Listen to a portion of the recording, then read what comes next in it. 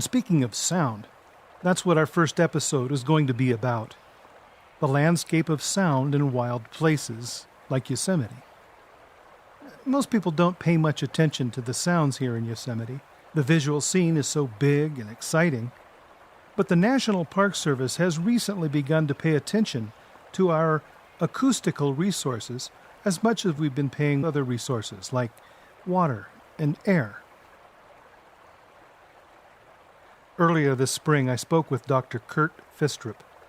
He's the senior acoustic specialist with the National Park Service's Natural Sounds program based in Fort Collins, Colorado. But he works with parks all over the country, including Yosemite. The segment begins as I describe an early experience I had away from the busyness of the suburbs.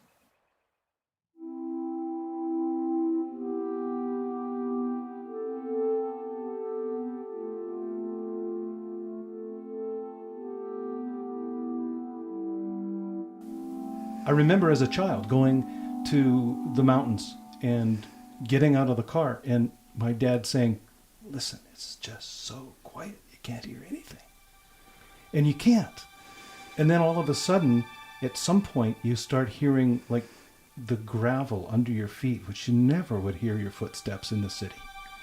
And then you hear a bird off in the distance and a cricket and then frogs. And pretty soon the silence is alive. I think is one of the really rare experiences, which you can get in some national parks. And that is that it's so quiet that you really become conscious of this enormous space around you in which you could hear something. And so when there are really subtle little sounds, and even the sound of a cricket walking across the ground, or if you're out working with someone, you can hear them breathing 50 or 100 meters away. You become aware of the sound of your own heart beating. There are places like that are so quiet that they really approach our threshold of hearing, and it's possible to hear things at extraordinary distances. And somehow, you're right, you become aware of that vastly expanded audio horizon. Even if there isn't something happening in the space, you just become aware that you can hear so much farther out. And it can be even unnerving. I have been in places where it's been so quiet that it's kind of been stimulating or unsettling until I get accustomed to what it is and what it means. And certainly, if you're a city dweller and you go out into a really quiet place and try to sleep, it can be hard to fall asleep because it's so quiet.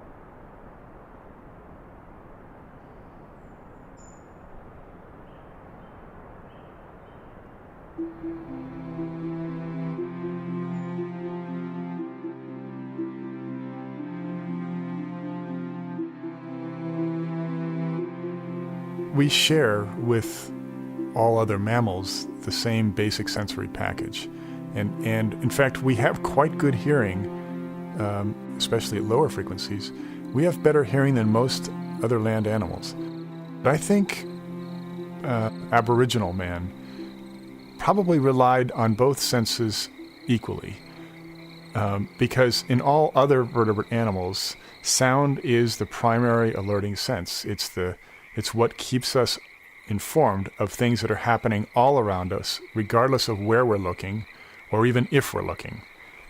Sound wakes us when we're asleep, and the fact that you and I can identify the directions from which a sound comes, that's an important part of that system, so that when the alert comes in, we know where to look.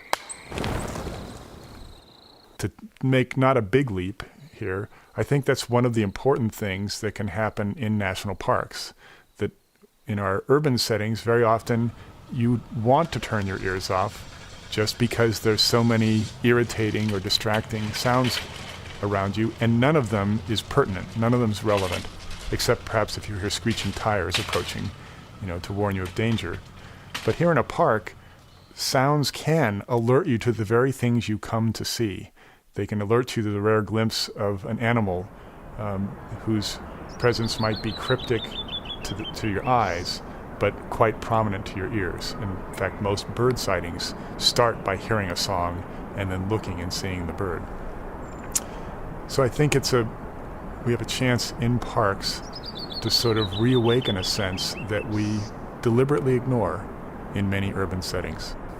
How would we go about helping the general public, or for that matter me, awaken that sense? I'd say there are two things that really work well. Very often we conduct listening exercises where we ask people to sit quietly for just a few minutes. Even as short a span as 3 minutes can really be revealing. And we'll either blindfold them or ask them to close their eyes and listen very intently and make note of every sound they hear. And oftentimes, after that experience, people tell us that they walk away with a much richer awareness of what's going on around them. That it isn't until someone asks them to shut off, to stop looking, and just listen intently, that they become aware of all the sounds that they are probably unintentionally ignoring. It's a habit we form in our busier urban lives that serves us well in that environment. But when we come out here, we're missing a lot. We're losing, our experience is much poorer for not adding that sort of symphonic awareness of nature. Another unfortunate part of our urban experience is that both our visual and acoustical horizons shrink. The acoustical one shrinks because it's so noisy around us, we're not likely to hear sounds unless they're fairly close. And the visual horizon, because there are usually so many obstructions in the forms of buildings and houses. So when you get out into a natural area, that sensation of depth is suddenly present on a much greater scale than in most suburban or urban communities. So reawakening that sense of scale, of depth, I think would require special practice, both for the visual and acoustical sense. And I think the other thing, of course, is that when you close your eyes and you reopen them again, you've broken the habit of seeing things the old way. And I think by turning off the eyes, it's hard to really turn off the ears, but by making that kind of fundamental change, you just break the old habits, the old patterns of processing, and start listening to things and seeing things with fresh perspective.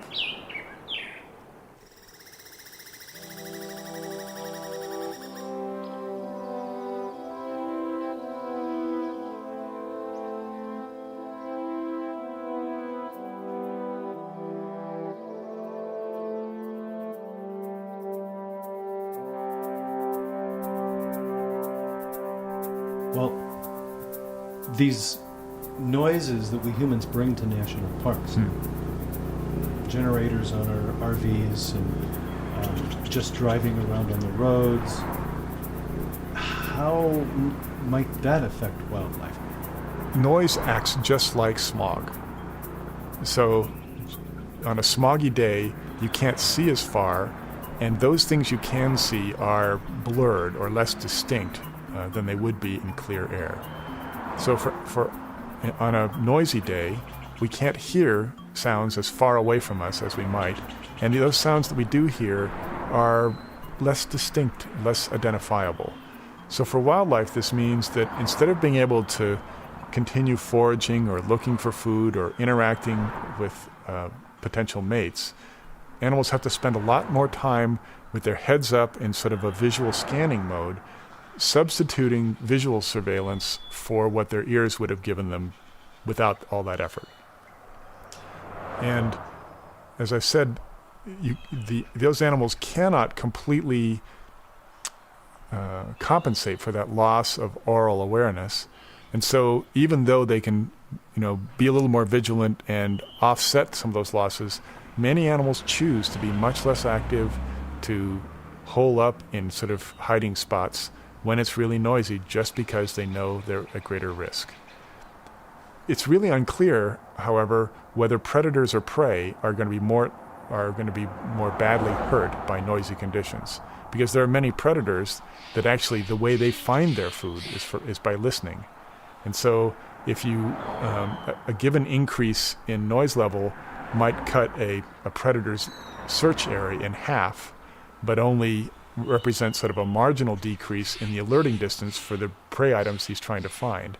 So there actually could be conditions in which noisier conditions would actually favor the prey items rather than the predator items.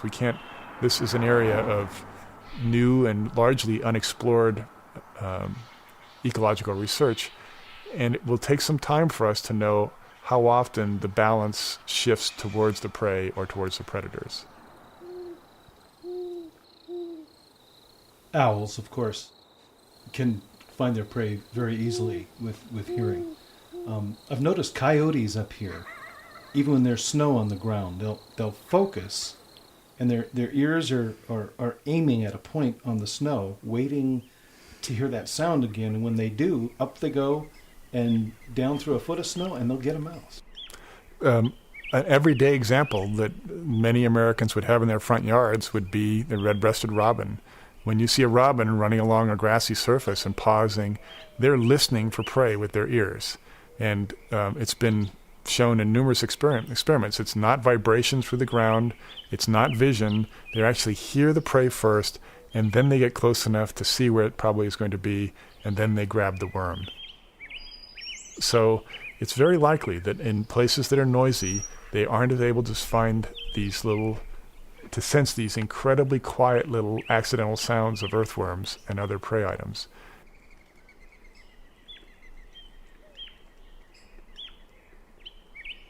And that's the other reason for being concerned about predator-prey interactions, perhaps more than we are about communication. Because at least when two animals are trying to communicate, both the sender, the talker, and the listener can make adjustments in their behavior to try and compensate for noise. The talker can repeat the message. The talker can move to another perch or another location that's closer. We know that some birds sing higher-pitched songs in urban environments than in rural environments because they're avoiding the low-frequency noise in urban environments.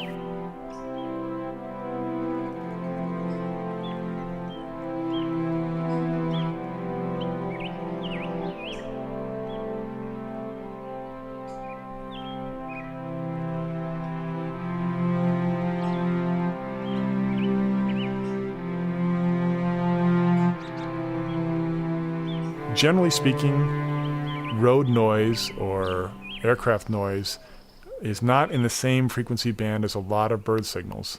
That doesn't mean that communication at those higher frequencies isn't affected when we have very loud noise sources. And I guess where I was going with my previous note is that unlike communication, the sounds that are important for predator-prey interactions are all accidental. The animal that's producing them would prefer, in many cases, to be absolutely silent. And they're certainly not going to adjust those sounds to make them more noticeable when the world gets noisier. So listening for those accidental sounds for nature, there will be a genuine loss of information when it gets noisier. There is no compensation. There is only lost opportunity. So it's this fog, this noisy fog that we're putting across the landscape could have many effects, but I have to say the thing that concerns me the most is the effect of this chronic, constant, low level of noise and the extent to which that narrows all animals' sort of acoustical horizons and this loss of the accidental sounds of nature.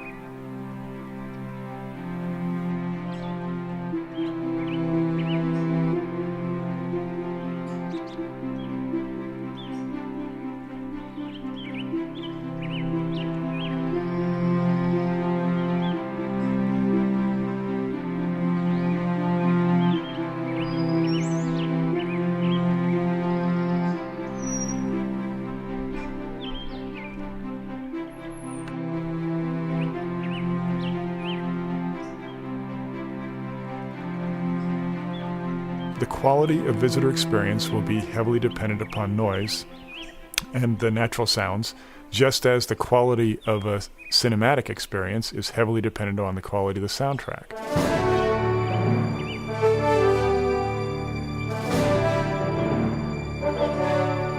If you take any movie, even a really scary movie, and you turn off the sounds, the impact of the movie is greatly lessened.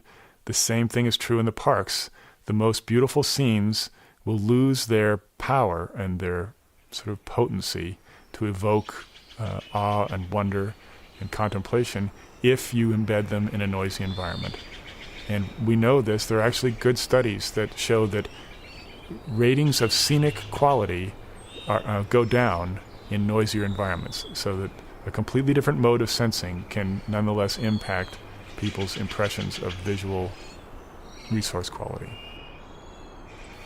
I imagine one of the best examples of that here in Yosemite would be the tunnel view, where people come out of that big long tunnel and it opens up and there's Yosemite Valley and all of its grandeur, and yet on summer's days there are buses idling and cars driving back and forth and hundreds of people oohing and awing, and they see the beauty, but perhaps it's not the quality of the beauty that they really deserve. Right. I think that's, well, as I said, that's been pretty well documented, not only in place at overlooks and other places where people frequently admire scenes, but also if you just take photographs and record sound, natural sounds, and you go back to a cinder block room somewhere and conduct experiments with volunteers, their ratings of the quality of the photographs is directly dependent on the quality of the sound environment that you present to them.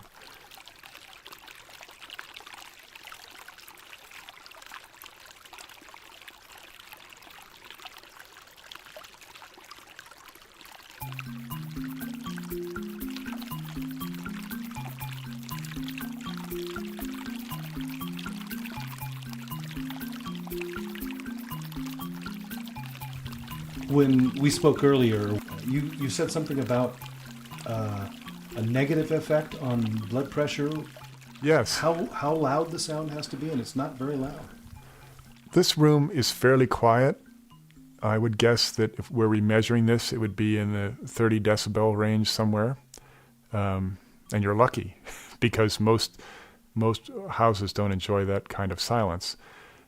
Sounds that go above 35 decibels have been shown to cause a blood pressure response in sleeping people, even when they're not wakened by it. And furthermore, when a sequence of such sounds in areas where people are subjected to regular patterns of those kinds of noise intrusions, we find chronic elevation or long-term increases in their blood pressure, which we know is associated with elevated risk of cardiac problems.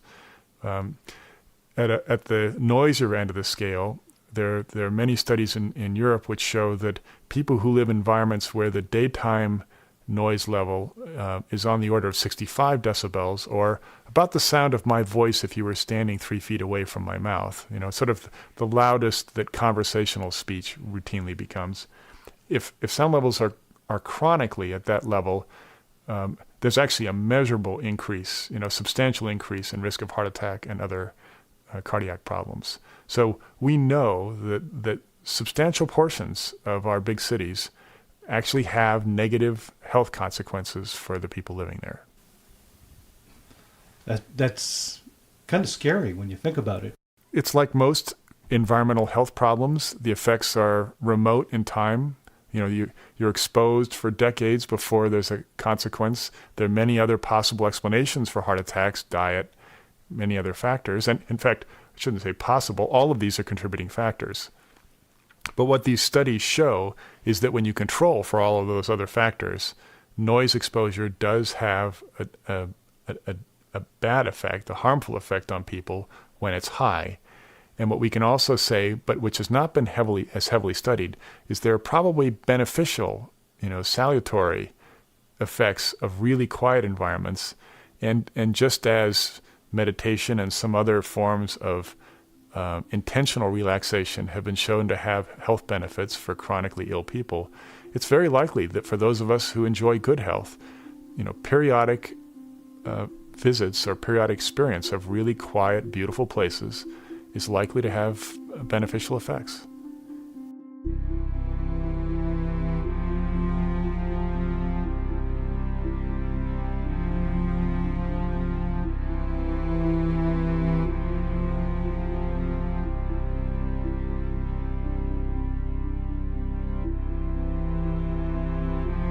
most people probably wouldn't think so much about the sounds when they go to a national park. In fact, most of the time they talk about, well, I really enjoyed the quiet. And yet, we in the National Park Service, and you in particular, are doing inventories, right? Correct. Inventories of sound resources. Yeah. Tell me a little more about that.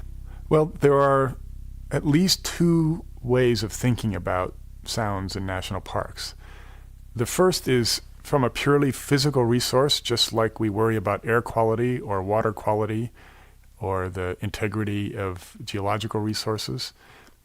Now, another piece of the resource story is that the acoustical environment is vital to wildlife, and if we degrade it, we are going to change the ways that predators and prey interact.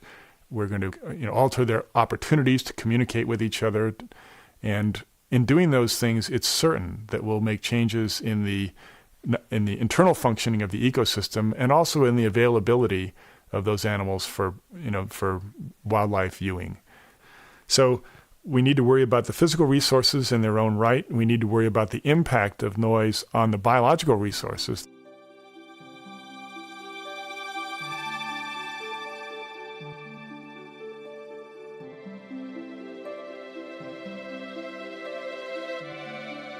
Working with the staff here, we have made recordings now at, I think, 13 locations, the primary purpose of which was just to measure physically how quiet it is and how much noise was creeping in at different frequencies.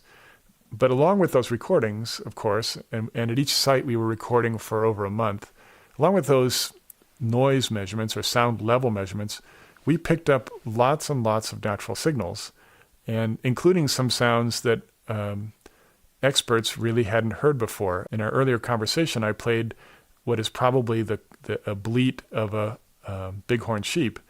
And I talked to several experts on both Dall's and bighorn sheep who claimed that they'd never heard the animals call at all.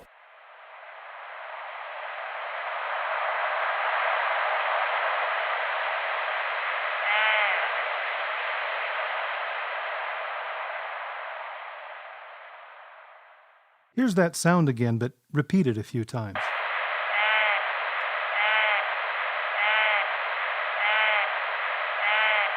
And here's another unusual sound that was recorded in Yosemite.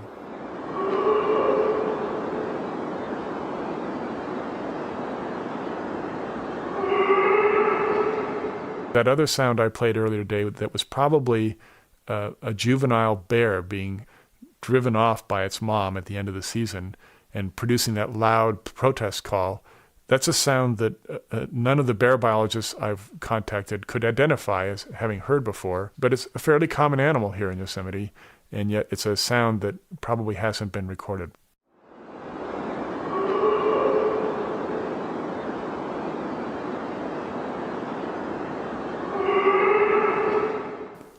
I was going to ask you about odd or unusual sounds, and you've told us about a couple of really wonderful sounds.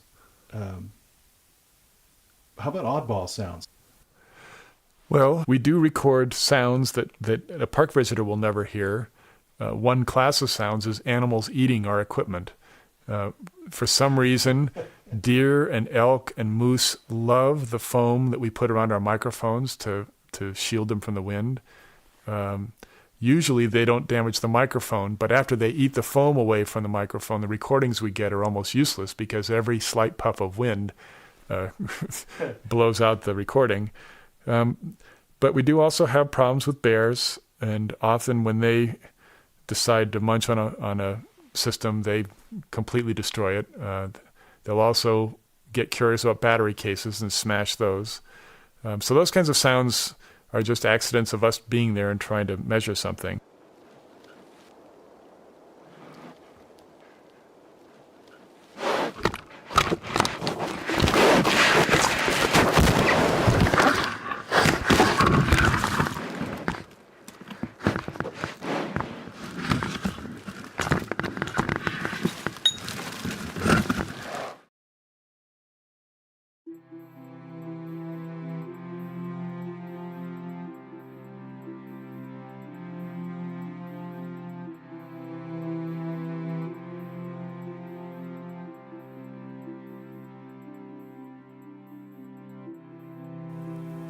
We have done some inventory and monitoring on 13 sites. Yes. So how do we stand here in Yosemite? Is it a quiet place? Is it a noisy place? There are several sites here in Yosemite that are among the quietest sites here in the western United States. But that extraordinary quiet is regularly punctuated by noise sources, even in the most remote locations here at Yosemite, just as it is, I'm afraid to say, at many of the big western parks. And the principal noise source in these remote backcountry locations is from air travel. The phenomenal growth in the commercial airline business and in the private general aviation sector means that there are very, very few places where you could sit for an hour in the United States and not hear a plane for that entire hour. And here in Yosemite, the average interval between aircraft noise events is about 3 minutes during the day. Yosemite has the misfortune of lying almost in the crosshairs of a major east-west route from the eastern United States into the Bay Area and a major north-south route from the Pacific Northwest down to the LA Basin. So this morning when I was walking to our meeting, I counted 17 jet contrails in the sky just over Yosemite Valley, 4 of which were oriented north-south, and the remaining 13 were east-west. And I don't know how long a contrail persists, but those are probably flights that had happened within the last hour. When we look at the recordings from these monitoring sites, we frequently see 200 to 300 aircraft noise events per day. The good news is, in between those noise events, it's as quiet here as it ever was in the backcountry.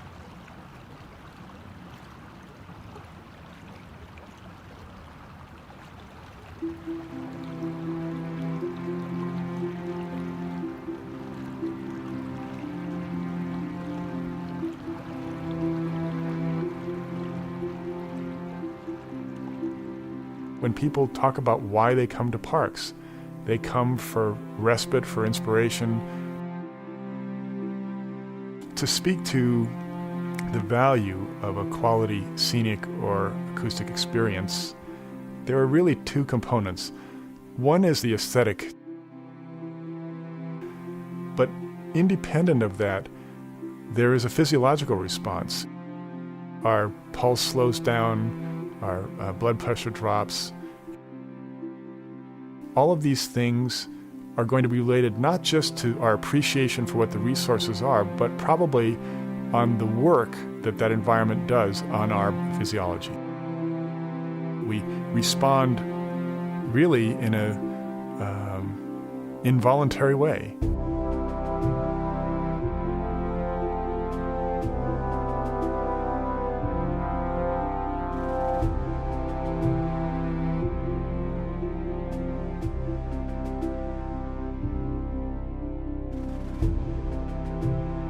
Many of us have overlooked the value of the acoustic environment in Yosemite. It's like that old Joni Mitchell song, "You don't know what you've got till it's gone." But fortunately, the National Park Service is beginning to pay close attention to the sounds, the quiet, and the noise in places like Yosemite. Next time you come up to the park, try closing your eyes to the grand landscape and opening your ears to the soundscape. I'm sure you'll gain a whole new perspective.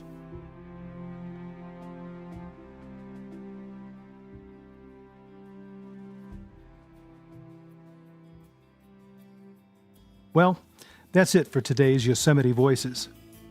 More Yosemite Voices podcasts will be available in a few weeks, either at the iTunes Store or at the Yosemite National Park website.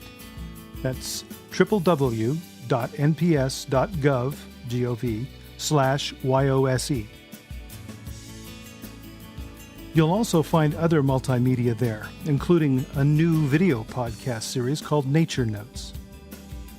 So until next time, remember, Yosemite is your national park. We'll stay here and take care of the place until you return.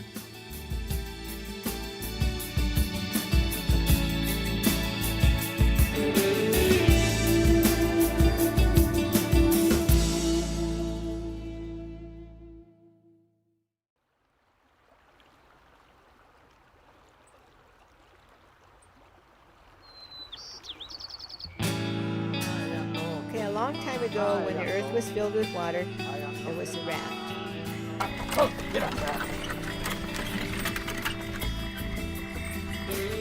The wax wings are going off. Look at the fly catching. We got to check this out.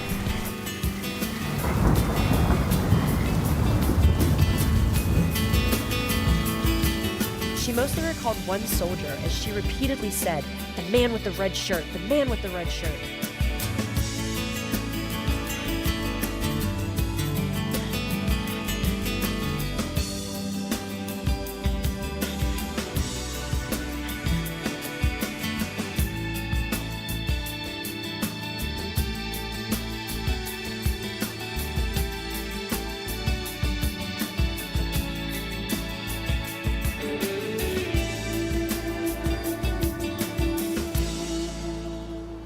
Here we are with our second podcast here at Tuolumne Meadows.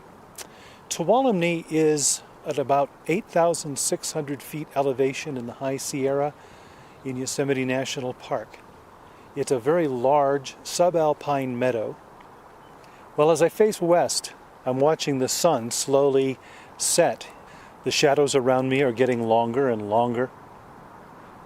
Looking to the east, I can see the red mountains of Mount Dana, Mount Gibbs, along the crest of the Sierra Nevada. And just this side of it, we see the hulk of Lambert Dome rising out of the trees that line the meadow. Most of the forests that surround Tuolumne Meadows are lodgepole pine. Oh, I see a coyote running across the meadow right now. Ears perked up, it stopped. Its ears are pointing forward. It's looking at something. It's looking very carefully. It is staring. Hup! There it goes. It jumped down. It caught a little mouse or something. I can't see from here. These meadows do have meadow mice or voles, but they also have a lot of young belding ground squirrels that stand near their homes upright. Some people may think of them as diminutive prairie dogs as they stand there. But this coyote got either a ground squirrel or maybe a meadow mouse or vole or something like that, and it chomped it down right before my eyes, and away it went down the throat. And off the coyote goes running again. Now, these are the kinds of wonderful things that people can experience in places like Tuolumne Meadows. And we have a staff of rangers to help you see that. The leader of those rangers is a woman named Margaret Eisler, and she's going to talk about growing up here. And we'll also talk about one of her employees, another ranger naturalist named Karen Amstutz. Karen has 3 daughters. One is 4, one is 6, and one is 10. And for the last 3 years, they have been growing up here in Tuolumne Meadows. I talked to Margaret first, and one of the things I wanted to know was the first time she came to Tuolumne Meadows. And this is what she said. I think when I was less than 1 year old. Tell me a little bit about what your parents did here. My parents were caretakers for the Sierra Clip Campground, which was a 160-acre homestead that had been originally claimed by Jean-Baptiste Lambert in 1885 and eventually came into the hands of the Sierra Club in 1912. And the Sierra Club set up 2 campgrounds, a family campground and a group campground. And my parents lived in the Macaulay cabin. They were caretakers, and that's where the caretakers lived for 6 summers from 1956 to 61. And it was a very simple cabin. It had no running water, no electricity, no telephone. My parents walked up and down the hill to the river with buckets to get water to wash clothes and dishes, and we'd fill up our glass jugs with water at the ranger station to drink. And so it was just very simple, but it was great. I grew up in Los Angeles, and I didn't get much wilderness. In fact, wilderness was vacant lots, really, for me. That's pretty much all I got. And a big part of your childhood was living in a place with a wood stove and I mean, everything was really primitive and pioneer-like. What did you find? I mean, as a kid, we watched TV, we rode our bicycles, we went to the movies. In the summertime, what did you find yourself doing here? There was no end of playful things to do. Of course, I was very young, and so my sister and I and our friends, other campers who would come every summer, we hopped from rock to rock. I had my favorite rock horses. We'd ride and... Rock horses? Yes, just horse rocks that you could sit on and pretend you were riding. We hiked. From the time we could walk, we were walking up Lambert Dome and going to Dog Lake and wading and swimming in the river. And we had our favorite mud hole down by the river. We'd squish our toes through, and we collected ladybugs in the sagebrush, which were on right near the cabin, and played store with our parents' supply of canned goods. I don't know. It was just unending, eternal days of play. Remember how summer used to last forever? At least it seemed like a year or more longer when I was little, and it was just a joyful time. Yeah, I remember summers living in the city. That's just amazing. I mean, we had all these things, and yet you used a lot of curiosity and imagination. We did too. We did a lot of that too, but I think what I'm getting at is today it seems like kids need to be entertained from the exterior rather than from inside. Do you see that today with the younger people camping here? Yeah, well, I think I noticed that in general, but I also see children of employees who are up here, and I see different parenting techniques, but I see some that just let their children play as we did, and I just love seeing that. It's heartwarming to see them making their little forts and collecting rocks and looking closely at insects and just loving playing by the river. So it still happens, but I think it's more rare. Yeah. You're telling me that you would actually walk when I'm imagining like 3 or 4 to Dog Lake, which is uphill and a little over a mile, plus probably the mile from your house, the 2-mile walk. Boy, that's quite a bit for a kid.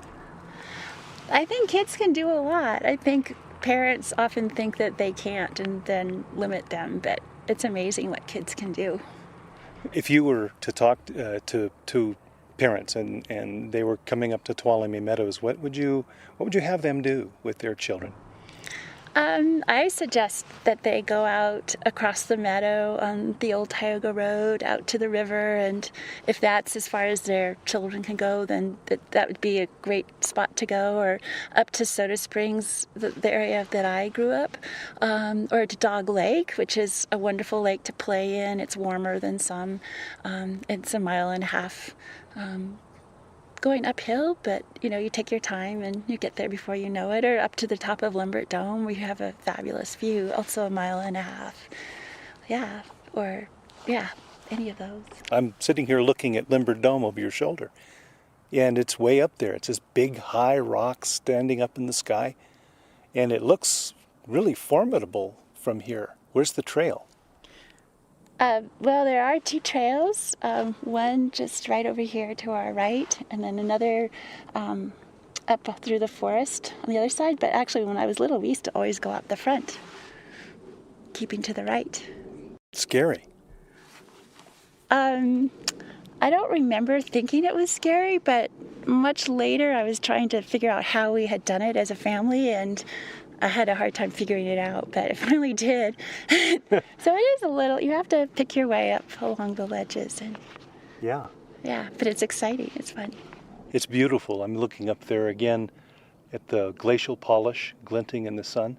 Mm-hmm. Did you go on naturalist programs when you were younger?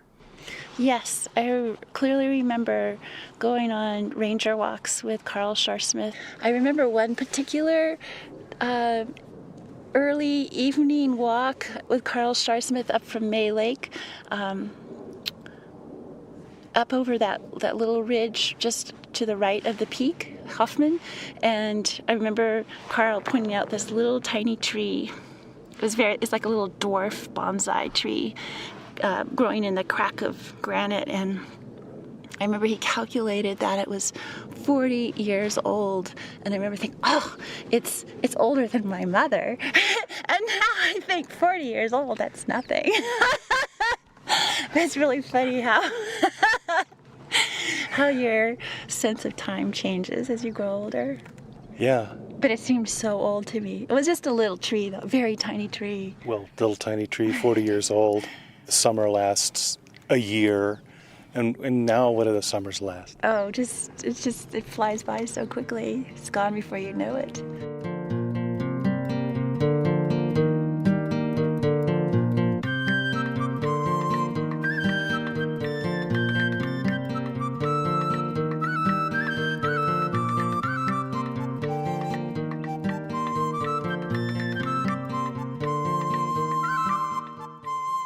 What kind of a nest is this? Jungle nest, and I see the cracked eggs in there.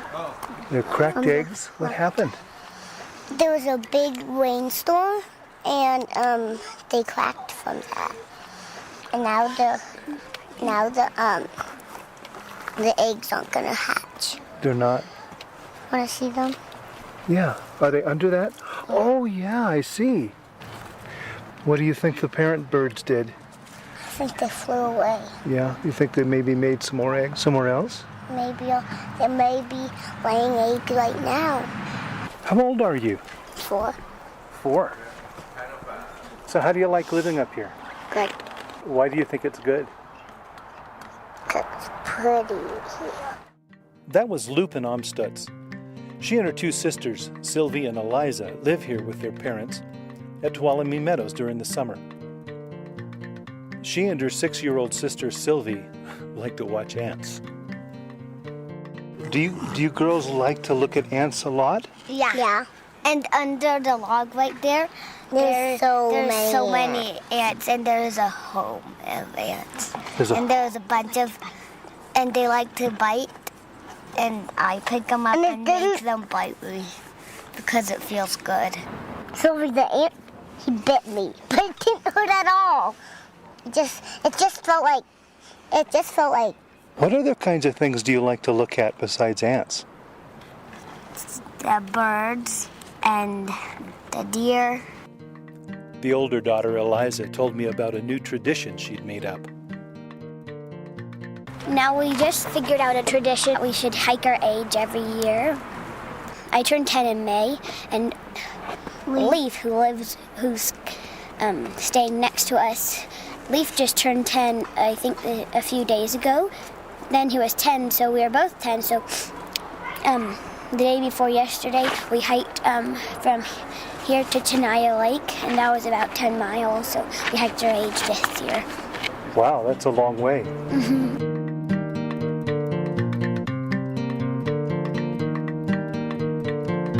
I love living here, and I love that my kids get a chance to be here and experience a simpler life and notice the little things in the mountains. Their house is a 2-room tent with wood floors situated in a place called Ranger Camp. When I first began working here in Yosemite in 1968, many of the seasonal rangers throughout the park lived in these tent cabins. Most are gone now, but here in Tuolumne Meadows they continue to provide shelter for a few of the seasonals. But most who live in them wouldn't trade for the world.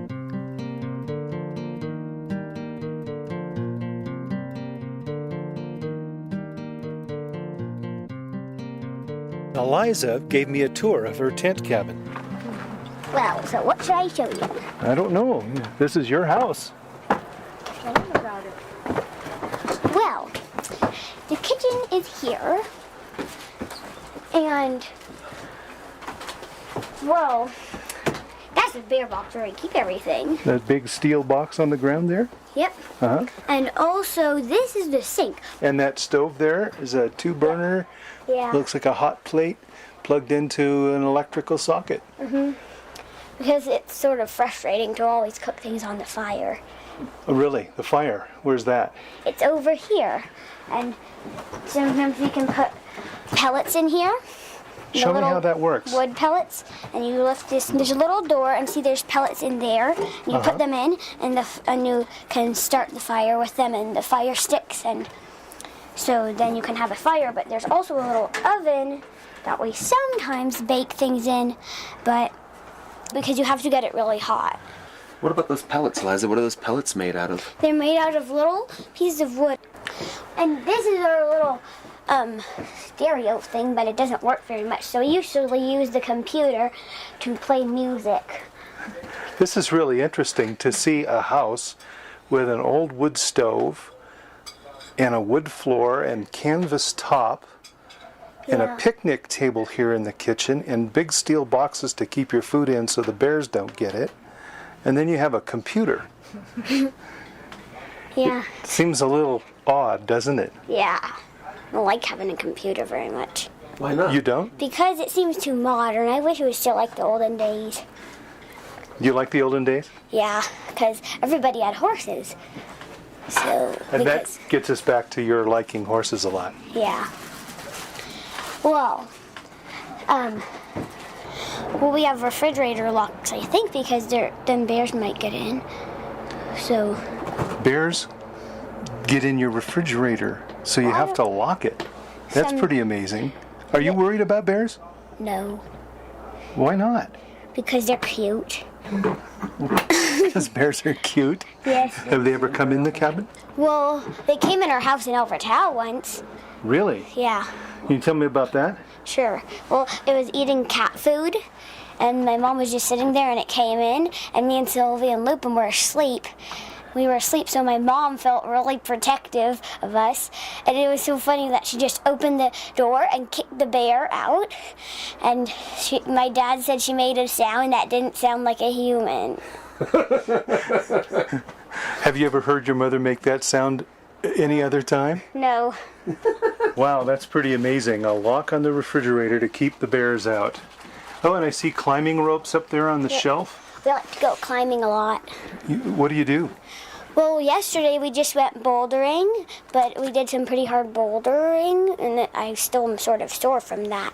But so usually we go to like Puppy Dome, and we do chalk ropes and climb up. How high is Puppy Dome? Probably like 200 feet. Well, show me the rest of the cabin. Well, one of my favorite things about being back here is because when it's raining, you can lie on the beds and just look up, and then the rain pours down, and you can look at it on the roof, and sometimes, and it sounds really pretty. And also sometimes we see like little lizards, and right now I see a bug on the roof, like just a little silhouette of it. Oh yeah. And also sometimes we see birds perching on the roof. And So you like going inside of a cabin that doesn't have a real roof. It has canvas on the roof. yeah. And the light comes right through. So you don't usually need the light except for at night. Yeah. What's up with you, Lupin? You want to say something? We built a fort made out of sticks outside. You built we can go in. That you can go in? It's big enough that we can go in it. Really? Like 5 of us. Can you show me? Can you bring him to that fort? Yeah. We're now going outside and down the wooden steps. And we even built a stables in the fort. And what a fort that was. Room for 5, where they would go in and pretend they were living a primitive life in the woods. Imagine that. The children named it Little Villa Kula after the place where Pippi Longstockings lived. They told me they would spend hours and hours in there. And then Eliza wanted to show me a place called Fairy House Village. Here's a little fairy house that I just made yesterday. Oh, that's cool. But the problem is it's in a little creek bed. Well, I guess like the the junco's nest. Whoever lives in that fairy house may have a hard time when it rains. Okay, and so this right here, it's supposed to be a little fairy stable, a little fairy corral, see?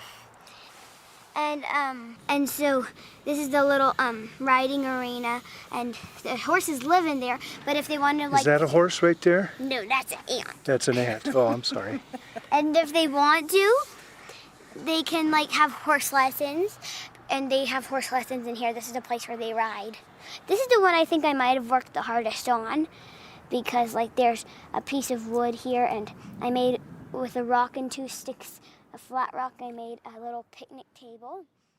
You know, there's such a trend towards having kids have less experience in this country, less experience outdoors and less contact with it. And seeing our kids noticing the seasons, even though we're not in Tuolumne, their fairy houses are affected by winter. And we come up here early in the season, which it's still spring here when we come up, you know, early spring. There's snow on the ground when we first come up, and that they get to see that, the plants are just starting to come to life. They notice which flowers bloom first and then start to die, making way for the next wave of flowers blooming and the birds hatching. And they get to see that close up, and they're out playing in it. They're not just looking at it on TV. And, you know, to really feel this place that way, it makes me so thankful that they get to have that, and we can just let them go play here and not worry about that they're out of our sight, or that they're gonna have, I mean, if they get hurt, they're gonna learn a lesson, you know, about what to do and what not to do, and they get hurt sometimes.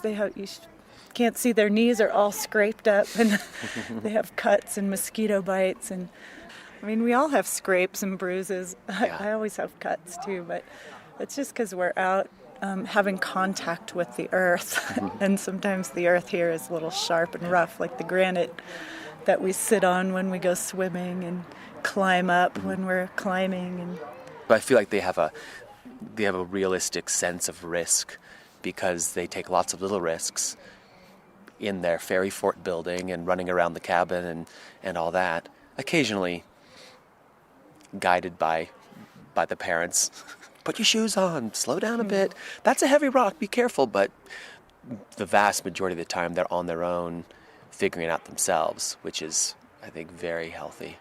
And it's a beautiful thing for us. We don't want them to go out and get hurt. I'll say that, you know. Yeah. So No parent really does. No parent wants their kid to get hurt, but we don't think it's a tragedy if they skin their knees, in other words. But I love the confidence that leaves them with when they have these experiences. They do skin their knee, and they're not afraid of something that's going to just leave them, you know, a little bit scratched. But they are so confident running around here in rocks and climbing trees, and they're not freaked out about what could be here, because they know what is here, and there's nothing they need to be afraid of. And, you know, they're very, very confident and very empowered in this world that they're part of.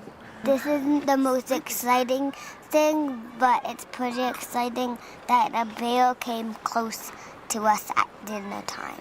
We like to sing songs and roast marshmallows and play games around the campfire. And he was ripping a log.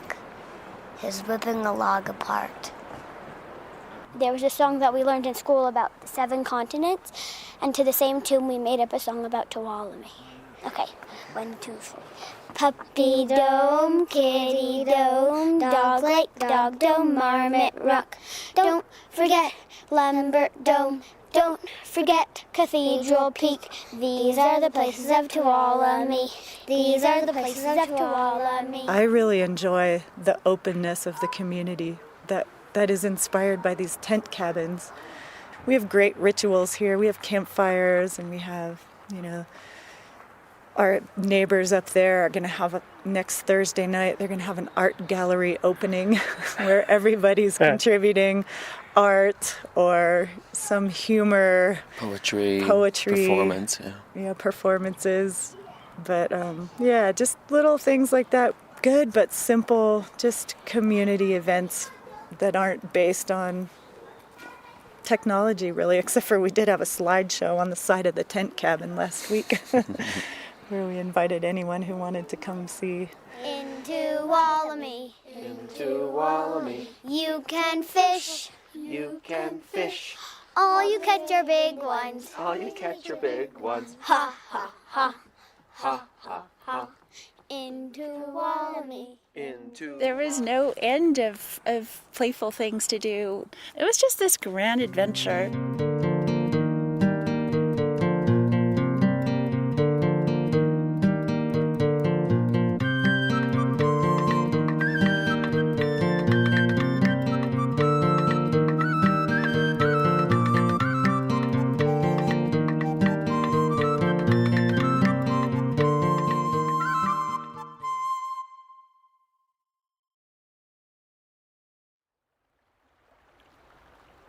Podcasting from Yosemite Valley, it's Yosemite Voices.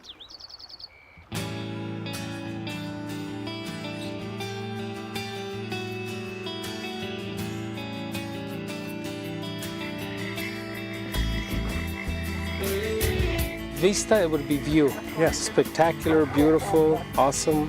Hermosa. Hermosa. You know, people started waving the red flag and saying, hey, wait a minute. You know, what's happening to our views here? We can't see anything. All we have are... We are hoping to hear from the public, and there's a lot of different ways that people can reach us and let us know what they're thinking. Yosemite Voices is a series of audio podcasts intended to provide insights into the natural and cultural history and management of Yosemite National Park. We also explore the lives and lifestyles of the people who work and live here. Welcome to Yosemite Voices. It's Tuesday afternoon on the 10th of February, and I'm standing here at Tunnel View looking at an incredible view of Yosemite Valley. This is the viewpoint below the tunnel along the Wawona Road, which enters the valley from the south. It's been a beautiful day here.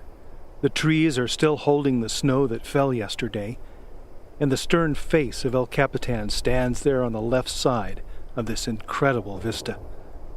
On the right, Bridal Veil Fall spills lazily from its hanging valley.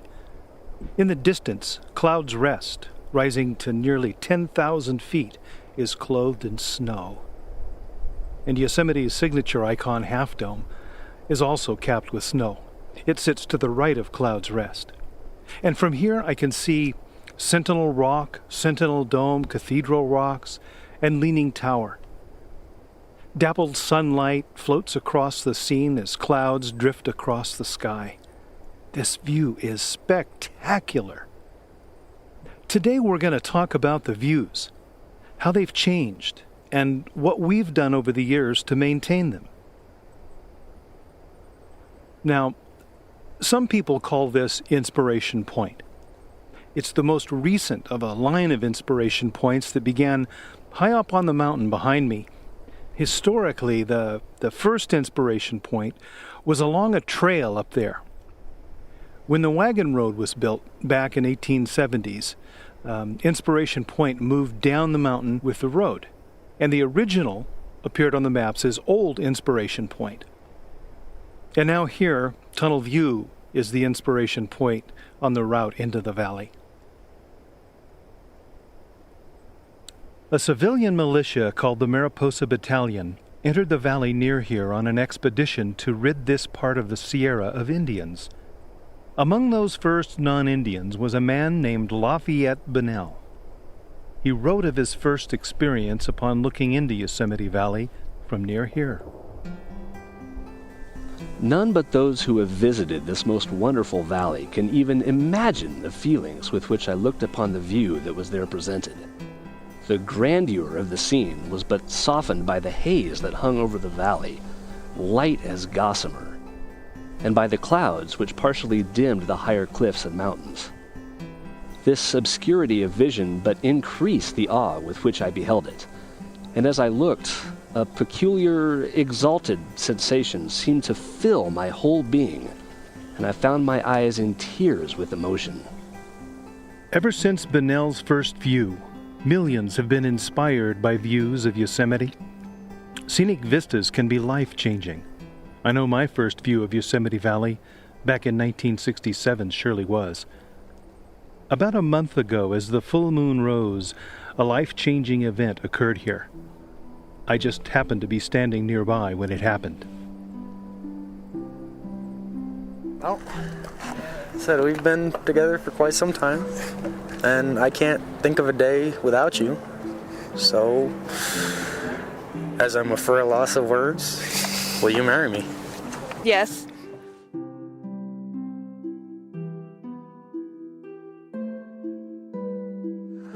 I've been walking around the whole valley waiting to propose, and when I saw the moon come up, this was the best place to do it.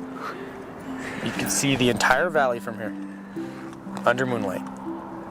All day long you were walking around the valley kind of wondering where you're going to do it, when you're going to do it. Were you nervous about it? Yes, I couldn't find the right words. He kept on shaking his leg. I'm all, why are you so nervous? Kept trying to find the right words and everything else. They just were not coming. That's amazing. What did you think was up with him? I don't know. He just seemed really nervous. The leg shaking thing. I was like, what's wrong? He's all, nothing. I'm fine. Was it romantic? Oh, yes. With the moon, it was perfect. Thank you so much for sharing that moment with us. No problem. Now, there's a very special vista down on the valley floor. I'd like to take you there. This viewpoint is called Valley View. It's where Ansel Adams had his first view of Yosemite Valley. It's easy to miss this view because it's on the way out of the valley and the view is behind you as you drive by. We're alongside the Merced River, which makes a lovely foreground to the view and a great background soundtrack. Across the river, I see a wide open meadow lined with conifers. Two massive rocks frame the scene with El Capitan on the left and the cathedral rocks on the right. Bridal Veil drops over the cliff below the cathedral rocks. I can see far to the left Ribbon Fall, dropping 1,600 feet down the cliff. This vista here is much more intimate than the vast expanse seen from tunnel view. You know, I remember when you could see Half Dome and Cloud's Rest clearly from here. Today, I can just make out their shapes through the trees, rising above the far end of the meadow across the river. Behind me, there's a sign indicating the high water line from the flood we had back in '97. That flood affected the view here. In the years following the flood, vegetation grew into a thicket that obstructed the view. Crews cut the vegetation back, and once again, people can enjoy the view. Now, I want to take you to another vista point, further into the valley. Right now, we're passing the turnout for the Three Brothers. I can see them playing peekaboo through the trees, but there's no clear view of them. The viewpoint I want to tell you about, though, is further up, in that turnout with the two large cedar trees in the middle.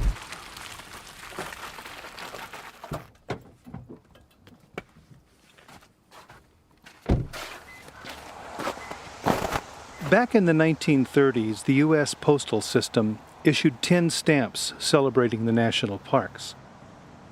The first stamp was released on July 16, 1934.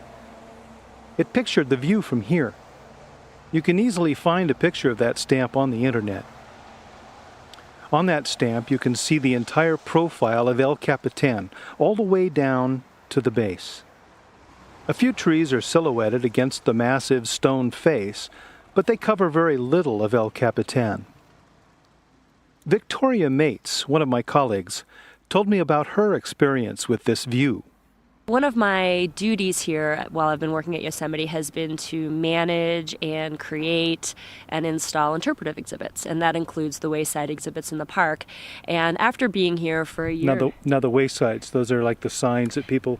Yeah, those are the ones that you see along the side of the road, along the side of the trail. They generally interpret the scenery that you're looking at. And I started to recognize, as I was inventorying waysides, there were quite a few exhibits that were in places that you could no longer see the scenery.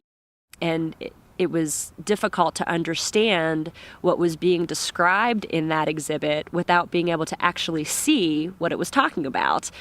One perfect example is on Southside Drive, and it was an exhibit that described the North American Wall of El Capitan. And there were trees that were growing up right in front of where the wayside is located. You couldn't see the North American Wall from the wayside. So we made a decision to take that wayside out just because it was no longer relevant to the experience that was at that particular site. And you couldn't move the wayside to some other part of the parking area to see the wall? There weren't any clear gaps between the trees, and beyond that, there weren't just the big trees. There were lots of seedlings and brush and other plants that were growing up in those areas. One of the Indians Lafayette Bunnell helped remove from Yosemite Valley was a young girl named Totuya. Totuya was 12 years old at the time, and once taken away by the Mariposa Battalion, she would stay away from her mountain home for over 75 years. In the late 1920s, an old woman named Maria Labrado Idarte came to the attention of some ranger naturalists and the museum librarian. As it turned out, Maria, who was living in the mountains near Mariposa, was in fact Totuya. In 1929, she visited Yosemite Valley for the first time since her childhood. And during her stay, she commented about the state of the valley. Shaking her head, she said, "Too dirty, too much bushy. Awani too dirty bushy." You see, to her eyes, the valley had become overgrown with shrubs and trees. Now, at about that time, another woman was visiting Yosemite Valley, and she would not return for 50 years. It was in the early 1970s that she approached a young ranger with a question. She asked what happened to the valley. "Ranger, you can't see the views. When I was here 50 years ago, there were beautiful views of all the rocks and waterfalls. Now you can't see the views for the trees." I was that ranger, and I didn't know what to say. I'd only been working here for a few years, but I was totally inspired by the views. I do remember, though, a particular tree along the trail to my tent cabin near Yosemite Village. It was about 4 feet high, and I remember running home for lunch one day, and in my exuberance, I jumped over that tree. At the time, I thought to myself, when I have kids, I'm going to bring them over here and show them the tree that I jumped over. Today, that tree is 60 feet tall, and it's doing its part in hiding the scenery for which this park was originally set aside. The tunnel view was another example of an area that was once a broad sweeping vista, and the trees had grown up to obscure the view, and now the trees have been removed, so the view has been restored. And it used to be that whenever a tour bus or a tram or a large group would be congregated in that area, that they were all jockeying for the sweet spot. There was one area that you could get the money shot if you were a photographer, that was between some trees, and there wasn't a terribly wide sidewalk there, so you would see just clumps of people in this one area because that's where the most stunning view or the most holistic view of the valley was that you could get between the trees. So now with the trees being cleared, there's a much more wide space where people can view that scene from several dozens of angles rather than just one. Any kind of controversy over that? So there were quite a few people that commented that they would have liked to have seen the trees stay. Of course, there's two sides to every argument. There are also many people that are thrilled that that view has been restored. Have you been here before they cut the trees? Is that what they did? Because I thought I remember trees being in the way a little more. Yeah. Some of the trees, so they cut them, huh? Well, they've opened it up. So yeah, I remember it was hard. There was only a few spots you could shoot from. Then I go, man, it seems like a lot more room now. What do you think of the view since they cut out all the trees? I like it. It seems expansive. The grandeur, the size seems bigger. It's like you can't touch it. It's huge. Yeah, because it used to be hard. You know, it's only a couple little spots you could shoot from. Everybody's fighting over them. That's right. Una vista hermosa. Espectacular. Vista, it would be view. Yes. Spectacular, beautiful, awesome. Hermosa. Hermosa, sí. And what did you say? The view was... Comentaste la vista es... Hermosa. Hermosa? Sí. Yeah. Very nice. Bonita? Muy bonita. Muy bonita. Muy bonita. So...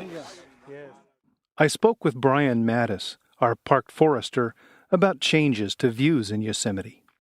When it was first set aside, this valley was mostly open country, and now it's mostly forested. What happened? Well, lots of things happened. Probably one of the biggest changes would have been the cessation of the regular burning by the Native Americans.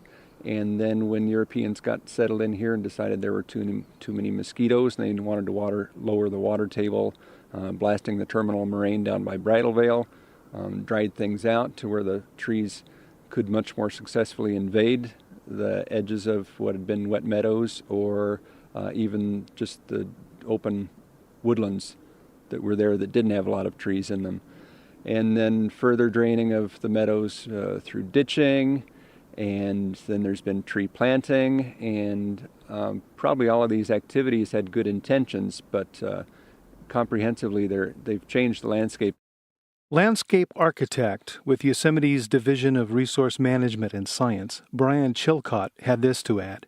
You know, you look at the oldest photographs from the 1850s, 1860s, and of course you see more of an oak savanna type of landscape in the valley. You know, a lot of wet meadows and a lot of openness and a lot of open views.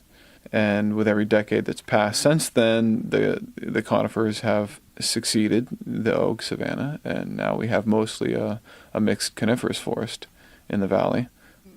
You know, people started waving the red flag and saying, hey, wait a minute, you know, what's happening to our views here? We can't see anything. All we have are these conifers, the oaks are disappearing, everything's a mess.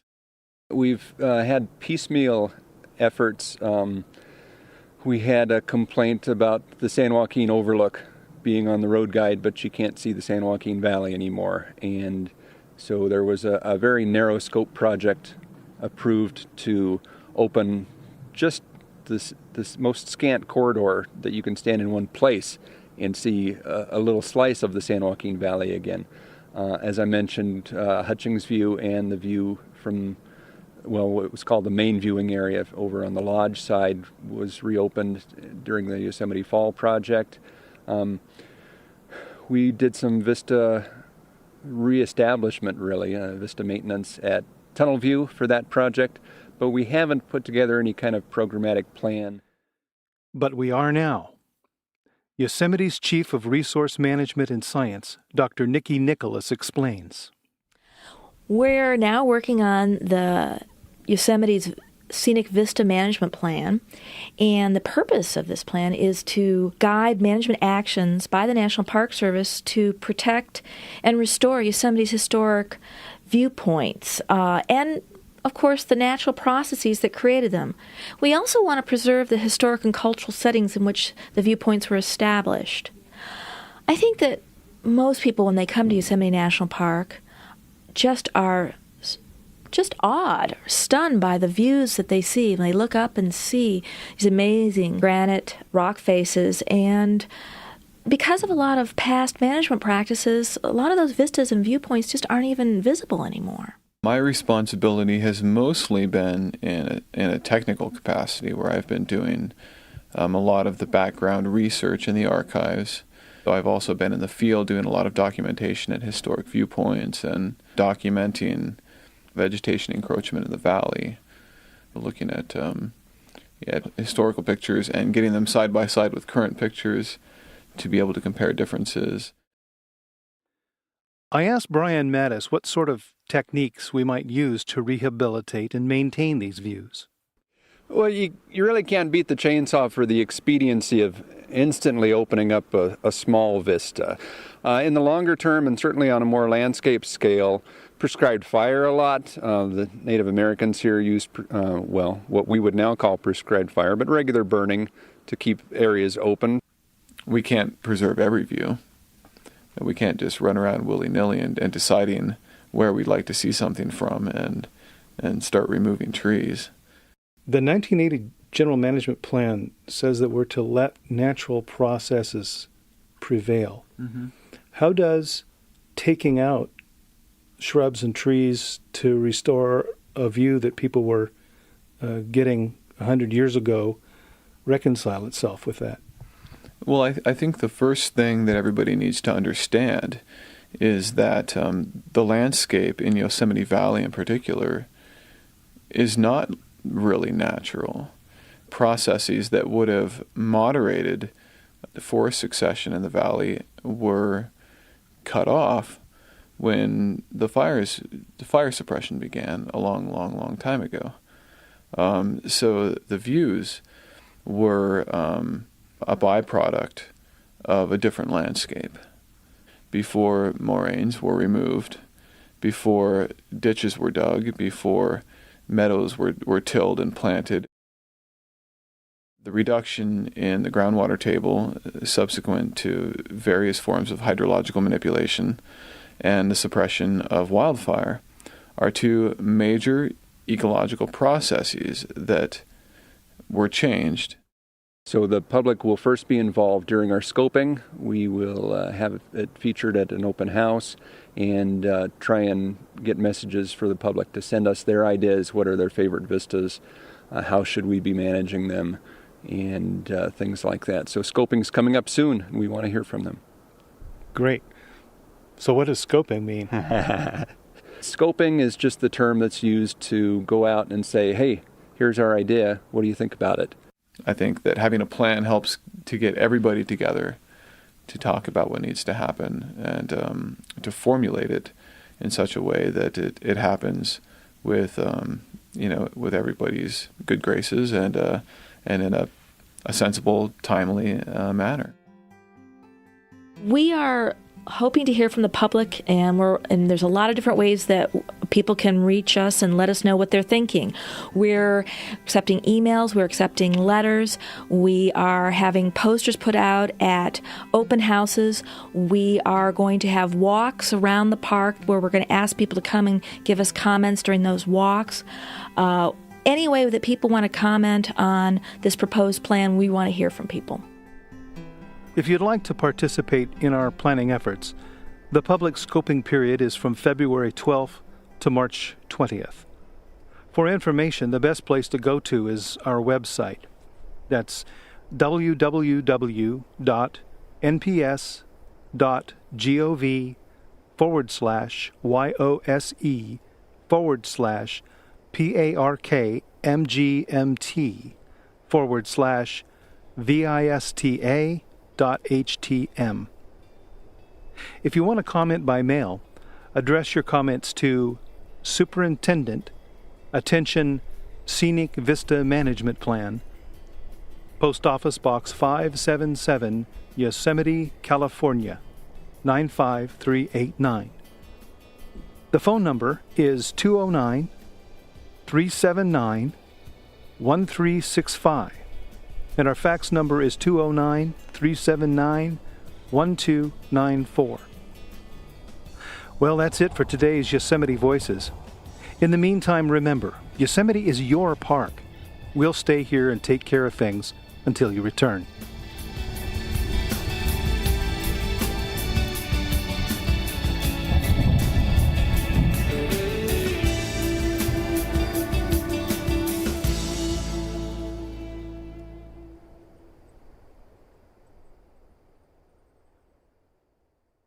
Podcasting from Yosemite National Park on this cold and stormy March 31st, 2010.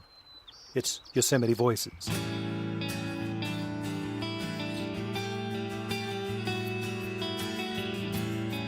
We found a family ski racing challenge where you could race as a team with your mom.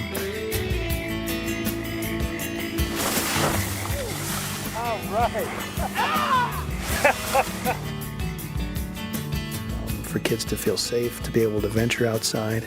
Their biggest concern is a mountain lion, as opposed to a lot of other things that they could find living elsewhere.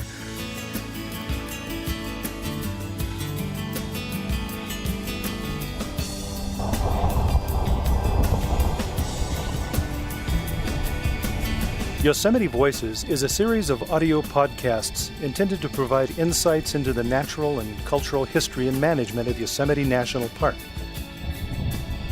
We also explore the lives and lifestyles of the people who live and work here.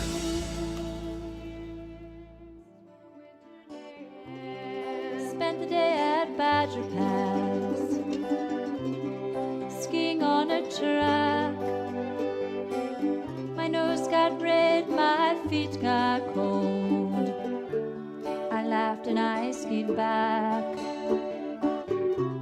Tonight I'll light the fire and sing with my friends. Singing keeps me warm when a winter day ends. Hi, I'm Ranger Bob Roney. That was our local high school teacher, Gail Dreyfus, singing When a Winter Day Ends. Yeah, I know the calendar says the spring equinox was 2 Saturdays ago. But it snowed here this morning, and children are making snow angels and building snowmen. Yosemite is in the mountains, and the mountains make their own seasons. If you drive up here from the west, on any of the 3 roads currently open into the park, you'll pass through fields of grass with splashes of color on the foothills. Spring is just beginning to climb the mountains, and that's what it does. It'll continue climbing the mountains until the snow at the highest elevations in the park finally melts in the middle of what the calendar calls summer. Yosemite usually gets snowstorms in April, and sometimes it snows in May. Most people don't know this, and they come unprepared for winter driving. Right now, tire chains are required on highways 41 and 120 into the park. That's why I wanted a segment about tire chains.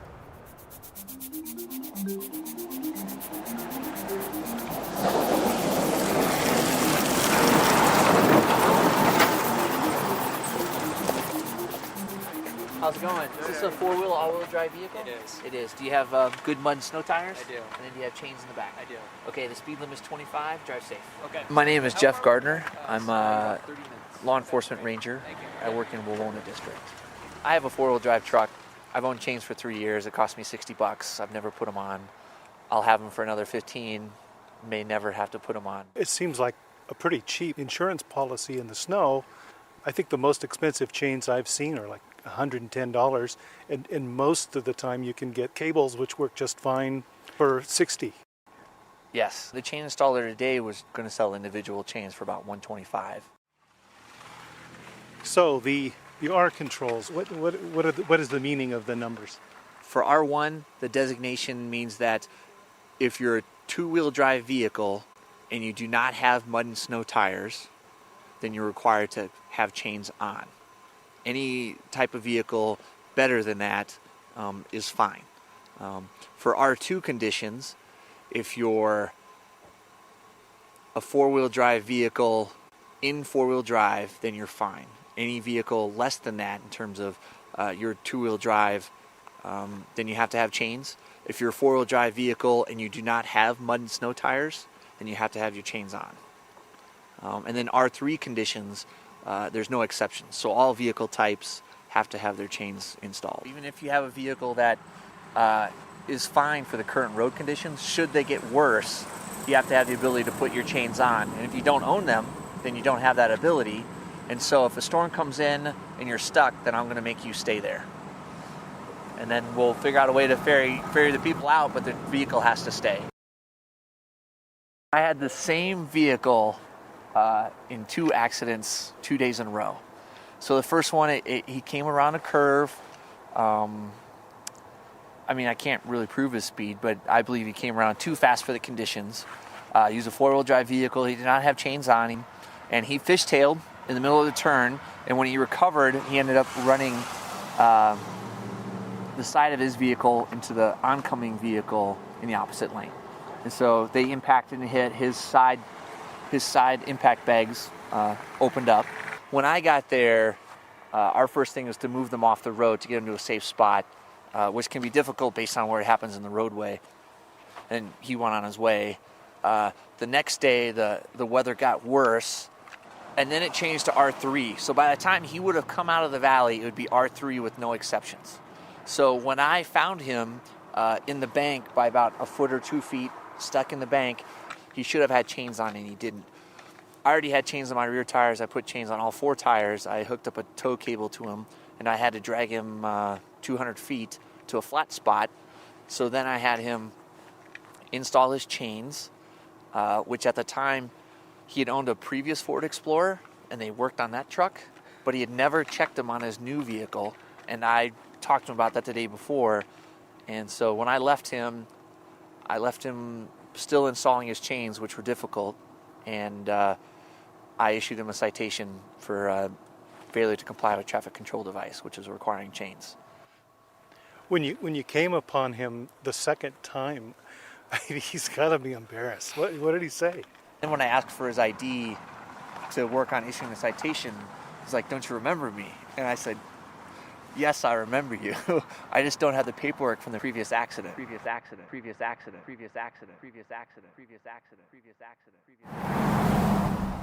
You've planned this trip for weeks, driven for hours, and finally, you've made it to Yosemite.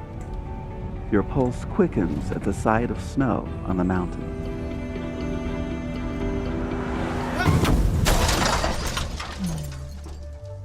Ending a vacation prematurely is a sad thing. Don't waste time by going too fast. You know, National Park Service employees don't just work. They also have lives of their own. My boss, Tom Medema, is no exception. And even though he was recently promoted to Chief of Interpretation and Education for the Park Service, Tom is a husband, a father, an athlete, a coach. Yes, coach of the Yosemite Winter Club ski team. And it's in that capacity I'd like to help you get to know Tom. The story picks up at the awards banquet for the Yosemite Winter Club's Silver Ski Race, where children from all over the Central Sierra compete. So welcome everybody to Yosemite National Park. We're an amazing place to have a ski race, yeah? Well, my name is Tom Medema, and I am currently the vice president of the Yosemite Winter Club, which is a club that's been in existence since 1928, promoting winter sports in Yosemite and the region. And I've been the vice president of the Winter Club for, I guess, 3 or 4 years now. And also, longer than that, I've been the head coach of the Yosemite ski team.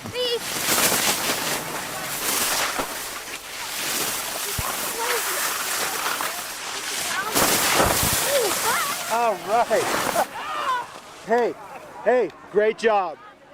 Great job today. The Yosemite ski team has been around since the 1940s, back in the day when Leroy Rusty Rust, How many of you know of Rusty Rust? one of the early ski pioneers in Yosemite, one of the early ski instructors, formed the ski team. And Rusty coached here in Yosemite for decade after decade. they were referred to then as Rusty's crappy kids. Hundreds and hundreds of racers throughout the course of time. They used to race here and also throughout the Sierra. It's kind of a proud heritage to be part of what Rusty started way back before many areas anywhere in the country had race teams. And the ski team's been in different forms since the 1940s. It's been up, it's been down, like most things. It's been really big and really small.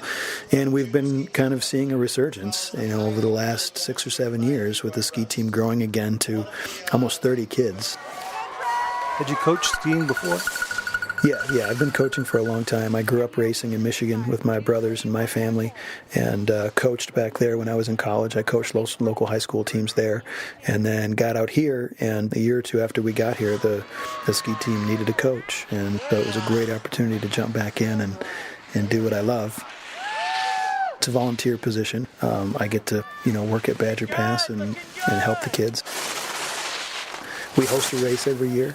The Silver Ski Race we host, and so all the things, the practice, the training, schlepping gates around, drilling holes in the snow, putting gates in, cleaning them up, helping the kids out. I mean, it's just all part of the deal, and it's just a lot of fun.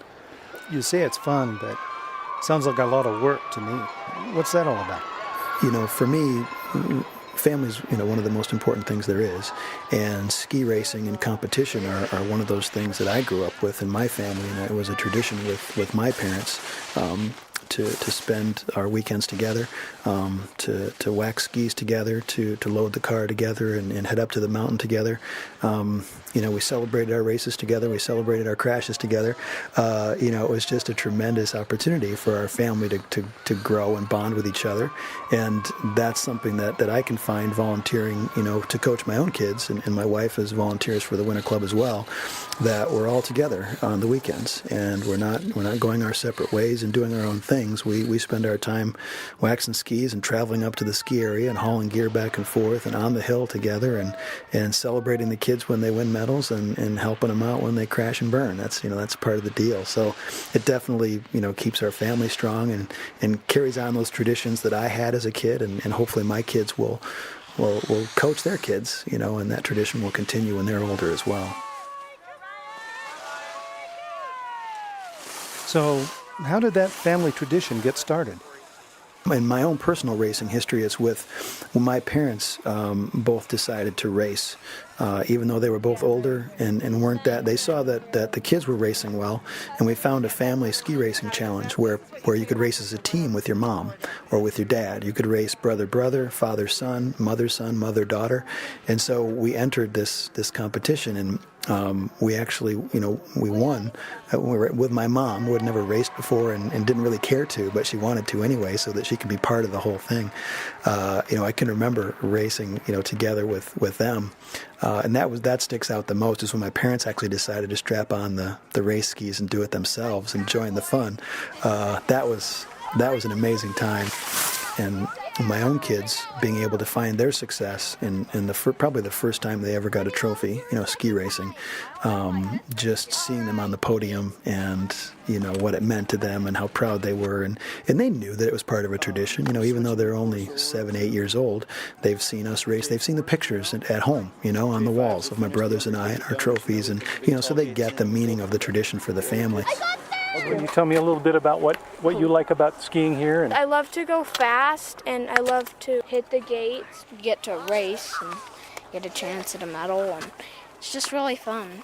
What do you love about it? Everything, really. Just like being coached and getting better every day and going fast. It's all just really fun. I just like to ski because when you're going really fast down that hill, it's a pretty good feeling when you got that adrenaline pumping. Especially when you're going like 30 or 40 miles an hour. Jeez. It's pretty cool. I like to race on the song courses because you go, it's really, really fast. I like it because my dad, when he grew up, he was always skiing with his brothers, and now he's the coach of the ski team. And so I learned how to ski when I was really young, and now I really like it, and winter is my favorite season. The fun of winter is just one of those things. It's one of the reasons I will always live in an area that has the winter season. I've lived in Washington and Michigan and Ohio and California. I always have to have access to that. Your father's a ski coach. Yeah. What do you think of him as a coach? Well, sometimes it's hard to listen to his directions because he's my dad. It's not easy to coach your own kids. Anybody who out there who's a coach knows it's much easier to coach other people's kids than to coach your own. But he gives me really good advice, and I try to listen as much as I can. But sometimes it's hard. What makes it hard? Because you're coaching them at home every day, and they don't want to hear it. It's because he's my dad, and he is always he's always been telling me how to do things, and so it's just kind of different because you feel like you're different than everyone else. Does he treat you different than everybody else on the team? No, he doesn't. But he pushes me and my brother really hard because he wants us to grow up and be good skiers. And just he skied all through college, he raced, and so he wants us to do the same. And I think it would be really fun. That feeling of seeing them up there and feeling, seeing the joy in their face of having achieved that and accomplished that on their own, and that's a special moment for sure, and there's a lot of pride involved. These winter sports are contagious, and it's different, it's fun. There's almost a little bit of a kind of survival element to winter sports because you've got to deal with the elements. It's not just going out and playing beach volleyball or going out and playing soccer on a nice green field. I think that a lot of our other sports don't quite have that same dynamic, and that adds a really special element, almost like I said, a survival element to these winter sports that make them even more challenging.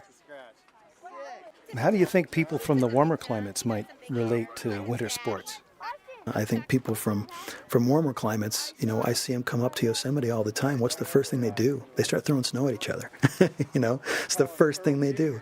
There are snowmen from here all the way to Badger Pass right now because people that come up from LA or the Bay Area, the first thing they do is want to get out and build a snowman. They want to get in the snow. So I think that special relationship with snow that people who live in winter climates have is something that everybody can appreciate no matter where they're from. You seem really dialed into sports. Any particular reason? Well, for me, it's, health is one of the biggest parts of it. It's just a healthy lifestyle. I mean, I grew up, cycling and playing tennis with my parents, and, we still ride a lot. My dad, my son, and I just did a week-long tour of Colorado together, 3 generations. So for me, sports is really about healthy living. And then the competition I love too. I mean, I love competing. I loved competing against my brothers. We used to race on weekends, and we raced in a program called NASTAR. And you could keep making runs as long as you paid $1. You could make another one and another one. And we would go back and forth. My brother Chris would beat me, and so I'd have to pay $1 and go do another run, and then I'd beat him, and then he'd go back up with his $1, and again and again and again, 10, 12, 13 runs, just back and forth, and it's fun. That's great for you. But tell me, what do you think's in it for the kids? It's a great question. I think kids love competition. You see it on the school playgrounds. You see it on the fields with how many kids are playing soccer now and doing all these other things. They love to compete with their friends. This Saturday, for example, we set up a dual slalom course where the kids could run side by side and just race each other head to head. No clock, just whoever gets to the finish line first. It was the most fun we've had this whole year. Why is that? Why is it that all of a sudden you put them side by side against each other and they're just, I want to go against you, let's go against you, let's go again, let's switch courses, they just loved it. That's great. Speaking of switching courses, I'd like to switch courses now and ask you about your perspective on family life here in Yosemite. Family life in Yosemite is fantastic. It's one of those environments where you have so much support, in a national park like this where you're living rurally with many other park employees and their families. You make a lot of friends fast, and it's a community that just takes care of each other. And the small communities here of the Valley and Wawona and El Portal and the others, these are areas where a lot of people of like minds come to live and to work. And so you do find good friendships there. You find a lot of opportunities to recreate with your friends in a place like this. We've had limited cable for a long time, and there's a lot of homes that don't have TVs in them, and so you just find yourself spending a lot more time outside. The kids that come out of living in a place like Yosemite are really well-rounded. They tend to be more active politically than a lot of kids that I've run into in other places, and so it's really to me it's idyllic. It's an idyllic kind of setting for families, for kids to feel safe, to be able to venture outside. Their biggest concern is a mountain lion, as opposed to a lot of other things that they could find living elsewhere. Seems like a lot of danger here that most people in other areas don't even have to deal with.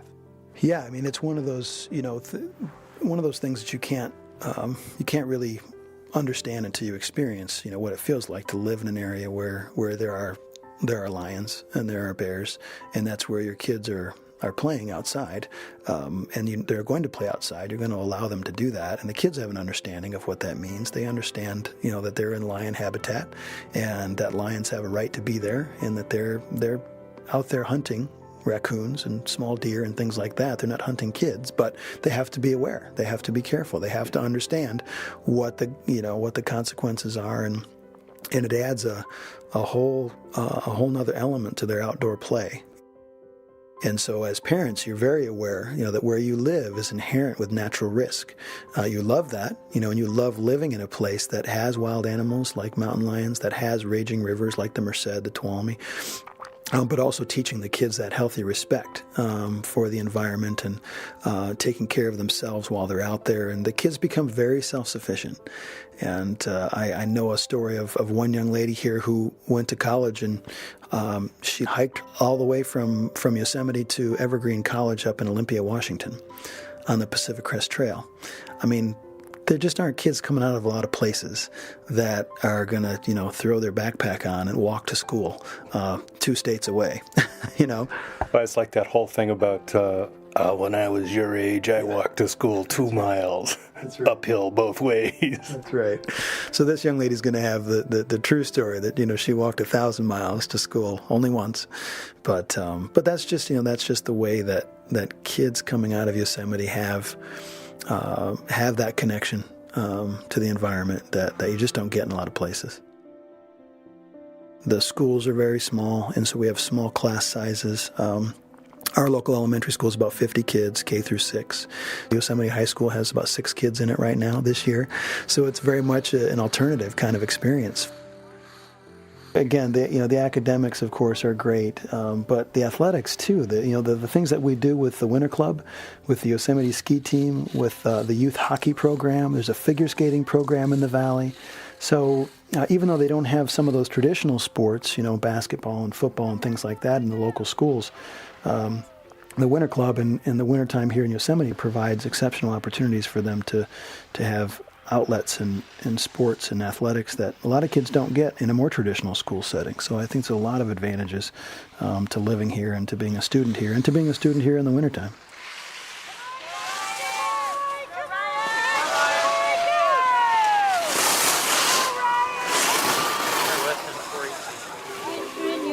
Yosemite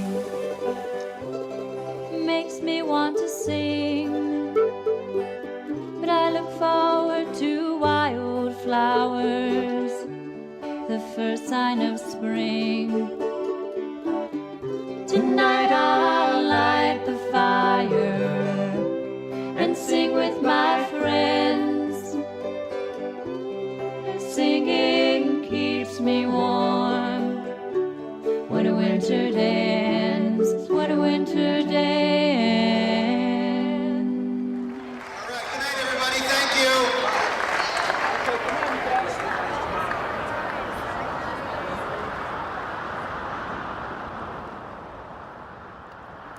Well, that's it for today. More Yosemite Voices podcasts are available either at the iTunes Store or at the Yosemite National Park website, www.nps.gov/YOSE. Look for photos and multimedia. Click on that and navigate to Yosemite Voices.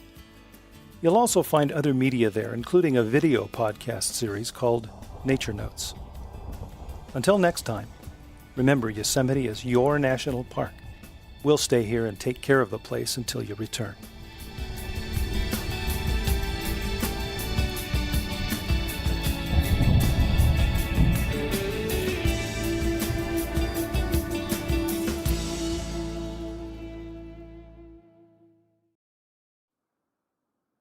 Podcasting from Yosemite Valley on this sunny May 6, 2010. It's Yosemite Voices. Okay, a long time ago when the earth was filled with water, there was a raft. Oh, get up. The waxwings are going off. Look at the fly catching. We got to check this out.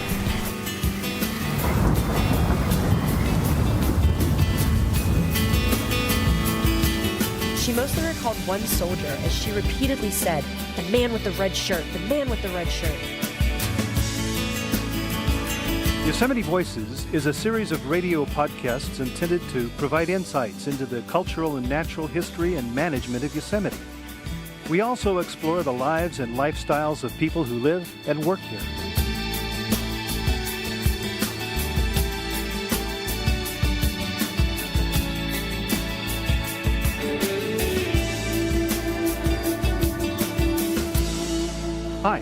I'm your host, Ranger Bob Roney.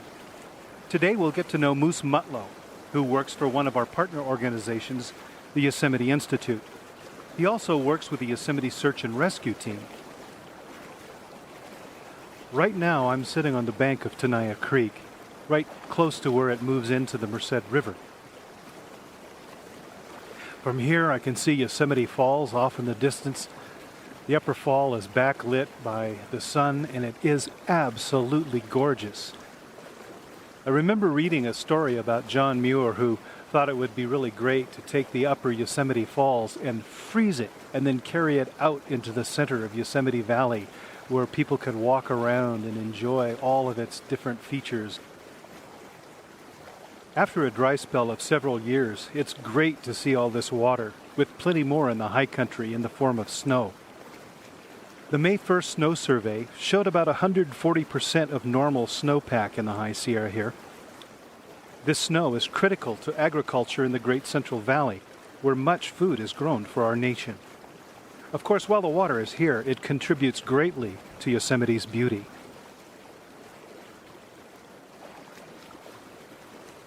The Park Service can't do everything that's needed to be done here in Yosemite, so we have partner groups that help us out in a number of ways. Moose Mutlow, yes, that's his name, is a multi-talented man who works for our environmental education partner, the Yosemite Institute. The Institute is a non-profit organization that provides week-long environmental education classes to thousands of students every year. I began my interview with Moose by asking him what he did for the Institute. Right now I'm a compliance and planning specialist with the Yosemite Institute. What exactly is that? I'm actually in charge of the environmental impact statement for the new environmental education campus. And that involves doing what? It's a lot of paperwork, bureaucracy, sitting behind desks. I do a lot of phone calls, meetings, shuffling paper, more meetings, phone calls. Sounds like a really interesting job. Oh, fascinating. Unbelievably fascinating. Is it fun for you to do this? Yeah, it is actually. It's interesting to look at what the park has to deal with in order to guard the resource as far as trying to be ethical in development. When you're not working on the environmental impact statements and things like that, what do you like to do around here? I do a little bit of boating, a little bit of climbing, a lot of fishing, a lot of sitting like this on the log, just feeling the sun on my back. It's one of the greatest feelings in the world. Feels great, doesn't it? It's easily the best feeling. I notice you have an accent. Can you tell us where you're from? I'm originally from the industrial heartland of England, so Birmingham. Birmingham? Right in the middle. Birmingham, not Birmingham. Birmingham.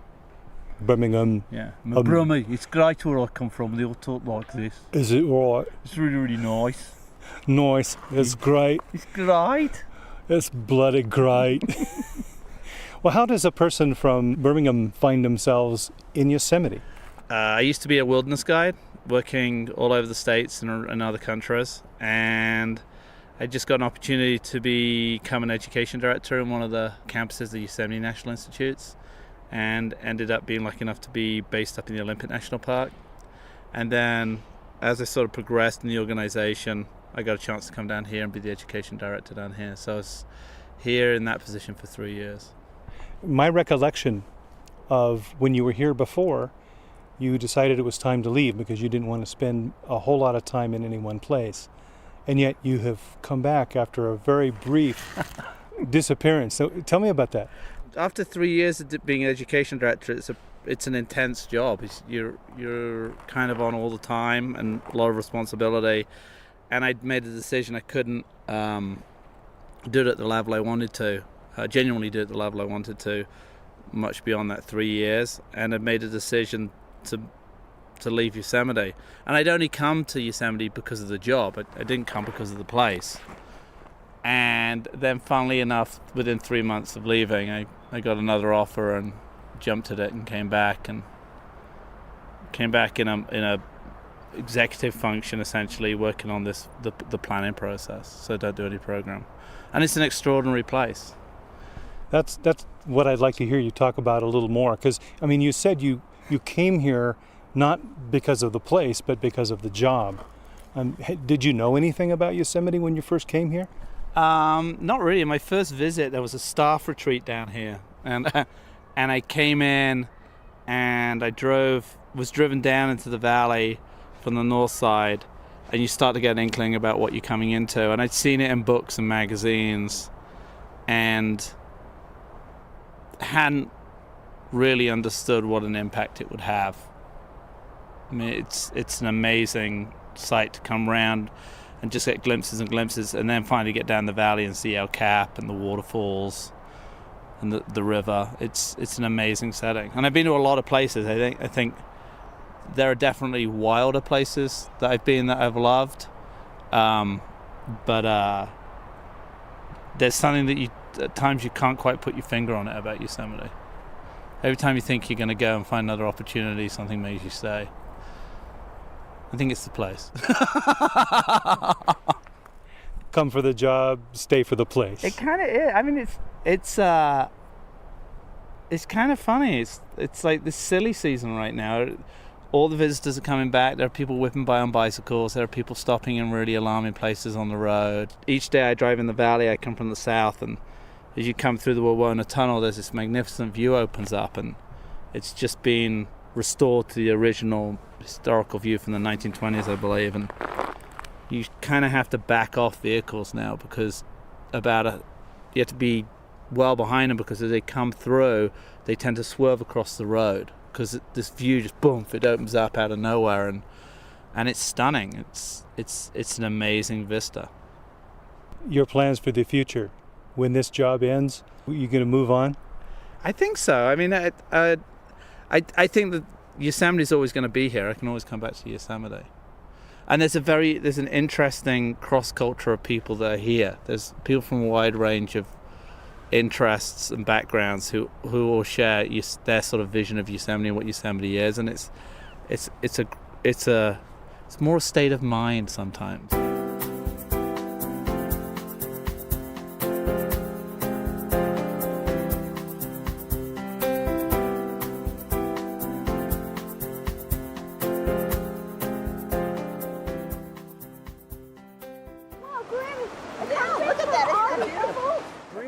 Idea of heaven is right here. Oh, it's just beautiful. I was wondering how deep it actually is because the water's so clear you can just see to the bottom. So. Hi, my name is Eiji. I'm from Japan. I have never seen such a great sight. That's all. It's beautiful. The rumbling and the noise and the motion and the energy. It's awesome. Exciting, fresh. How minuscule you really are. I mean, it's part of nature. Beautiful. It's just, and then you even feel like an adrenaline flow just observing it, just being there. He's been gaga all day. It just looks like there's so much anger when it's coming over. But it's like it has a life of its own, really. Merced River right now? Gosh, it's icy cold. I put my feet in the water and I tried to keep them in as long as I could, but it hurts. It's pretty cold, but very, very, very refreshing. Nice. We need the water. I put my hands in the water and it felt wonderful. It was very refreshing. We're from Texas, so everywhere we look, we're just so beautiful. So clear, yeah. It's like fresh. Magnificent. Breathtaking. I'm sorry my wife isn't here. Gorgeous. Wonder. It makes you wonder how, how it came to be. I think it was really, really pretty. And refreshing and spiritual. Makes you wonder about the power behind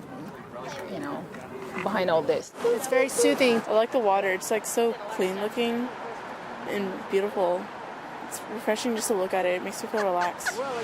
That environment makes me comfortable. I felt so relaxed. So we are just a small person in the big things, and it's very a good experience. Je découvre Yosemite. C'est vraiment super, je suis en short. Мне очень нравится водоемы. Я skiing Yosemite. These Yosemite van чудовато. Just smooth my nerves. It smooths your nerves. Yeah. The sound. No matter what language people speak, water holds a special place within us all. We need it for our bodies to survive. We love to get in it, float on it, or just watch it move in that wonderful way it ripples and roars. or stands perfectly still, reflecting the landscape. For some, water is beauty. For some, water is sacred. But no matter what language you speak, water can pose great danger.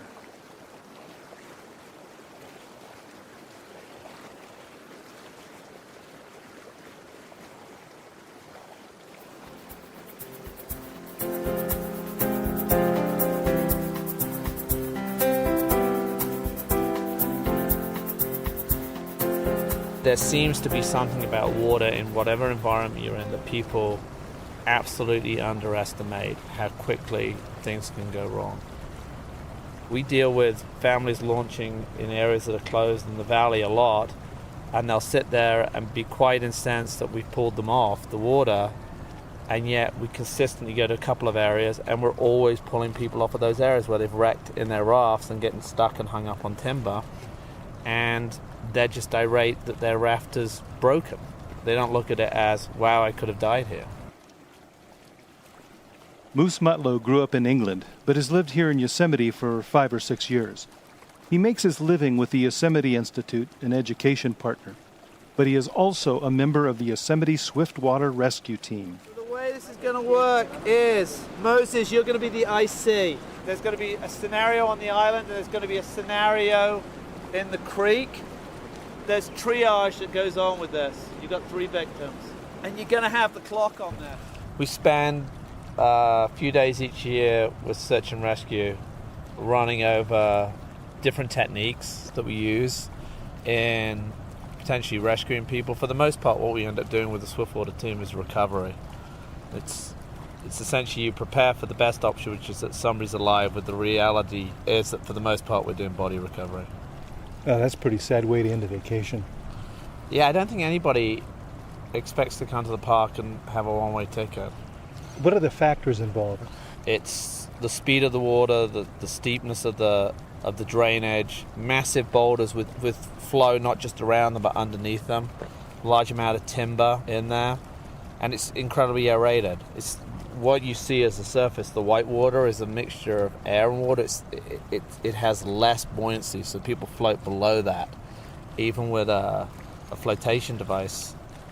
So essentially, there's just no way you can float on top of the bubbles. You're underneath, and so you're going to be fighting to find the surface. And when you're fighting to find the surface, you're not necessarily in a safe swimming position. You're normally straight up and down like you were standing, and you're fighting to get to the surface. And what that does is it exposes the whole area below your waist to getting hit or pinned by rocks. And so typically you'll hear about people getting foot or leg entrapments, or they'll sustain a headshot, in which case they'll lose consciousness and then they're in a position where they can't be fighting for air. Well, we have people drowning in the river where it's essentially flat. And a lot of times that you see where people are going in, it's the coldness of the water, that people aren't ready for that snow melt. The coldness of the water gives them a shock, and they breathe in sharply, and at that point they actually aspirate water. They actually bring water into their lungs, and then they're fighting to get rid of that water. They're coughing, they're spluttering, and they're not able to focus on actually looking after themselves in the water, and as a result it's a pretty fast end. And so to think about a child going in who hasn't got the experience that the rescuers have in and around this park and actually float differently. Children float head down. Their weight is up in their head. And so they're fighting to get their heads above the water. That would be a terrifying event.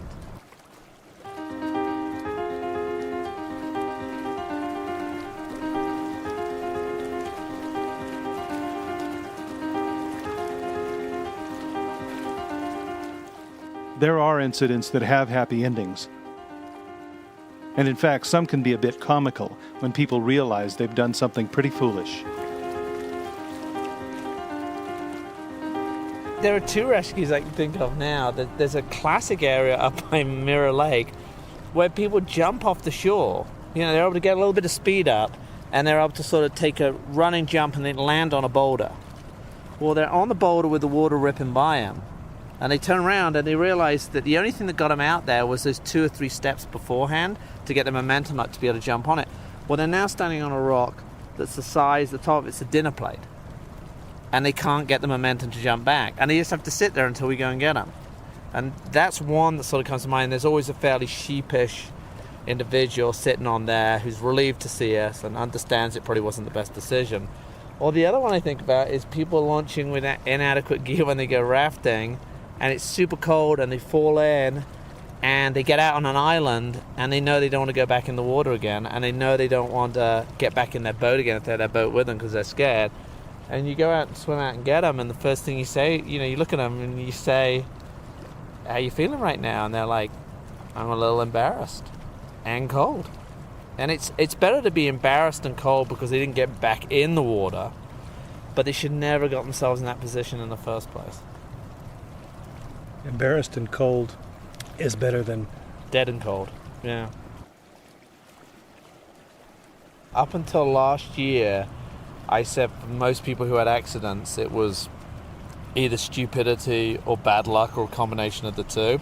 And last year, we had a drowning that sort of, I flipped it a little bit and put another one, is that it's sort of ignorance, is that people just don't get the power of nature and what's going on around them, that they want to touch it, they want to be close to it, and they have no idea that there's no safety piece that actually keeps them back. And that's what happened to a young man last year. Is I don't think he had any reference point that what he was doing would ultimately lead to his death. What was he doing? He was putting his hand in the water to feel how cold it was. That's all? Pretty much. He bent down to touch the water, and 300 feet, 100 meters later, he was stuck under a rock and gone. This isn't Disney World. This isn't a ride that you just punch a ticket and ride around and you expect to get off at the end, because that's the way theme parks work. We're not a theme park. This is a wild place, and wild places live by a different set of rules, a much more profound set of rules.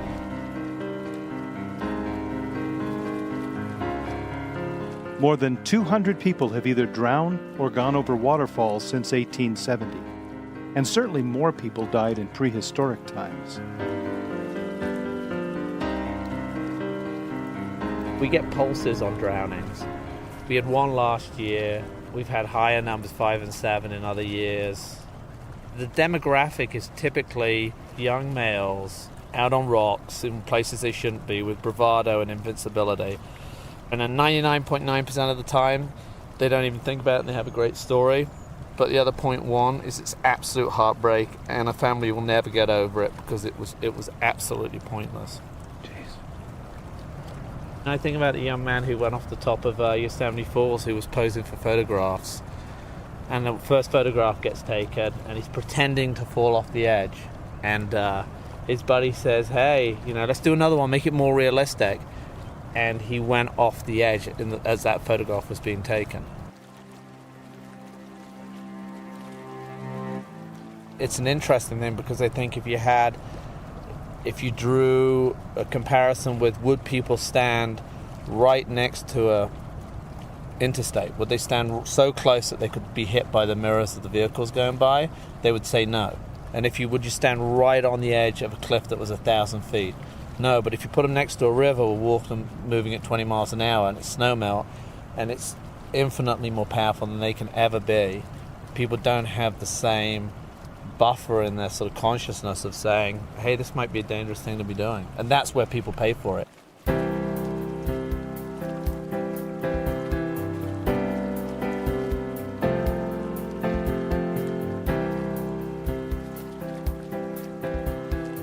Those of us here in Yosemite want people to have a great time. And nothing can be worse or sadder than a family losing a loved one. One moment they're experiencing joy, and the next they're in the depths of grief. Moose has one last story that tells it all.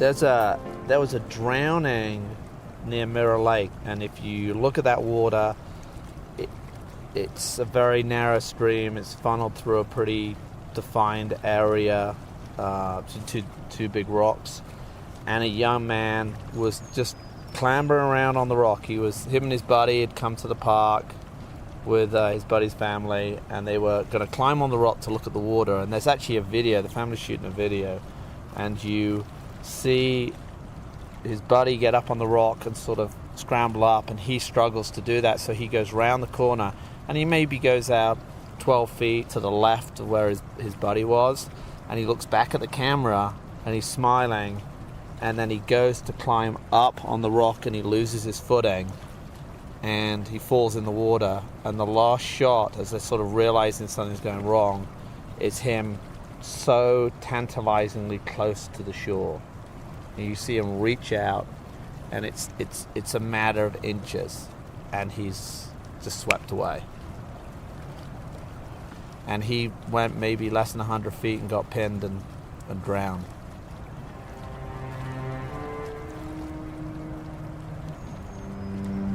And I think about that one a lot, because that young man had absolutely no idea that his little bit of very innocent exploration at the water's edge was going to have that horrible consequence. And I think anybody who was there who would have seen that, it would have affected them deeply.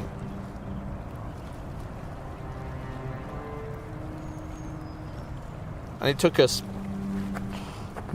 just over a day to get his body out. And when you pull out, when you're trying to do a body recovery, when you're fighting against the force of the water, you have to use an equivalent force or greater to move a body out. And no family member should ever see their child being removed from that situation, because it's a very it's a disturbing image to see your loved one covered in ropes being pulled to the shore, and and when you pull the person out, it's not the person that they loved. It's a vessel full of water. Yeah, it's just very sad. Very sad.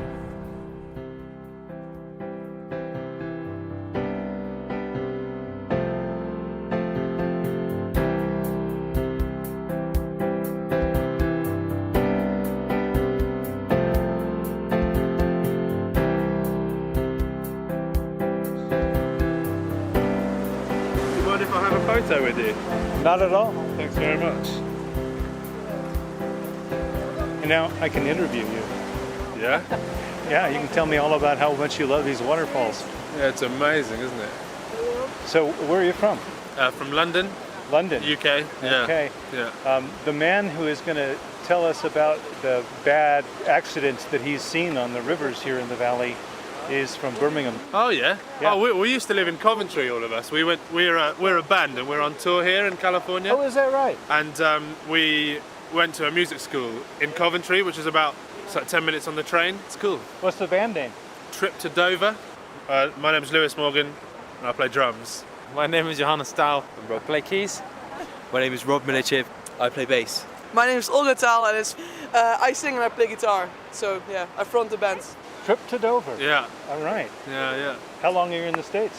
For 5 weeks total. 5 weeks. Yeah, we've been here 2 weeks now, but we've got 5 days off at the moment, so we were like, we've got to come and see Yosemite. It's a good place to go. Yeah, definitely. So what do you think so far? Yeah, it's amazing. Yeah. What kind of feelings do you have when you stand here below this huge waterfall? I don't really know. It's quite hard to put into words. It's quite kind of breathtaking, isn't it, really? Yeah. We were just saying that the way the water's falling down, it kind of looks like sort of animals or like wolves or dragons or something trying to, I don't know, get hold of something, or ghosts or something like that. It doesn't, when you turn the tap on and you see the water falling out, you see it as just kind of this clear stream, whereas like this, it's just so much, I don't know, there's so much more to it, isn't there? Yeah. So maybe you should write a song about it. Maybe. It's certainly an inspiring place. Oh yeah.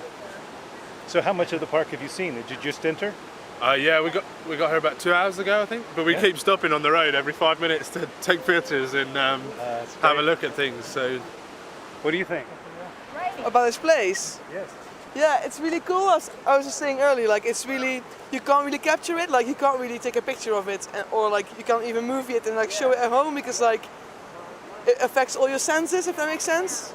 So like you see it, like we see the water falling, but we also like, you can smell like the water in the air, and you can hear it falling, and you can like feel the water on your skin, and you can taste it, if you know what I mean. So like, it's like all senses are really kind of busy taking everything in. So you really have to come here, I think, to actually experience what it is. That's really cool. Yeah, it puts a spell on you. It does, yeah. Yeah, I would say it's like an understanding of an understanding or something. Like you learn it in school, so you know it's just snow that melts, then water falls down, and then it just comes down, and in the end goes to the ocean, and it all makes sense, and you have this scientific model, and you know exactly how it works. But then you see it, and it's just like, surely the water must run out in an hour or something, and it doesn't. Yeah, it's just amazing how when the water hits the rocks, it turns into mist, because it's hitting at such a high velocity, it seems to just turn into mist. One of the things about this waterfall is they all have their own character. And this one tends to be really smoky feel to it. Yeah. There's another one over there, I noticed. Yeah, that's Ribbon Fall. Oh, yeah. It is 1,600 feet high. Wow. How high is this one? That's about 600. So imagine 1,000 feet higher. Yeah. Oh man! All right. Trip to Dover. Yeah. All right. Have a great stay here. Thanks. Yeah. Cool.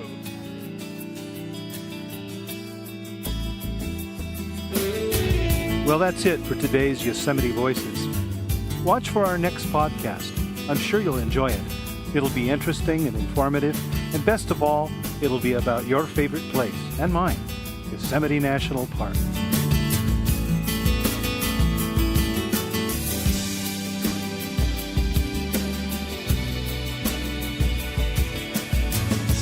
Be sure to subscribe to our podcasts, either through the National Park Service website or at the iTunes Store.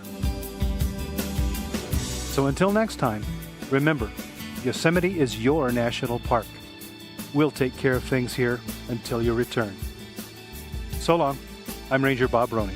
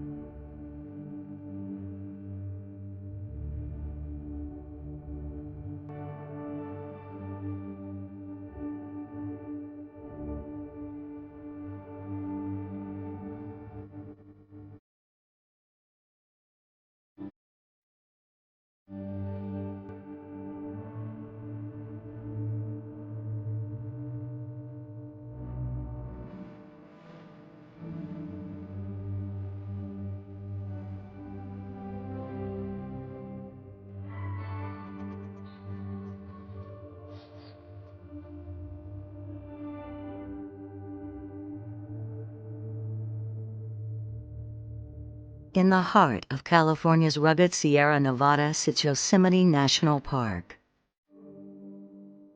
From soaring cliffs and giant waterfalls to enormous trees and tranquil meadows, Yosemite is a landscape of diversity.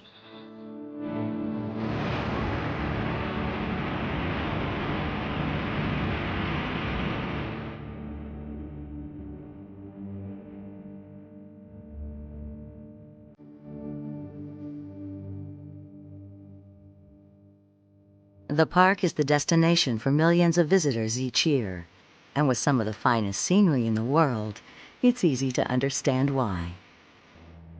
Humans are dwarfed by a scale and power that can only be found in the natural world. Trees that live for thousands of years, waterfalls that pour hundreds of feet, and granite walls that climb unbroken for more than a half-mile. In Yosemite, these features have combined to create a landscape like no other. At over 1,000 square miles, an entire lifetime could be spent exploring Yosemite National Park. 95% of Yosemite is designated wilderness, free from roads and cars and crossed with hundreds of miles of trails.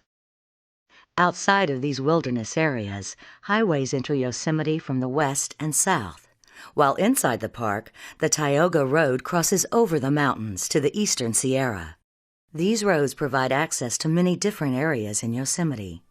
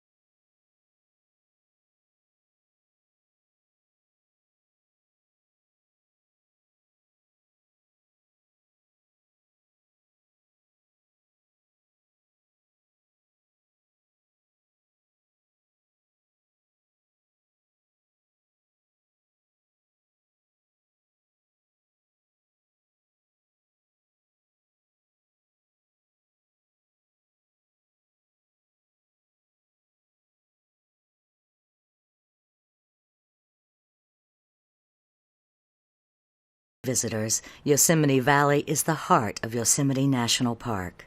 But at just 7 square miles, the valley is only one part of a much bigger place. High above the valley floor, Glacier Point sits on the south rim of Yosemite Valley. The Glacier Point Road winds its way through stunning mountain scenery, and a short walk provides a bird's-eye view of Yosemite Valley, thousands of feet below. To the east lies Half Dome and Tenaya Canyon, while beyond the valley, vast forests dominate the Yosemite landscape. Sugar pine, red fir, ponderosa. Within Yosemite, some of these trees are the largest and tallest of their kind.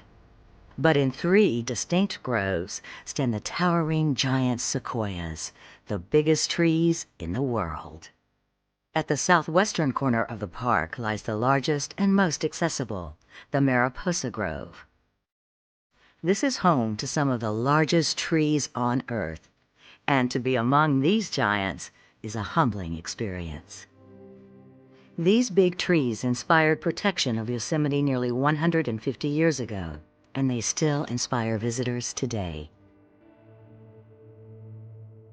The Mariposa Grove is one of the finest forests in the world, and a visit here is an important part of the Yosemite experience.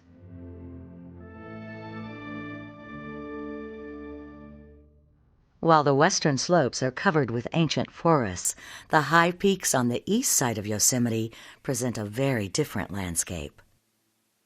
North of Yosemite Valley, the Tioga Road winds through a wonderland of rock on its way to Tuolumne Meadows and the Yosemite High Country.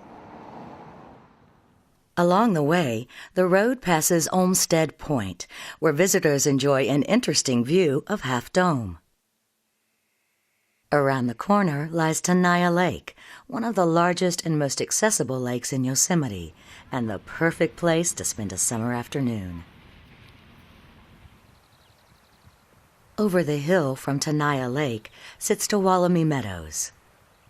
Like Yosemite Valley, this land was sculpted by glaciers. But instead of a deep canyon, the moving ice formed sharp peaks and rounded domes.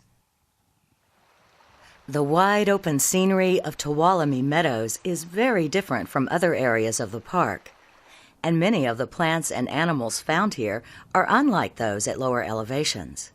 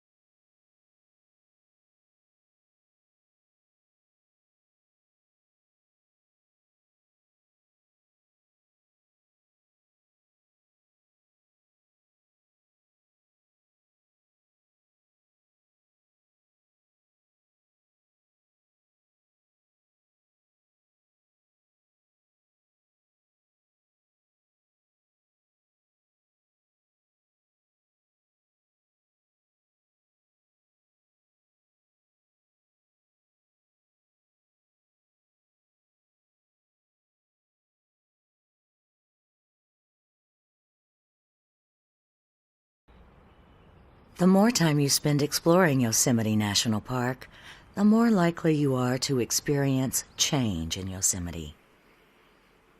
In the fall, Yosemite Valley is an explosion of color as the shadows lengthen and the days grow shorter. By the new year, the mountains are blanketed in white and the park is transformed into a winter wonderland. As temperatures drop, waterfalls can become ice falls.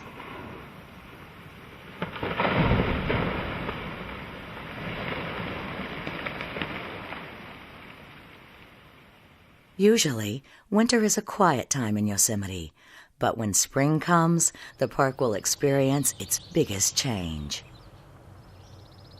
While the high peaks and passes are still buried deep under snow, the lower elevations are a carpet of wildflowers. This migrating bloom will last throughout the summer as it slowly works its way up the mountain slope.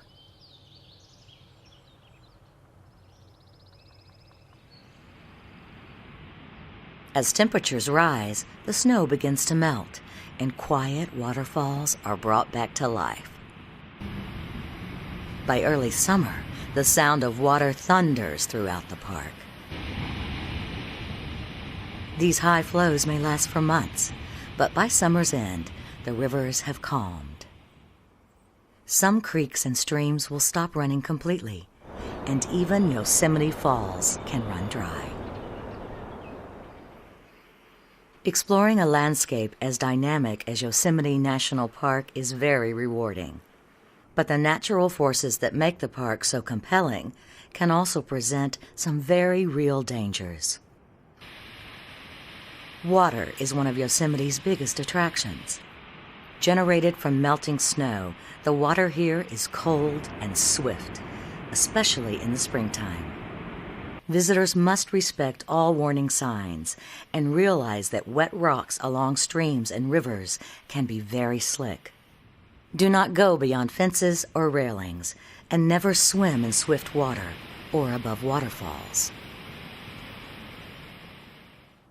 Even with all this water, it's important to remember that Yosemite can also be hot and dry. Protect yourself from the sun, which is more intense at higher elevations, and carry and drink plenty of water. Know your limits, and always keep safety in mind as you experience your Yosemite.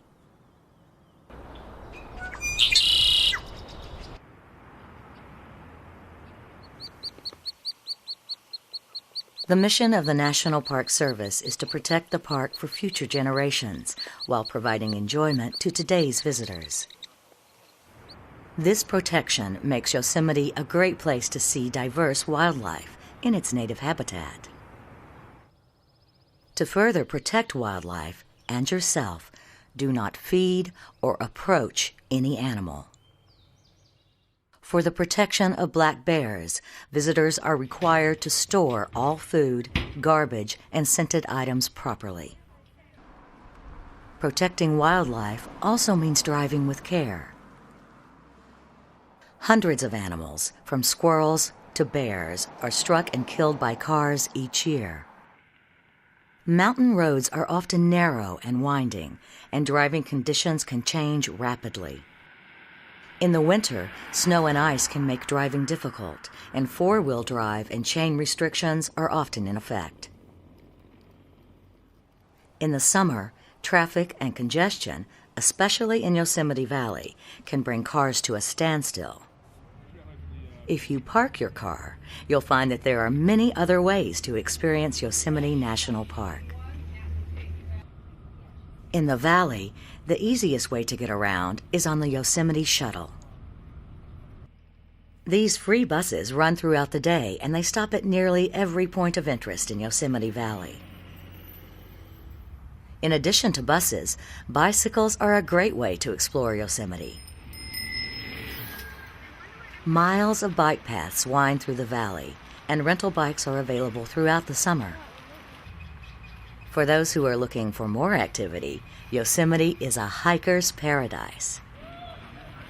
In the valley, a short trail leads to the base of Yosemite Falls, while the popular Mist Trail follows the Merced River up to spectacular Vernal and Nevada Falls. In Tuolumne Meadows, mountain peaks and alpine lakes are all within a day's walk, while in Mariposa Grove, many will visit the Grizzly Giant, one of the largest trees in Yosemite. Throughout the park, hundreds of miles of trails await your discovery. If you're inspired to learn more about Yosemite, join a ranger-led walk. Free ranger programs are given daily, and they're a great way to make a deeper connection to Yosemite National Park. No matter which part of Yosemite you choose to explore, a good place to start is at a visitor center.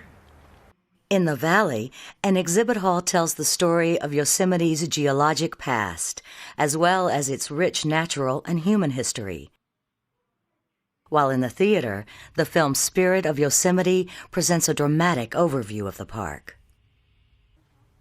At the nearby Indian Village, visitors can learn about the first people of Yosemite Valley, and exhibits and demonstrations at the Indian Cultural Museum provide a window to the past.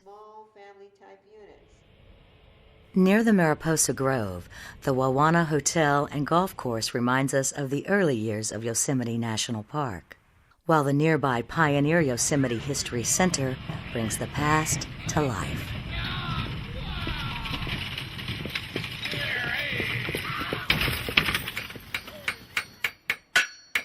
A blacksmith's hammer and a horse-drawn coach transports us to the days of log cabins and covered bridges.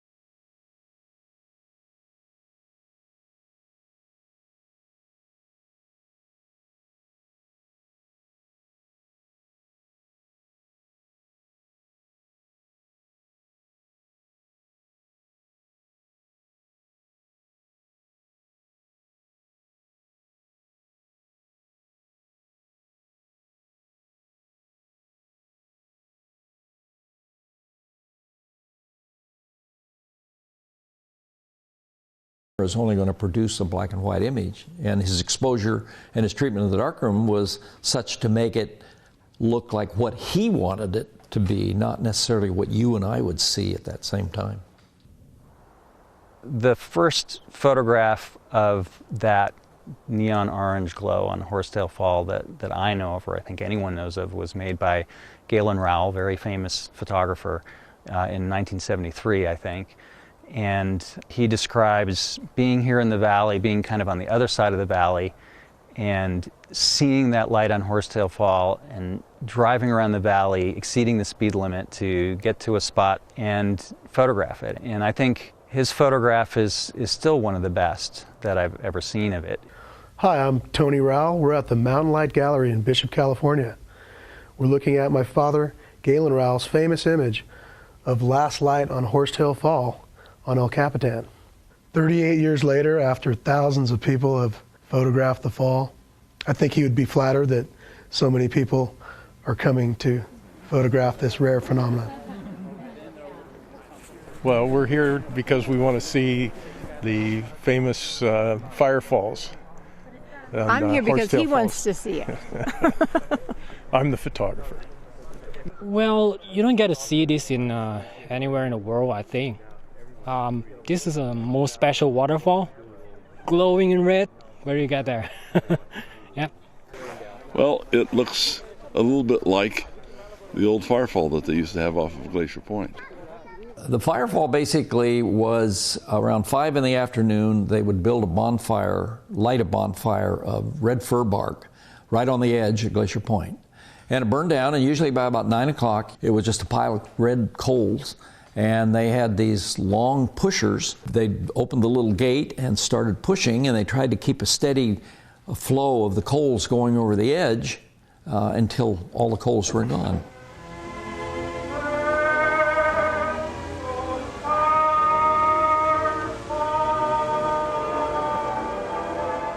Then the waiting fire tenders push the coals over the brink. Silently, the glowing cascade fans out into a fiery cataract, drifting down in slow, majestic motion. For a fleeting moment, its beauty holds you spellbound. Then you gather it up as your most treasured memory of Yosemite, Valley of Enchantment.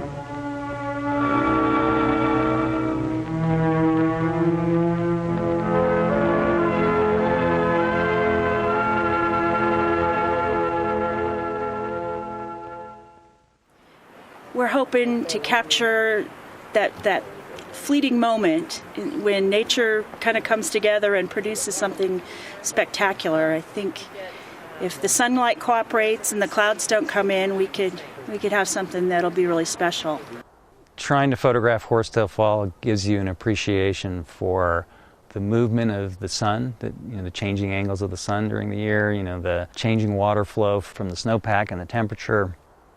It only occurs in February for a 2-week period and doesn't occur every single year. It depends on if there's water flowing, if you've got a nice clear sky. If you have any clouds or any fog, you won't get this.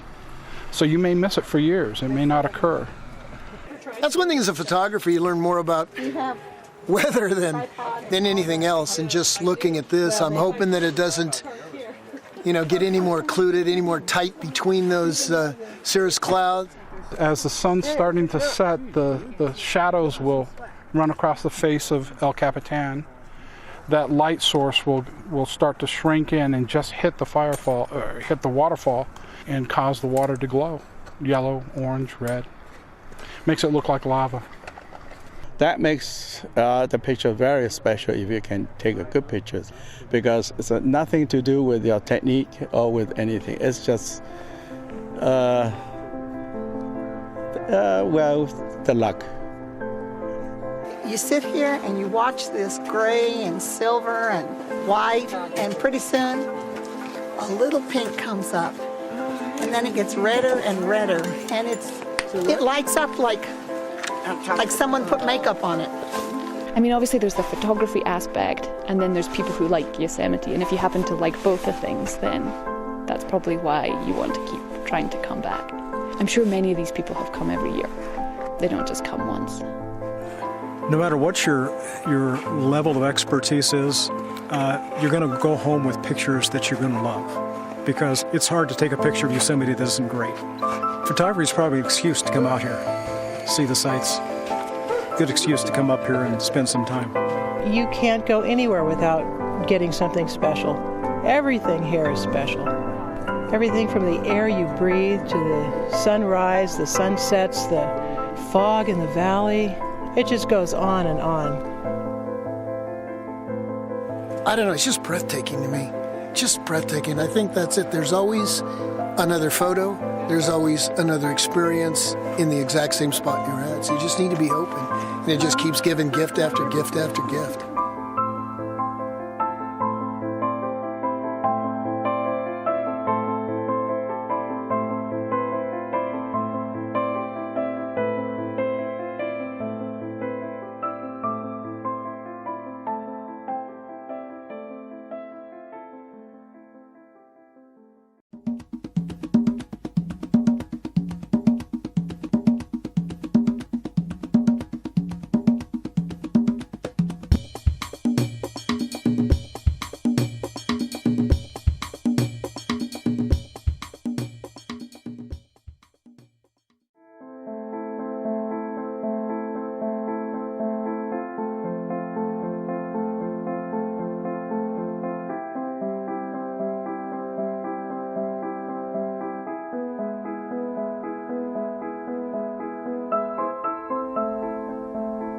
If you explore the crest of the Sierra Nevada or look at a map of these mountains, you will see that there are high plateaus scattered throughout the range.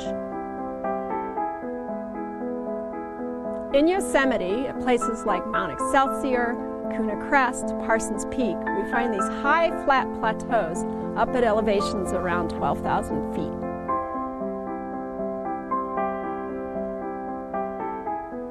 Right along the crest, you had these plateaus that stuck out above the glaciers.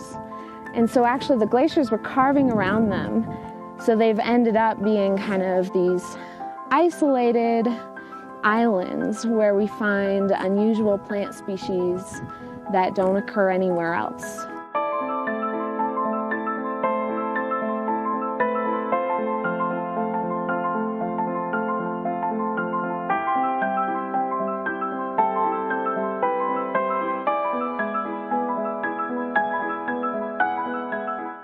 When you drive up the Tioga Road and you look up at the peaks around you, you see where the forest ends, and then it looks like all rock and ice.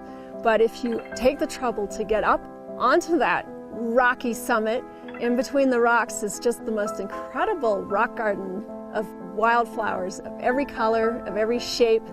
The plants are very short. They might only be a few inches in diameter, but most of them will count their lives in decades. And some of the larger ones very likely count their lives in centuries.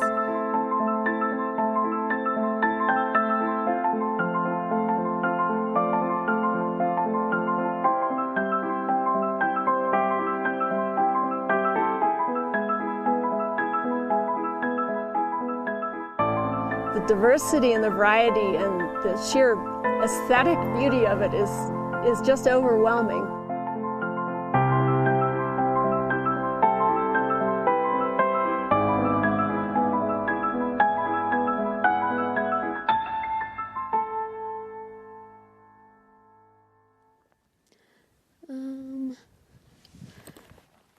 One more Andrassy in there. So today we're just going to do a survey of this tiny little primrose up here. And we'll also take GPS coordinates, where it is, map it so we'll know where it is.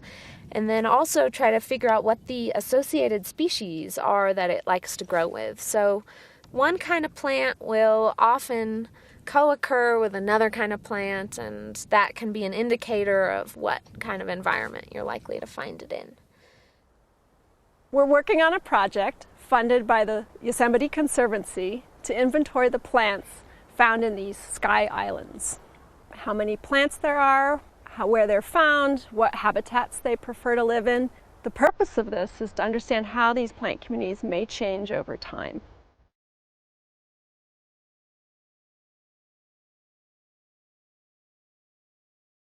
Well, one of the showiest flowers that we have up here is the sky pilot, and it's bright purple blue. The color is really hard to describe, actually. But it's funny because you'll be walking up these slopes and you'll just think, oh my gosh, it's all rock. And then you get up a little closer and you start seeing this brilliant blue, purple color everywhere. We've got several species of alpine buckwheat up here. It's a classic cushion plant with very dense, hair-covered leaves. So these are white-flowered, turning red once they've been pollinated. But once a pollinator lands, there's a little signal here like, oh, well, this is the flower that still has nectar, still has pollen, still wants to be pollinated. The other really nice one are the alpine gold, and it's a daisy. The bighorn sheep like to graze on it, but that's a really special plant if you get a chance to see that one. These plants that we see up here are adapted to live in this cold, dry, windy world. We find them only in these highest places. If the climate changes, they can't go any higher, and they may not be able to adapt fast enough. So we want to learn as much as we can about these plants while they're still here. I was expecting the plant diversity up here to be pretty low, maybe like 25, 40 species or so, but right now we're at around 100 species up at this site. So the diversity here is really surprising to me. Biologically speaking, the frontier is still all around us. There's still a lot to be discovered. Who knows? We'll find lots of things up on this mountaintop we didn't expect to find here. It just takes a lot of careful, close observation. We get up here and we walk around and we get down on our hands and knees and look very closely at the flora, and we find all kinds of stuff that nobody had any idea was up here.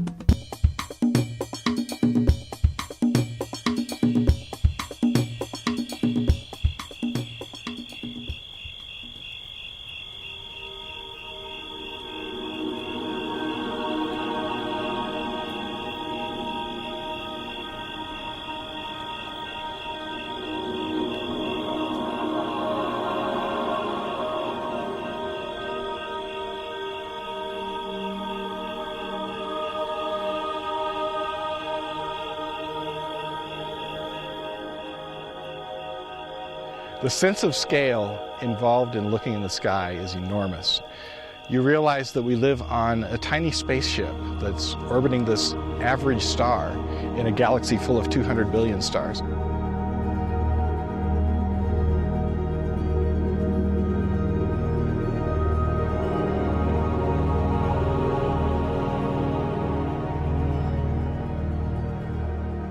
I think when people come up from the cities, often one of the first things I hear is, oh my God, I can't believe how many stars there are. And it's true, there's an infinite amount of stars. And when you live your life in the cities and the suburbs and places surrounded by lights, you don't really get to appreciate how profound and magnificent the night sky is. We think people have been looking at this night sky from this place for maybe 8,000 or 9,000 years. For me, I just feel that kinship with people across time, the people I'm standing here with presently, as well as the people who have been here before.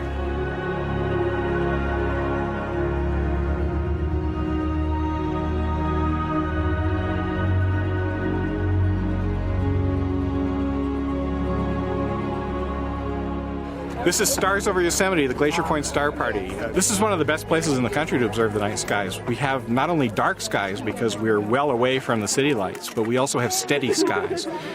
It's just something about the nature of being here at 7,200 feet. I've had probably more good nights at Glacier Point than pretty much anywhere else. So many kids are growing up in urban settings and even suburban settings that the light pollution is so intense. Until you leave that setting and go out to a place where there is a dark night sky, you have no idea what you're missing. A lot of people that live in cities haven't even seen the Milky Way. And so most people don't even know it's there because there's, the skylight is bathing, the sky is bathing the color of the street lights of their city. When people come out here, they're just amazed at what they can see. And once you get dark adapted, then you actually can see your shadow out here from the light of the Milky Way. It's that dark. One of the reasons that astronomers like to come here and do these public programs is we love to share what we know. We love to take our really cool equipment and share views that we see all the time with people who never get a chance to see this. Oh, wow. The big oval shape, that's the Andromeda Galaxy. There's about 600 billion stars there. There's more stars in that galaxy than there are people on the Earth by a factor of 100. This is called the Ring Nebula, and the star blew out a lot of its gas into this big ring of gas. This is so cool. Right now I'm looking at M51, which is a galaxy. Okay. It's about 25 million light years away. So there's a good 200 or 300 billion stars in that galaxy. Wow. And figure there's probably a dozen planets around each star, so you're probably looking at somewhere in the range of 30 billion planets as well. Wow. Why do you find all this interesting? Why? Yeah. I find it fascinating just to be able to learn about the universe, what is out there in the universe.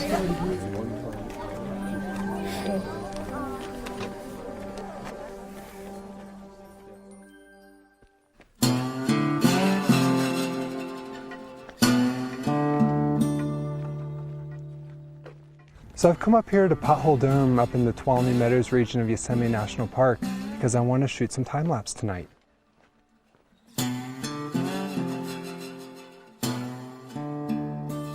I'm shooting this footage because this is something I'm passionate about. I love being able to show the beauty of Yosemite, and especially to be able to show that through the nighttime skies.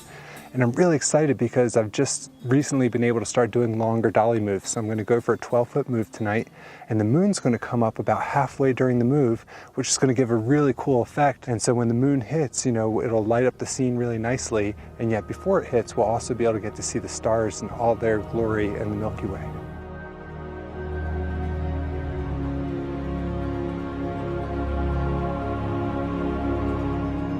So coming to a place like Yosemite, it gives you an experience of a lifetime to be able to look up at the stars and realize how small we really are in this ultimate universe that we live in.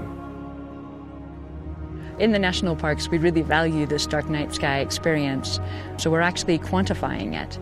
We have a dark night sky team looking at what the skies look like in our national parks.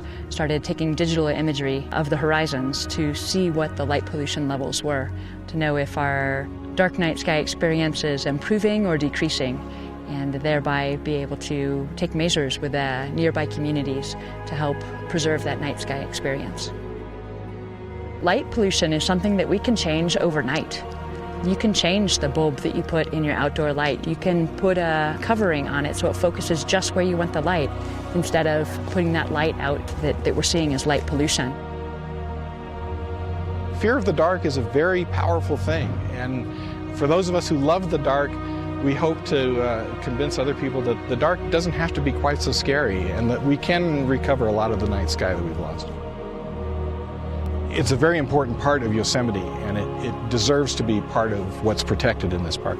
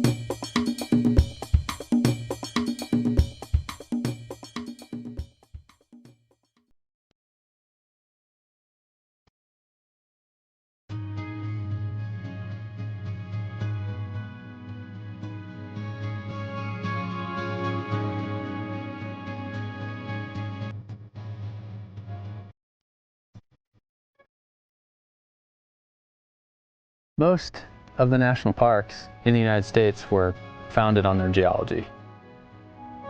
Yellowstone displays volcanic features. The Grand Canyon shows millions of years of sedimentary history. And here in Yosemite, the geologic story is primarily one of granite.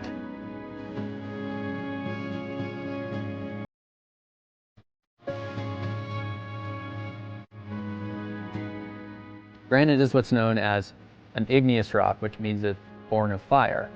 It cooled and solidified from magma or molten rock, and when magma erupts on the surface, we think of it as lava. Basically, granite started off as something similar to that. It was red hot, fluid rock, but instead of making it up to the surface and erupting as lava in a volcano, it stayed many miles below the surface and cooled there very slowly over thousands of years. And because it cooled so slowly, it allowed very large crystals to form.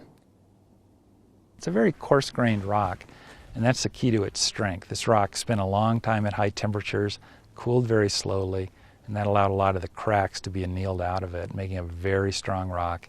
So the glaciers had a hard time moving it, and that's what allows you to carve the kind of landscape that you can see over my shoulder here.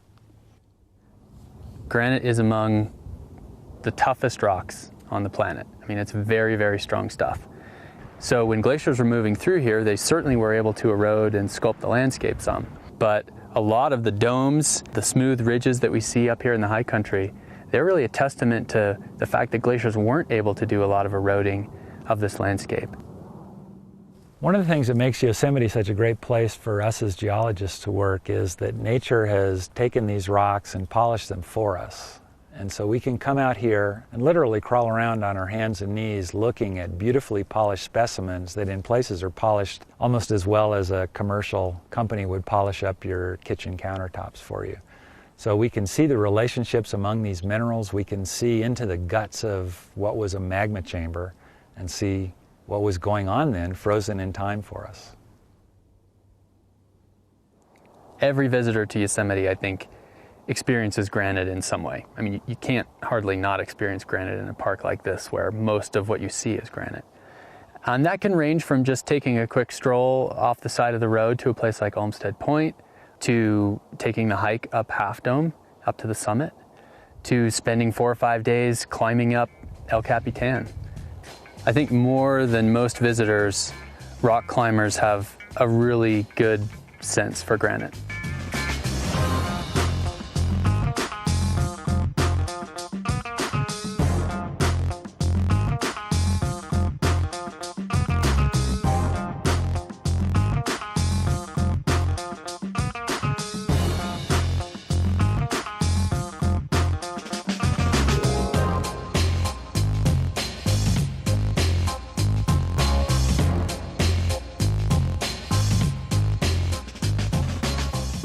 Climbers take advantage of lots of the geologic features of the granite, such as these feldspar knobs that stick out, such as the occasional cracks, such as some of the dark blobs of different kind of rock in the granite that weather out that you can use for handholds or footholds.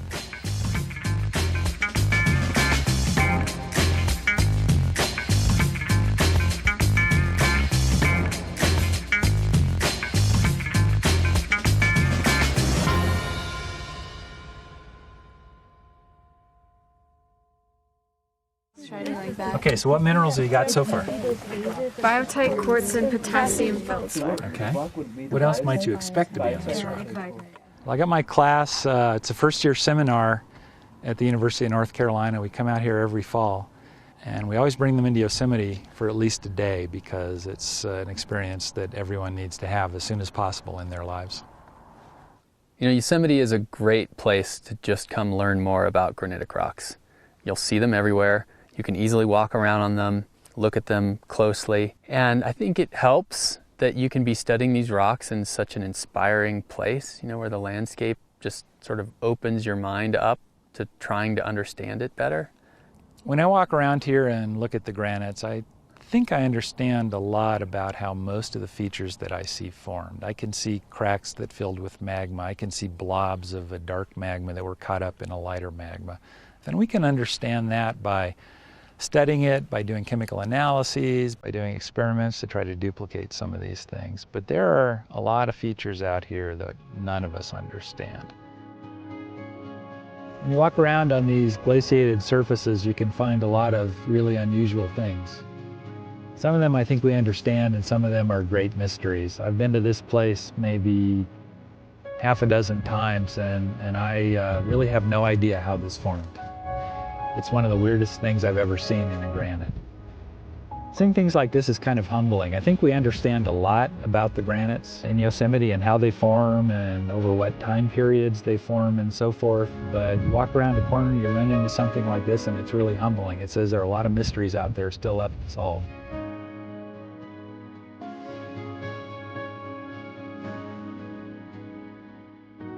I think a lot of visitors, when they come to the park, they're not thinking about geology per se, but you know, they're here to experience this beautiful place.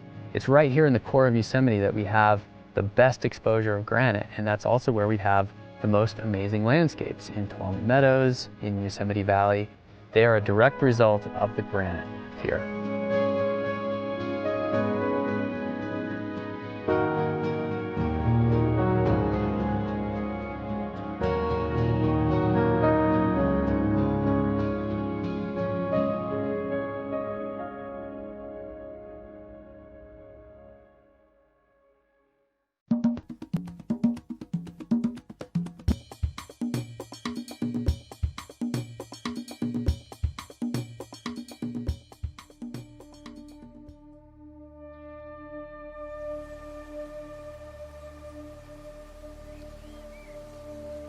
Some people believe that the word Yosemite comes from the word for grizzly bear. Grizzly bears have a very strong connection to Yosemite, although it's been a very long time since we've seen one in Yosemite. The Miwok people in Yosemite Valley were divided into moieties. There were people south of the river were named for Coyote, Ahele, and they were water people.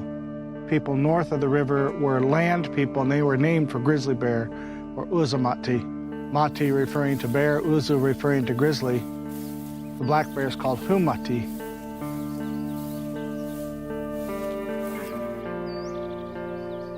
For the Miwok people, the grizzly bear was the, for lack of a better term, spirit animal, the protector of the people.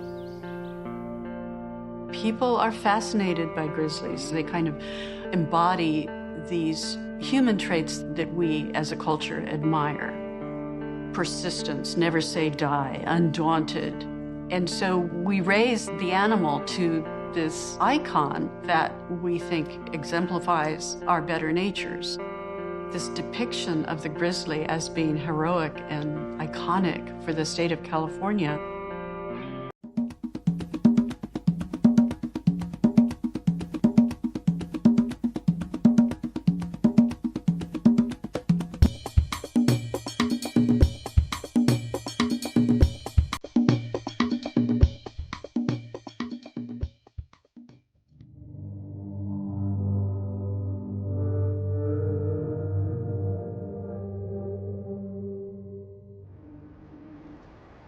Yosemite is a 24-hour park, and it's well illustrated by the numbers of people who are going to go out all night long and take pictures of moonbows.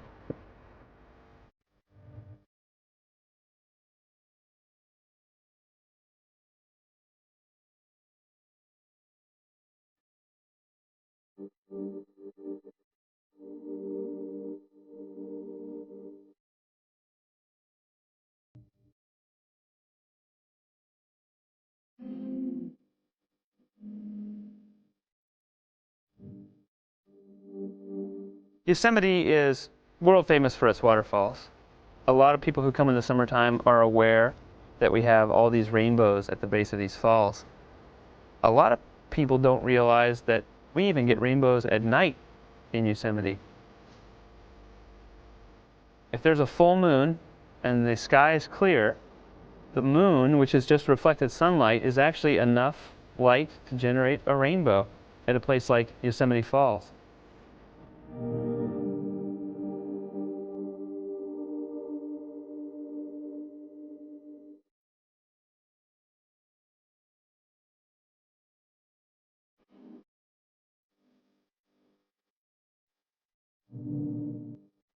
What is so optimistic about a rainbow? You ever been in a thunder shower and it's so oppressive and pounding on you, and then it stops and is passed on further away, and you look up and there are all these black clouds?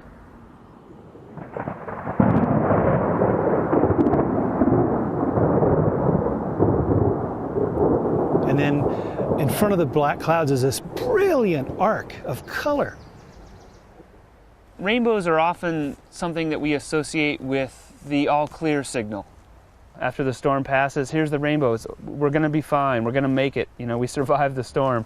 But to go to places like Bridalveil Fall or the Mist Trail, you get the rainbow without the storm.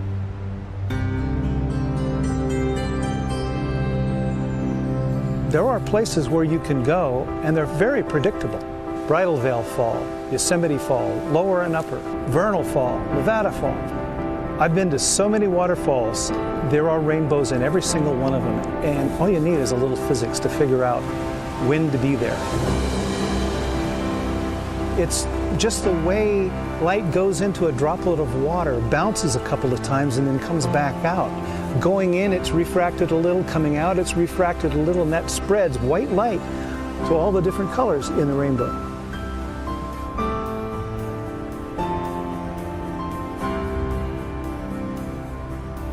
When you're on the trails in Yosemite, you'll see folks come around the corner on the Mist Trail or on the Bridalveil Falls Trail, and they'll see that rainbow, and everyone just so excited, they all want to take a picture of it. It's just like, oh wow, rainbow, rainbow, and you know, there's sort of a magical property to them.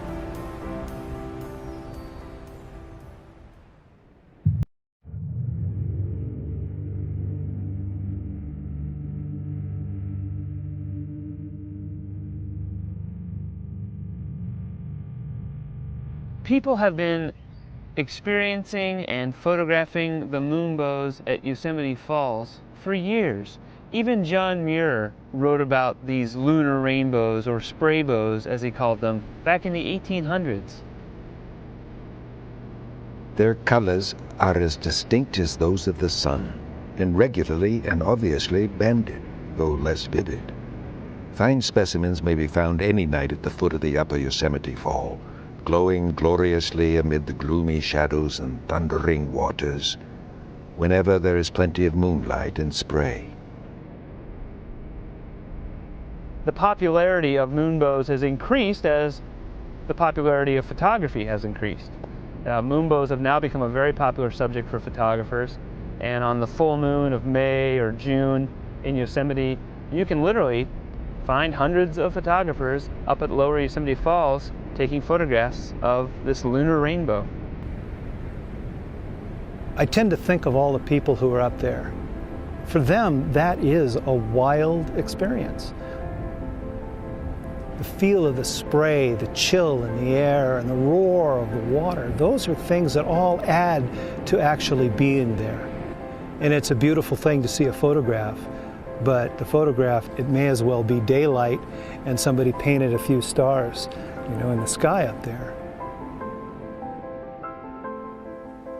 I think a lot of people don't realize that moonbows occur on lots of waterfalls here in Yosemite.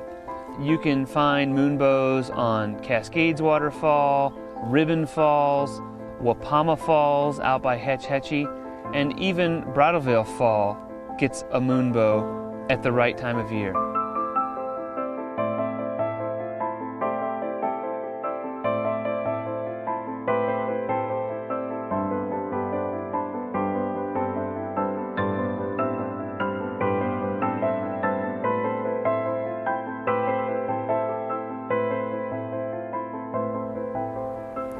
It has its own romantic and beautiful sense to it.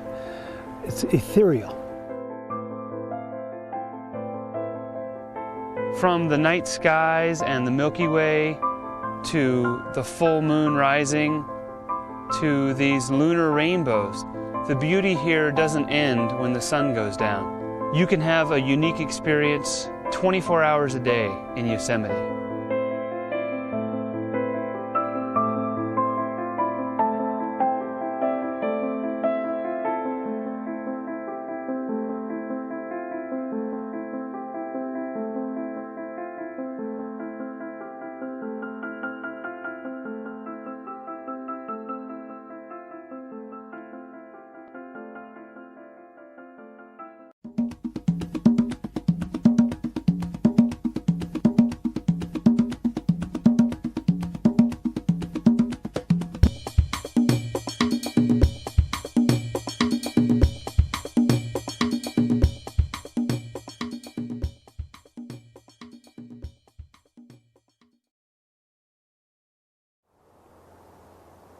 Water is asleep when it's in a pond. Water is drowsy when it's in a slow-moving river. But when water suddenly notices that the earth has gone away, it wakes up. And so a waterfall is water that has awakened. It's awakened to the reality that it's alive, and that it's flowing, and that it's moving through the air. And that awakening in the water seems to wake up something in us too. Even lakes and rivers have that sort of draw for people, but it's not that often that you have a river that's free falling through the air. People have always just been attracted to waterfalls all around the world. And I think it's because it's not all that often that you see water just pitching through space. When people think of waterfalls, especially here in Yosemite Valley, which has a very high concentration of high waterfalls, they tend to think of facts. They tend to think of Ribbon Fall, the highest single drop of water in North America, around 1,600 feet. They tend to think of Yosemite Falls, 2,425 feet, fifth highest waterfalls in the world. But the numbers don't add up to the beauty of those falls. Every fall has its own unique character. Every fall is water saying to the world, look, I can be different over here than I was over there. They have their own personality. There's a lot of different waterfalls in this area. It depends on the time of the year you come here. The ones that are going right now would include Vernal Falls, Nevada Falls on the Merced River, Bridal Veil Falls on Bridal Veil Creek. There's some other smaller ones. But this one's named Yosemite Falls. It's the falls. Well, I think it was given the name Yosemite Falls because it's the premier waterfall in Yosemite Valley. Bridal Veil is a spectacular waterfall, so are Nevada Falls and Vernal Falls, but they're quite a bit smaller. Yosemite Falls is just right there. I mean, when you kind of turn the corner and you get your first view of it, it's amazing. It's the reason why people park their cars in the middle of the road and get out and start taking pictures, completely oblivious to everything else around them because it just dominates your attention. I live in Yosemite Valley. I live right underneath the waterfall, and you can bet that I look up at it every single morning when I step out the door. It's impossible not to be drawn to it. People come out here, they're pulled out of their cars.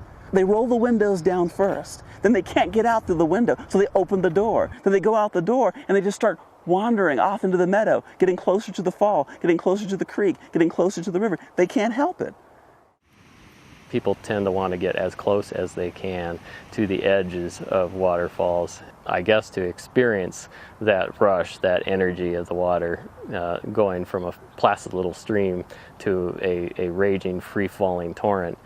People are drawn to waterfalls, and sometimes it's hard to know where that limit is as far as how close you are drawn to it. This morning a man asked me, is there a waterfall nearby that I could stick my head under? And you get questions like that sometimes, and you have to be very careful how you answer them. I can't tell him, no, you can't stick your head under the waterfall. However, I could say, well, very slippery rocks all around the base, and it's a lot of water. It's potentially a very dangerous situation that you might be in. Fortunately, with waterfalls, I think you can get a lot of appreciation from them even from a distance. I mean, here we are, over a mile away, and this waterfall is still phenomenal. I remember talking to a visitor here. They asked me about Yosemite Falls, and they just said, excuse me, but Ranger, what's up there? I said, I beg your pardon? Well, I'm looking at that fall. Well, what's above the fall? And I said, well, above the fall, it's a creek. He said, a creek? I said, yeah, a creek. It's a creek that's kind of meandering, and then it reaches the edge of the valley, then it becomes a waterfall. If you could imagine being a drop of water in Yosemite Creek, what would you go through before you got to that? Well, first of all, you would be melted snow, maybe around the Mount Hoffman, Tuolumne Meadows area. There are a lot of small little lakes there. There's snow and ice that persists well into the summer in most years. And the melting snow and ice is basically what feeds Yosemite Creek. Yosemite Creek is, it's flowing pretty quickly, but it's not a big creek. It's not a lot of big waterfalls, really, and pretty average forested terrain that it's flowing through. And then it kind of turns the corner there and starts heading for Yosemite Valley. And what I always think is neat about Yosemite Creek is that as it's flowing along gently through that canyon, it has no idea what's ahead of it. You know, it has no idea what it's about to do, which is suddenly and very abruptly reach the rim of Yosemite Valley and pitch off into a waterfall that's nearly 2,500 feet long. When you look at Yosemite Falls, it's a journey. There's a beginning section, there's a middle section, and there's a conclusion. The beginning section is the most dramatic because that's where you're seeing it fall 1,400 feet from the rim down to that middle gorge.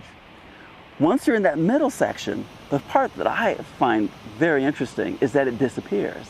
You know it's in there, but you can't really quite clearly see it. So even though that's probably the most photographed waterfalls in North America, there's a section of it that's sort of hidden from view, where it's kind of cutting into the rock. And then it comes out again at you at the lower Yosemite Fall and falls about another 300 feet, and we see that.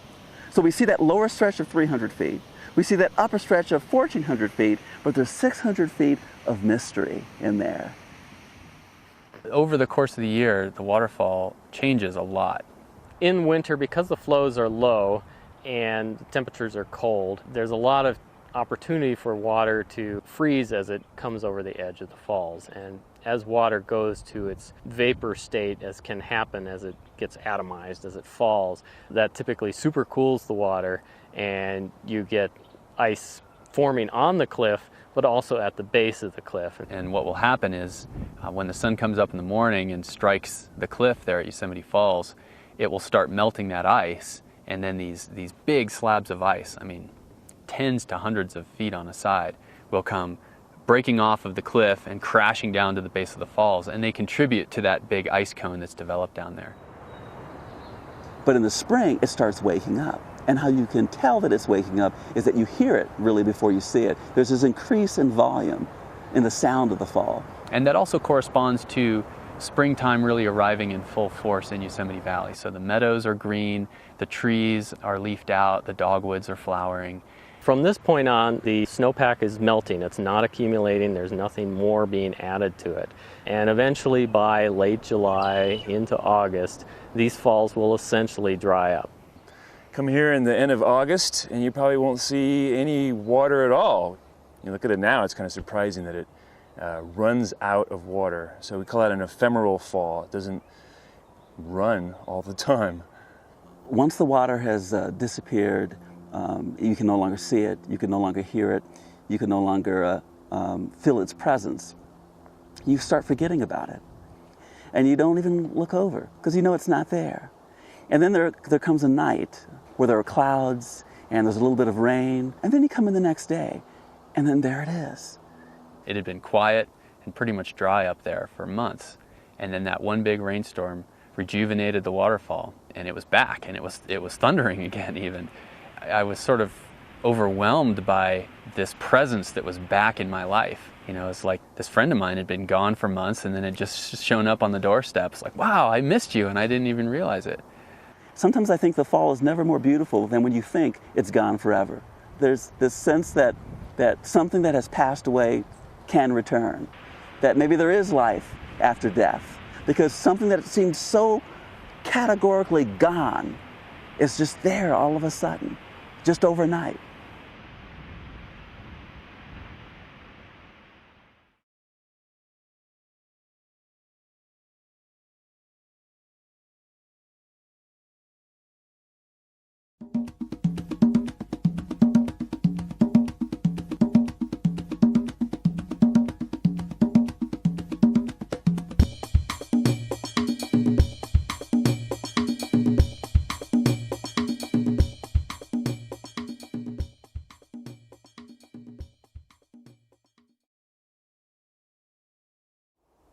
I think it's almost impossible to walk around the valley in the eastern end when Half Dome is in view and not look at it.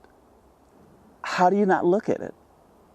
Like every time I go to Mirror Lake, you know, I bike up there, I'm kind of staring at the pavement when I bike up there, and I park my bike and I stand up and I just look up at the thing, and it's like, jeez, okay, it's huge. I'd forgotten how big it is. And I feel like that happens to me, at least once a week with Half Dome. Think about where Half Dome actually is. It's at the far end of the valley. Think about all the things that are starting to accrete on one's imagination. You have Bridal Veil Fall, El Capitan, Cathedral Rock, Cathedral Spires, Sentinel Rock, Sentinel Fall, Yosemite Fall. And then suddenly there, as if you've seen it all, just standing out there stark against the blue sky, is Half Dome. It does appear to be almost a kind of design, but it's the happenstance of erosion that things worked out that way. The first geologist to interpret Half Dome kind of assumed that the other half of the dome just cleaved away in one catastrophic event. And that would be kind of a neat, tidy story for how it formed, but we really don't think that it formed that way. There's really not any evidence for that. So instead, it's a more typical geologic story where there are several different things going on over really long time periods. Basically, there's glacial erosion, steepening the faces, and there's this process of exfoliation and rockfall from the sheer face that just slowly change the shape of that rock formation through time. Everyone has that sense that it's unique, that there's something literally singular about it. There's no other place, no other object like this on the face of the earth. I think that's part of the charisma. I mean, let's face it, that's what we're really talking about. Some rocks have it and some rocks don't. And Half Dome is charismatic. You can, in probably 2 lines, make an image of Half Dome that somebody on the other side of the world will recognize as Half Dome. I mean, it's that distinctive of an icon. It's still just a mirror. It's just a reflection of the power that Half Dome has on our imagination, that we try to duplicate or replicate, you know, that power in little trinkets or medallions or what have you. Because people recognize that when they hold that thing, they're holding to some degree an aspect of Yosemite, a dimension of Yosemite. There's something about the shape of it, the size of it, and also how nature itself has composed how we see it. I mean, that's the thing that's so important about this. It's not Half Dome viewed from other angles. From almost any other angle, it doesn't really look like a Half Dome. I can't say what it does look like because it sort of has a unique appearance from all those other angles. Talking to people on the trail who are hiking right behind it, this huge, overwhelming presence on their left, and they don't even realize it's Half Dome. And they're going, well, how far is it to the top? You go, well, it's right there. Oh, that's Half Dome? What did you think it was? You know? But it doesn't, they just have that one mental picture of it. Half Dome is perfectly inaccessible, being probably the only one of all the prominent points about the Yosemite which has never been and never will be trodden by human foot. And that's a quote from Josiah Whitney in 1870. 5 years later, it got climbed by George Anderson. I think that was a dare more than anything else. Well, a lot of it's the sheerness of it. It just looks so impossible from all directions that I think that attracts people, and they really feel like they've done something when they do get up there. And it's hard work. Let's just face it. Let's just cut right to the chase there. It is difficult. It is hard as far as your heart and lungs. Even if you're in good shape, it's still taxing. It's a heck of a hike. People always ask, well, how many miles is it to Half Dome? And I say, miles don't matter. It's 5,000 vertical feet. So it's a physical challenge, but it's a delightful hike. It's a spectacular hike because you get to walk by Vernal Falls and Nevada Falls, and you get to walk through the Yosemite Valley. It's kind of like this natural staircase, you know, leading you up to Half Dome.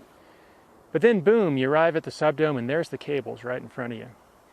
And because you're looking straight at them, they look really steep. And it's funny to just sit up there and listen to people. People get up to that point, and they're breathing hard. And they pop over the top of the subdome. Boom, there's the cables, and the first thing out of their mouth is, no way, not doing it, not going up there. But then you just sit there and you listen to them. They stop and they have some water and they eat their lunch. And 95% of those people go ahead and they keep going and they do it. And then when they get down, you listen to those same people again, and they're just high. They are just flying because they did it. And they got that experience at the summit, and they surprised themselves by being able to go up the cables. It's an exposed place. It's exposed in terms of heights, so you can fall off of it. And a fall is most likely going to be fatal. It's exposed to the elements, which means that, it can get pretty cold up there in a hurry. One of the biggest hazards up on the dome itself is the weather. Most of the accidents we've had on the cable occurred when the rock was wet. If you're wearing running shoes without good rubber on them, it's almost impossible to keep your feet under you. And that's what's happened on some of those accidents. And it's, I think, most importantly exposed to things like thunderstorms. And Half Dome gets hit by lightning all the time. There's really no place to seek shelter when you're up there. You just have to get down. The problem is, you have to get down in a hurry, and sometimes if there are a lot of people up there all trying to get down the same route, you can't get down nearly as fast as you probably would like to. Any chance of rain, any chance of lightning, just save it for another day. Go enjoy some other part of the park. Go for a hike farther up the Merced. Do something. That's not the place to be. Half Dome presents a lot of classic dilemmas in wilderness management. We're getting a lot of first-time visitors to wilderness up there, which is great. And they are being introduced to wilderness and having this wonderful experience. That's something we want to encourage. It's wonderful. But there's so many of them that on some days it's not really much of a wilderness experience anymore. There are a lot of people up there. There's no way to say to yourself, I'm alone in this world when you're hiking a Half Dome. There's people in front of you, there's people behind you, there's people beside you, there's people that you pass as you're making your way up, there's people that pass you as you're making your way up. So there's this collective movement towards elevation and illumination when people are walking to the top of Half Dome. And where else do you have that, except in that sacred sense of people in a pilgrimage? A high percentage of the people up there aren't even hikers. They don't do this routinely. They may not have ever hiked that many miles in their life. And for some reason, when they come to Yosemite, they think that's the thing to do. It does seem, just from me talking with people that hike the trail, that a lot of the people up there, this is like a big milestone in their life in some way. There's more to it than just reaching the top of Half Dome. It's accomplishing some goal, or it symbolizes something in their lives. Or people telling me stories about how Half Dome changed their life just because it was the thing to do, but it introduced them to the wilderness and it turned them into a wilderness lover and a hiker, and they went on to do that the rest of their life. I met a cancer survivor once who was determined to get well enough to climb Half Dome. A lot of people try and do it before they reach a certain age. It just symbolizes a lot to them. All those little problems that you had that you brought with you, they really are little problems on top of Half Dome. So I think that's one of the reasons why people go up there. It's not just so they can have that view looking out, it's that clearer view looking within. I think that just kind of lends to the aura of the whole thing, that it's almost kind of magical in some ways, and that's not something I usually say as a scientist, but Half Dome does evoke emotions, and feelings and interests on a whole scale. I think that's why it appeals to artists and scientists alike, and everybody in between. It's got some kind of appeal for everybody.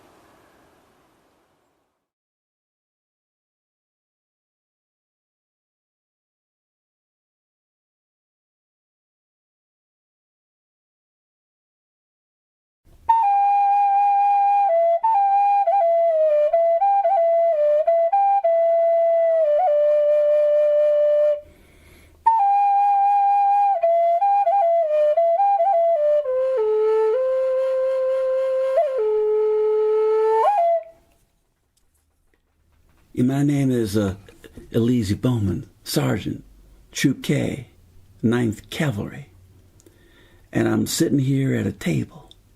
And on that table there's a ledger with rough paper inside, and I'm writing down everything that happened today.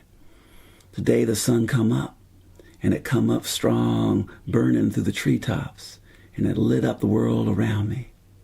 And I saw the trail ahead of me, and I'm riding like we always do. Riding looking for people getting into trouble. People cutting trees down where they shouldn't. People shooting the deer, which they shouldn't do at all. And I'm thinking how quiet it was. How quiet it felt around me, and how that quiet gets into you. Gets so deep into you, you think that there's nothing that could ever make a sound in this world. And just about then, it started to rain. And I heard the rain coming down, and it got louder, and it got louder, and it got louder. And all I could hear was all that rain flowing down from the sky, filling up the rocks, flowing down from the rocks. And all around me was all this water, and it turned cold, and the sun went away. And I was all by myself up here in this high country, they call it, waiting to run into someone who didn't care that the park was being protected by colored soldiers. Didn't want to take orders from any colored soldier. And I was just not looking forward to that kind of conversation. But it didn't happen. It just stayed quiet. And there was just the wind. Just the sound of the wind in the sky. And there's nothing around me but Yosemite. And the sound of my horse. And me breathing as we moved along the trail. And I started thinking that this is what freedom must feel like. Never felt freedom when I was a sharecropper growing up in South Carolina. Never knew about freedom when my mother and my daddy had been enslaved. Freedom was this wind. Freedom was this rain. Freedom was being pushed up into the sky by these mountains beneath my feet, and the rain, and the rain, and the rain coming down. That was freedom. Why did I have to go all the way, come all the way to California to find out what freedom felt like? I couldn't find it in South Carolina. I couldn't find it where I enlisted in Nebraska. I had to come all the way to California to get the taste of freedom in my mouth and in my lungs. But now I got it, and I don't know if I could ever let it go. How do you let go of freedom when you hold it for the first time? Here I am, up in this high country, north of Tuolumne, and I'm feeling it, and I don't want to let it go. But some officer's going to come along and tell me, you need to move on to that next patrol post, but I'm not going to want to leave. I'm going to want to stay. I'm here right now, and I want to stay here. Ain't it something? Find some place where I feel free for the first time in my life, and I'm going to have to go someplace else and hopefully find it all over again. Well, that's all I want to say right now. I guess that's enough. You take care. All right.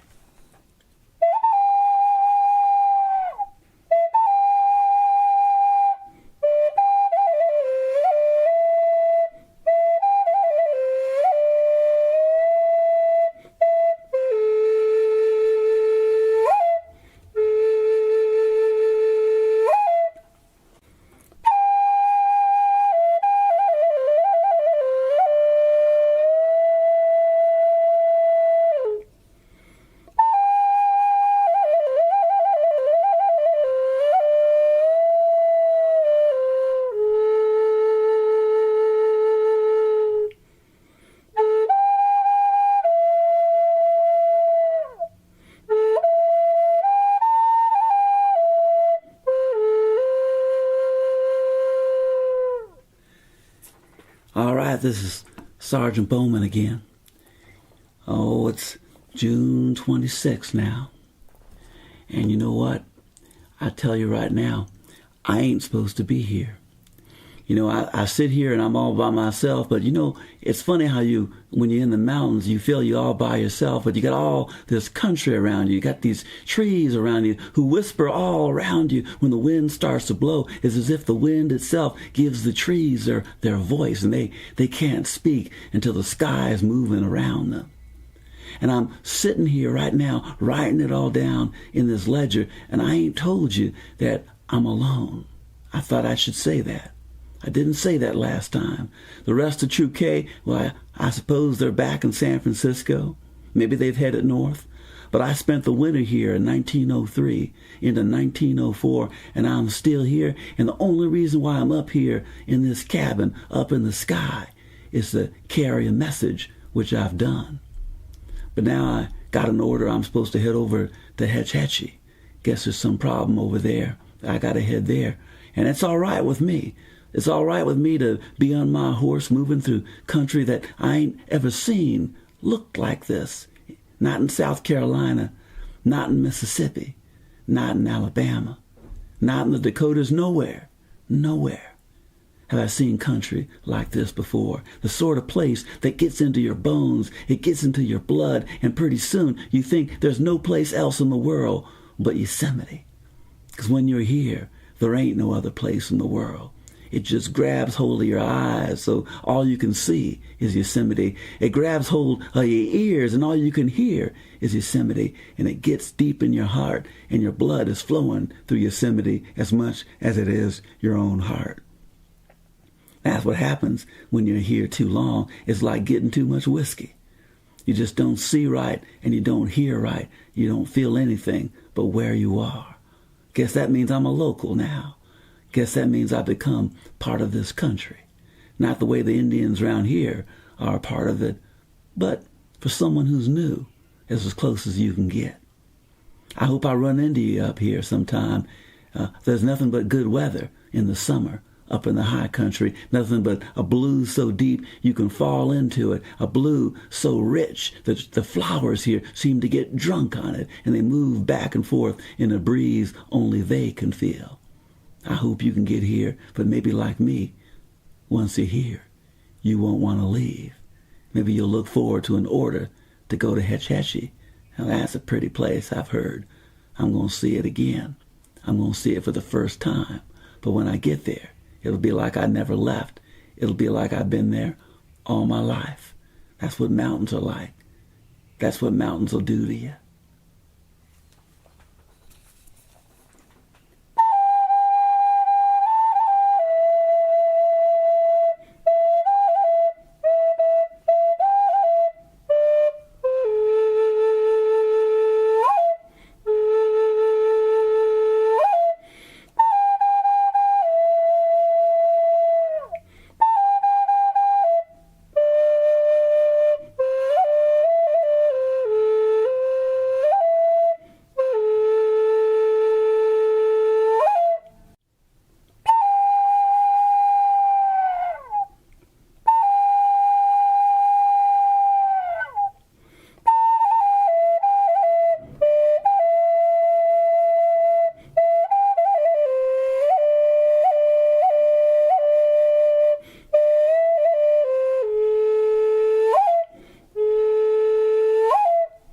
Hey, good evening.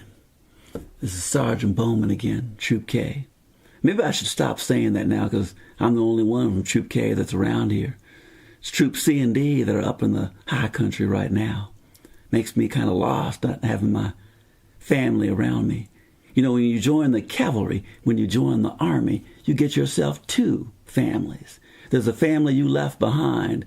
It don't matter if it's in Alabama or Louisiana or Texas, or in my case, South Carolina. Don't matter if you never see those people again, or it'll be a long time before you see them. When you join the army, you get yourself your own special kind of family. So I'm all by myself, but they with me in my heart right now. But I'm in Hetch Hetchy looking for some sheep herder, and his sheep ain't supposed to be grazing around here, but that's what they've been doing. So I'm trying to find them and separate the sheep herder from his sheep, because that's the duty, that's the job, and that's what I'm here to do. But I must have missed them, because I ain't seen much of anything but sky and heard much of anything else other than the wind. And I tell you right now, that's all right with me, because there's certain conversations you don't want to have when you run into a man who's Mexican or Portuguese, Basque or Chilean. And you got to tell him, I'm sorry, we got to take those sheep away from you, and we got to take you out of this park. And we're going to separate you from how you make money in this world. That's a conversation no man wants to have, but that's the duty. So, because that sheep herder ain't nowhere to be found, and those sheep, they ain't here either, I'm all right with that. That means I'm all by myself in these meadows here in Hetch Hetchy. Got the shade of the black oak. I got the waterfalls, that Wapama flowing nearby, and it got that pretty music that it makes all the time as it sings on the way down from the cliffs.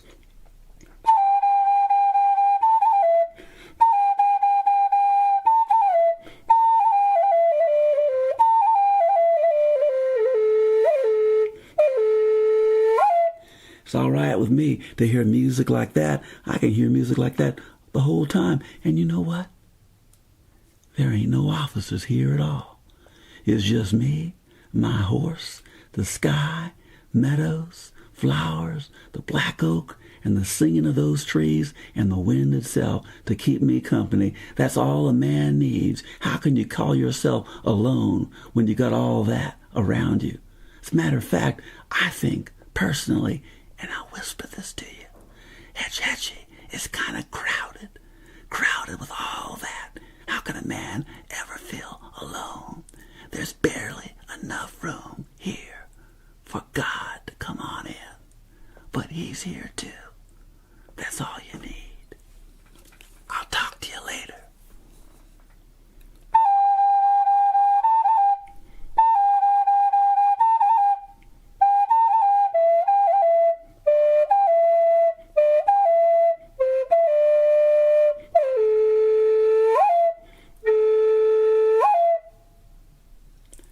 This is Sergeant Bowman.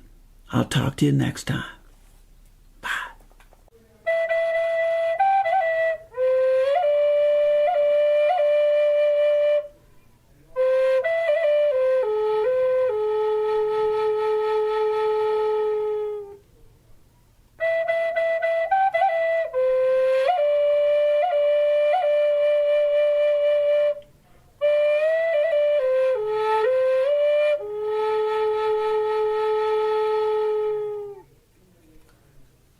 This is Sergeant Elise Bowman. I'm in Hetch Hetchy, just north of Yosemite Valley. It's June of 1903.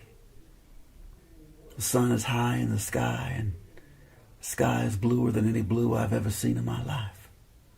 And it's quiet, so quiet. I can hear myself think, I can hear myself breathe. And I'm out here in this little cabin, this patrol post, and I'm writing down everything that happened along the way here. But I can't write down that quiet that seems to come from nowhere, seems to come from nothing, seems to be nothing itself.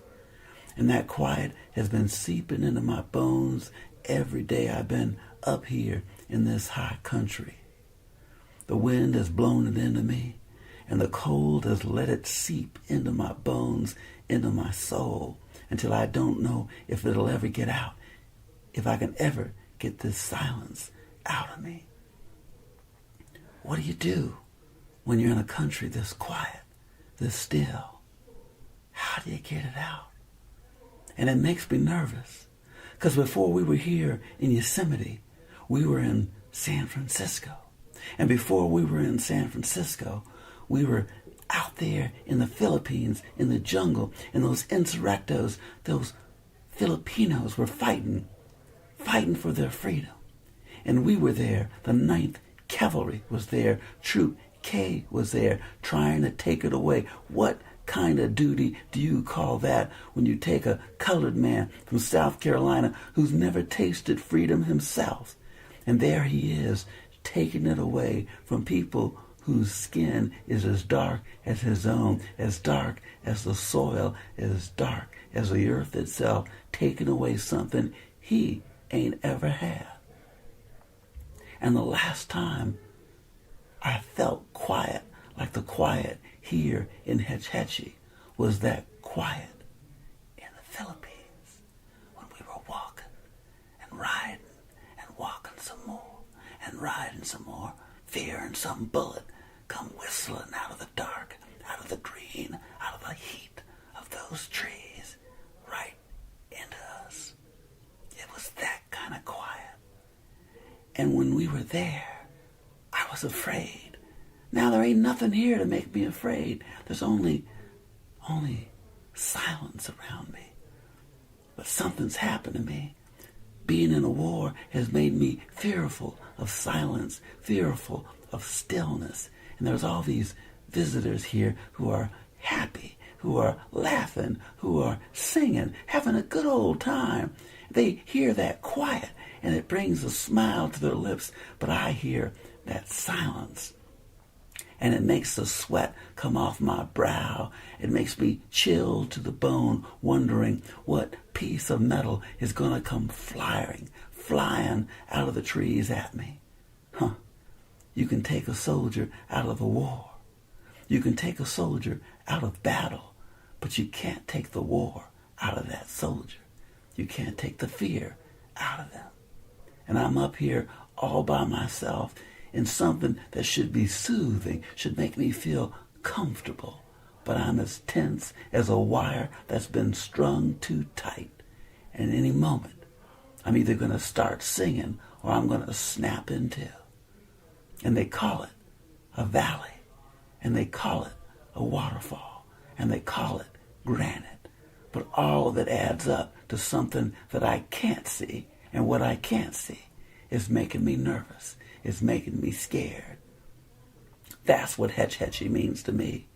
A place so quiet it reflects what you've been through and what's been through you. And any moment there's a bullet about to come, about to end all your days and all your nights. And the last thing that you're going to remember is the sound of that waterfall spilling over the edge of the world. The sound of your own breathing. The sound of something that's been not in this world for months, but is in my mind for the rest of my life. And it mingles with the spray of Wapama Falls. It mingles with the light of Kalana Rock. How do I write that down into this ledger here on this table? How do I write down the feeling I had a day, a long time ago, a day that I thought was forgotten, but all it needed was a key to open it up. And that key is the silence in this wind, in this stillness, in this place called Hetch Hetchy.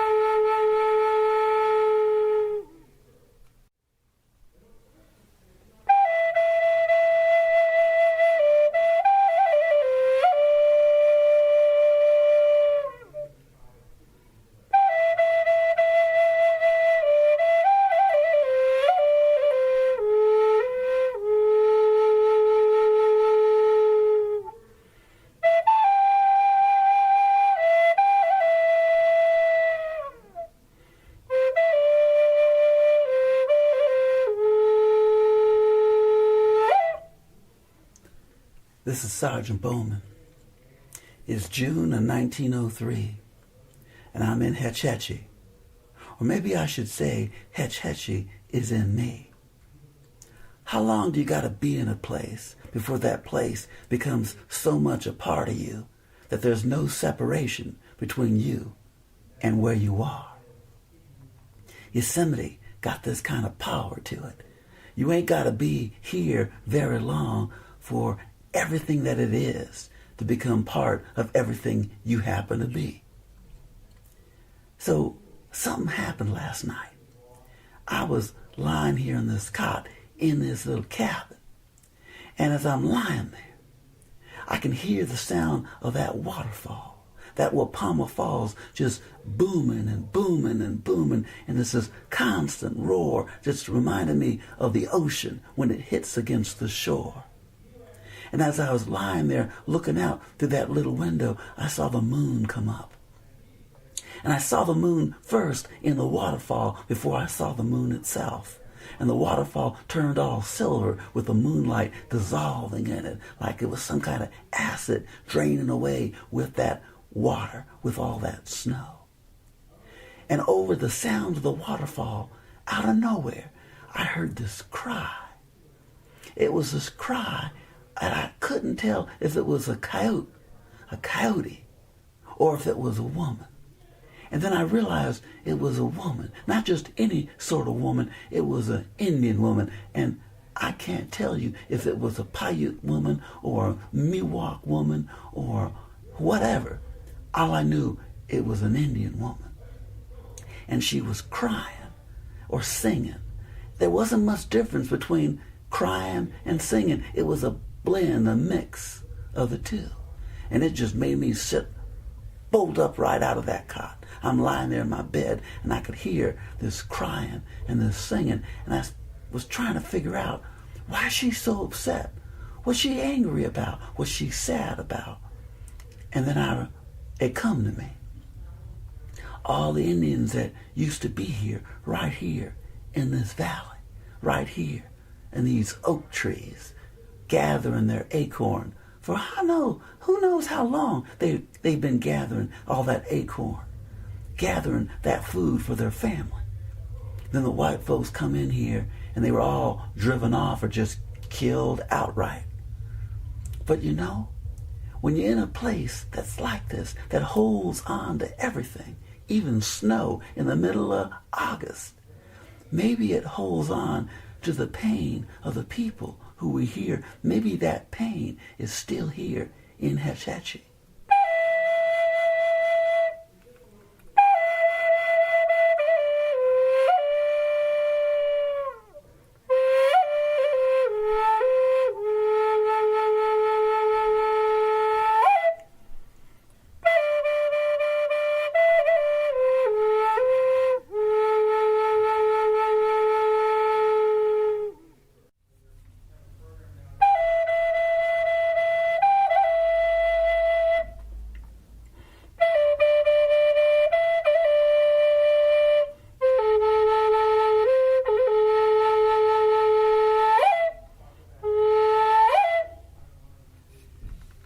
How you doing?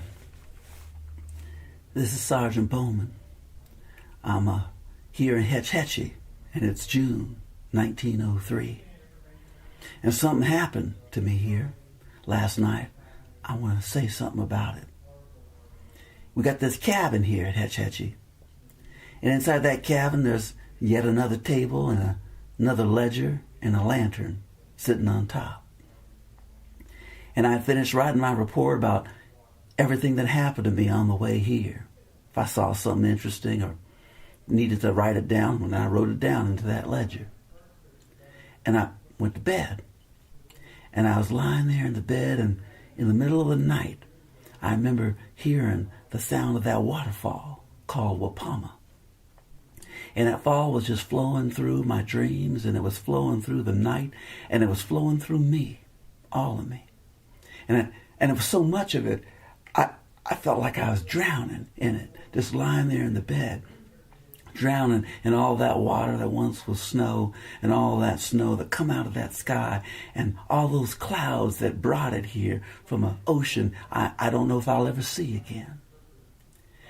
And then in the middle of all that, I heard this cry, this high cry, and I couldn't tell if it was a woman or if it was a coyote, but this cry came out of nowhere, riding above the sound of all that water, all that thunder, shaking the ground and shaking me. And I was listening to it, and I seemed to understand what was being spoken. I seemed to understand that it was a woman, and it was an Indian woman. I don't know, couldn't tell if it was Paiute or Miwok or Mono. I couldn't tell, but it was an Indian woman. The part of me that's Indian could tell that clearly. And I remember thinking, when I heard that cry, of all the things that have happened to these Indians that got around here from the gold rush on, all the killing that took place here, and all the suffering that took place here, all the pain that took place here. How can there be so much pain in a place so beautiful as Yosemite? You'd think that nothing was ever hurt in a place that got so much beauty in it. It's busting at the seams with so much beauty, and sometimes the rock give way to the sound of what it's feeling deep inside. Well, that was, I think, was in that sound, in that cry that I heard, that made me sit bolt upright in my bed to hear that woman or that animal, whatever it was, cry out in the night. And it got down into me as well. And there was a part of me that heard and understood what was being said. And it said this: we may not be here in the numbers we once were, but that don't mean we're gone. You may not see us, but we're here. You may not touch us, but we'll touch you. You will never forget that this land belongs to us, and we are part of it. Something like that. I could feel that what was being said.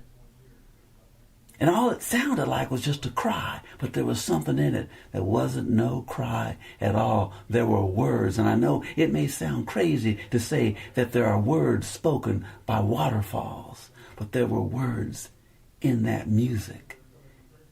And those words were meant for me to be hearing it in my sleep.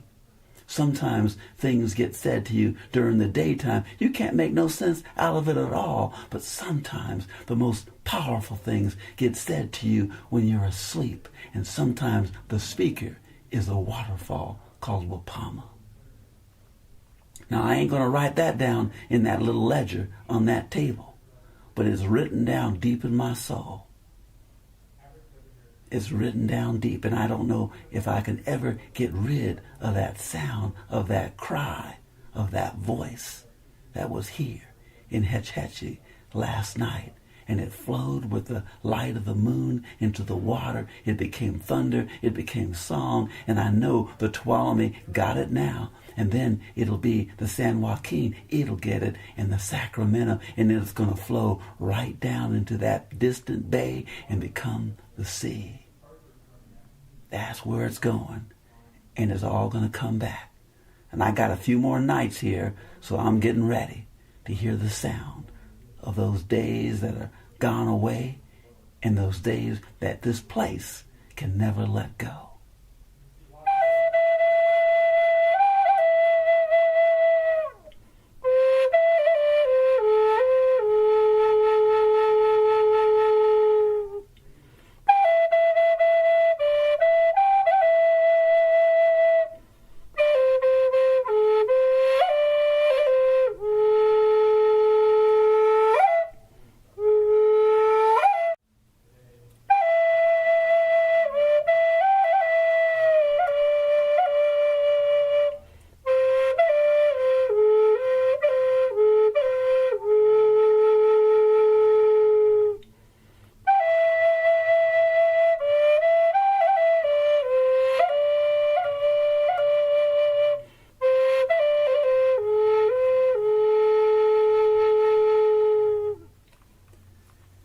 This is Sergeant Bowman, Troop K, 9th Cavalry.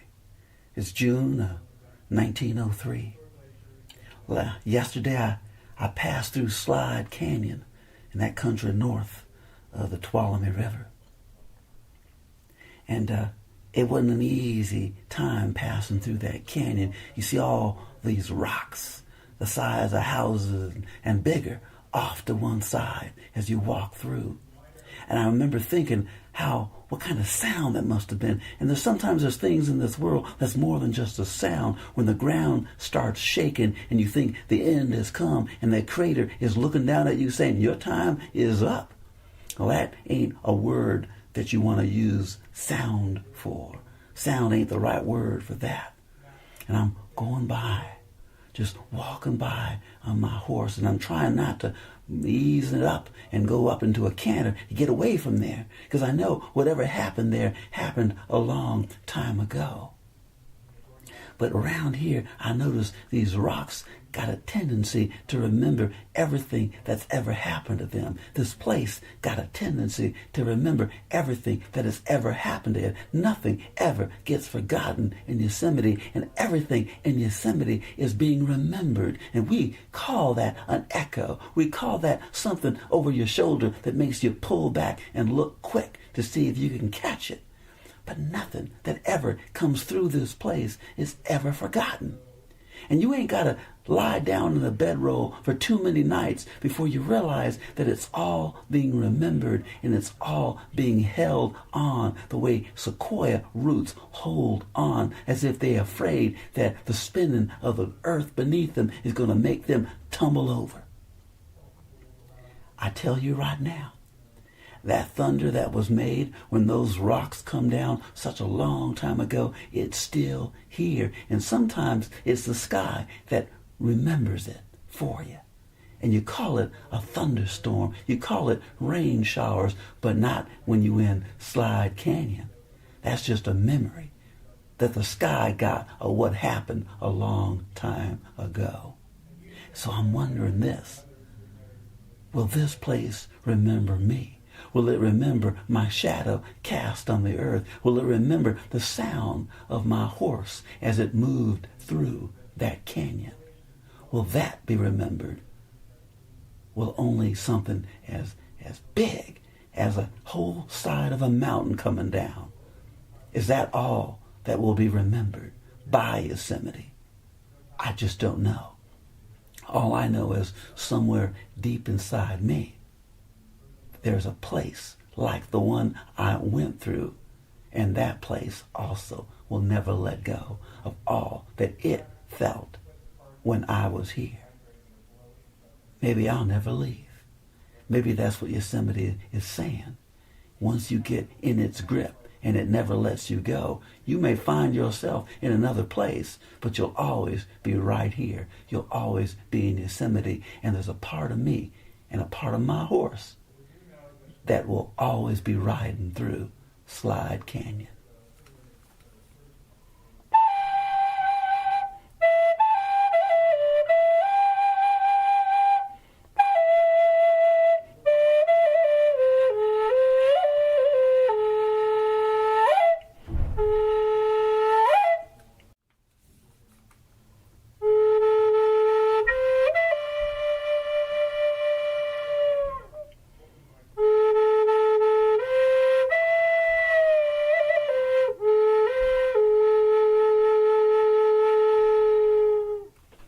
How you doing?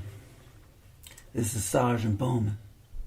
It's July 1903, and I'm getting pretty close to Glenallen. I'm just riding along, looking forward to getting off this horse. But sometimes you can be in one place, but your mind is in another. Earlier today, when the sun come up, I was right there near Shepherd Crest, getting close to McCabe Lake. And I saw that first light of the day hit that rim of a rock, that rock rim, that granite edge to the sky. And it just seemed to catch on fire. And it was so quiet. I don't know what to make of the quiet they got round here. It's the sort of quiet you hear in a church during a funeral. Or it's the sort of quiet you hear before a baby takes its first breath after it'd been born. It's that kind of quiet. I don't know what to make of it. And in the middle of all that quiet, which can make you uncomfortable, can make you squirm on your horse as you're riding through and by, in the middle of all that quiet, something began to happen. I noticed that there were clouds forming above me, that there was a ceiling above the ceiling, a sky above the sky, and those clouds got thicker and darker, thicker and darker, and the air began to cool. And this may not seem like much to you, but in the summertime in Yosemite, sometimes hardly any rain fall at all, and sometimes way to the east along the crest, you can hear the sound of thunder. But in that thunder, beneath that thunder, rain starts to fall. And that rain gets louder and louder. Kind of funny to hear the sound of those drops falling to the ground. All those drops gathering from the sky, dropping to the ground here and there, here and yonder. And it's hitting my head and it's hitting my horse, and it's making the sweat all flow away. All that sweat of my body just falling with the rain to the ground, and the sound that it made hitting the ground. And the creaks that had been quiet got louder and louder. And then pretty soon all you could hear was the sound of water. All you could see was this slick shine on the rocks as the water was flowing. And it got louder and louder still. But all you could hear, all you could feel was the sound of all that water rushing past you. Till pretty soon you were walking through it and the horse was slipping a bit on it. Pull back on the reins. Don't go down this steep trail with all that water. And then it just got quieter again. And a little bit of light came through, down a gap in those clouds. And then pretty soon the wind picked up. And then all of a sudden, you couldn't hear it. You couldn't smell it. The rain went away just like that. And the sun came out strong. And I could feel it on my back. And all of a sudden, it stopped. And there wasn't no rain no more. And all that water started to dry it off. And it was just like it had never happened. That's Yosemite. 1 minute, it's one thing. And the next minute, it's changed. I don't know if I'll ever get used to this. I don't know if I can. Boy, but it was something when it was happening. You know, you can't daydream when you're here. When you're here, you got to be fully here. And that's what Yosemite teaches you. Always be where you are right now. Because if you don't, you'll lose it. You'll lose it.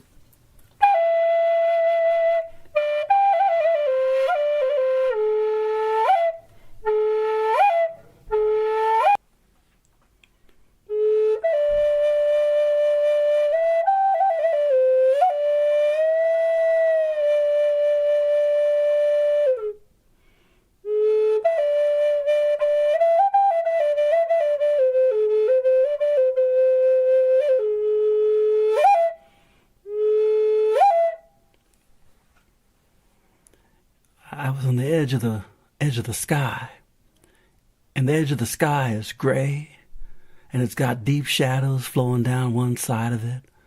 And up near the top part of that edge, you can see the white of snow, even in August.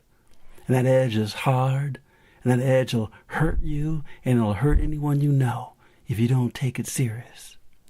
And near that edge called the Sierra Nevada, down below in those shadows, I was wandering through on patrol.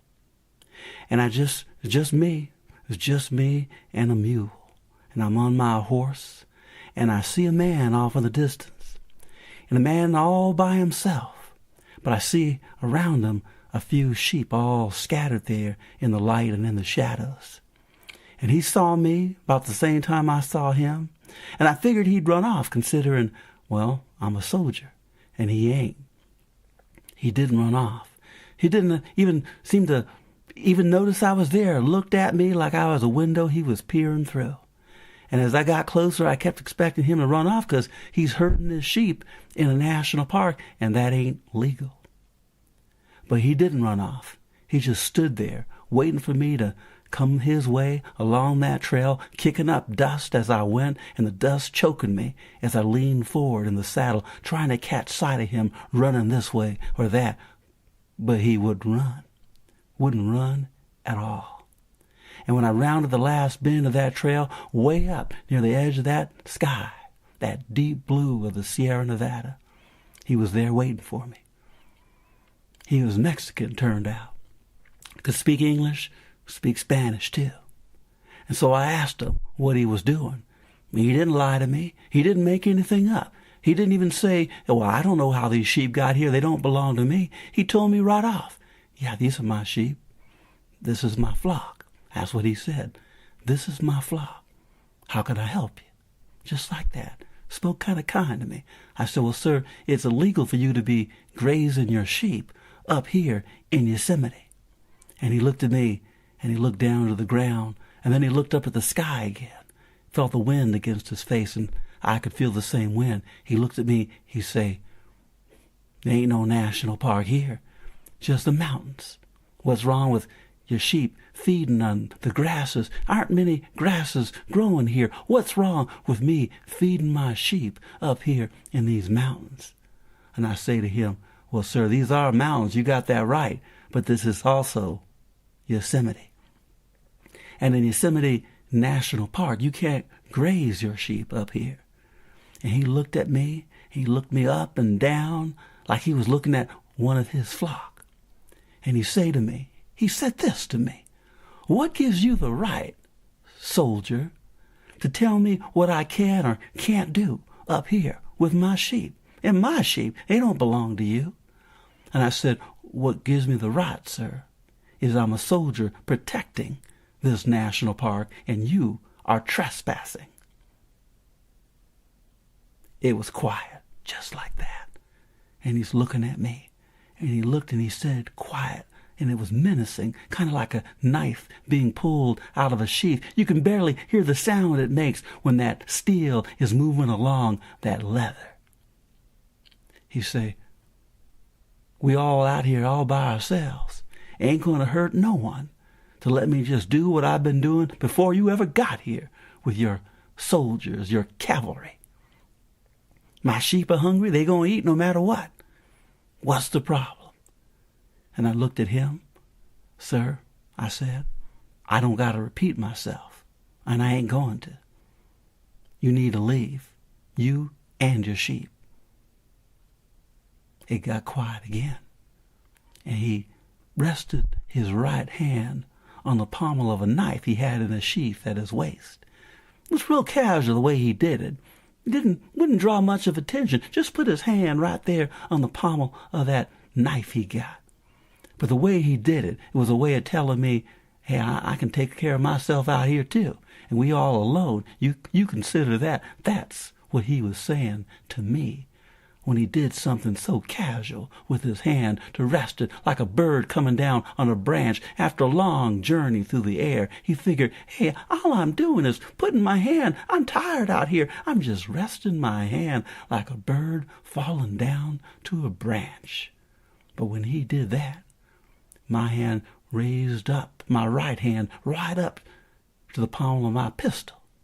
And I think he saw that too. And it got quiet. And we each was checking the other one out, seeing who was determined to get his way. And finally I said to him, "Look, sir, it don't got to come to this at all. It ain't worth it. It ain't you losing all the people you got, if you come to that. And it ain't worth me going to all this trouble when there ain't no one around, no officer anywhere in view to tell me if I'm doing the right thing or if I'm doing the wrong thing. Sometimes in life, you don't know which is which, so no one's going to know anything about what we're doing, but I have to do my job. And that means you need to move your sheep now." And the wind come up, and it was the coldest wind I'd ever felt. And it was blowing right through me like it was a knife going right through me. Knife that had been sitting in snow or fallen into a creek way up here beyond the edge of the sky. And that's the coldest kind of creek I can even think of. And he looked at me and he saw what I was willing to do. And I saw in his own eyes what he was not willing to do. And he just spat on the ground. And the spittle landed not too far from my foot. I don't know if that was his aim or not. It didn't touch me, but it was close enough to make his point. He said, "I'll move my sheep, soldier," like that. And the way he said soldier was like something sour in his mouth, something that tasted bitter that he was trying to get out of his body any way he could. And he did, and he spat again on the ground. But while he did, his eyes were trained on me, like I was the thing he was trying to spit out of his mouth. I was the thing it was hard for him to swallow. And that was about it. I mean, he just started walking off and towards his sheep and calling to them And it's kind of funny seeing them kind of respond to that, man. But I guess they all knew each other. I guess they were all family. And he wanted to keep his family together. Because he knew if I had to, I would have broke up that family. I would have taken the sheep, me and my men, or me by myself, and I would have separated that man from everything he had to put food in his mouth to keep himself from being hungry the next day or the next. That's the kind of conversations we have out here in Yosemite. But all I could think of when he walked away and he saw me, he could feel that I was looking at him. All I could think of was that this man was just trying to make a living for himself. And I knew that someone like him could not graze his sheep down there in the Central Valley. This Mexican was pushed up here against the edge of the sky to graze his sheep. What fool would graze his sheep up in these mountains? There ain't enough grass to keep anything fed. I didn't feel good about taking something from someone who had so little. But I'm not paid to think about it.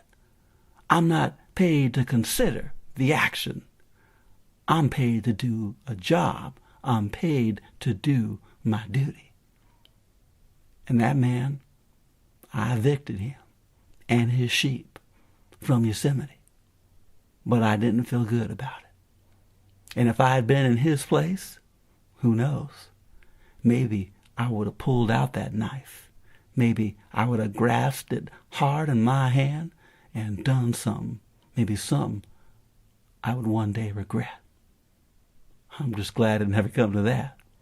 Otherwise, it wouldn't be me saying these words right here.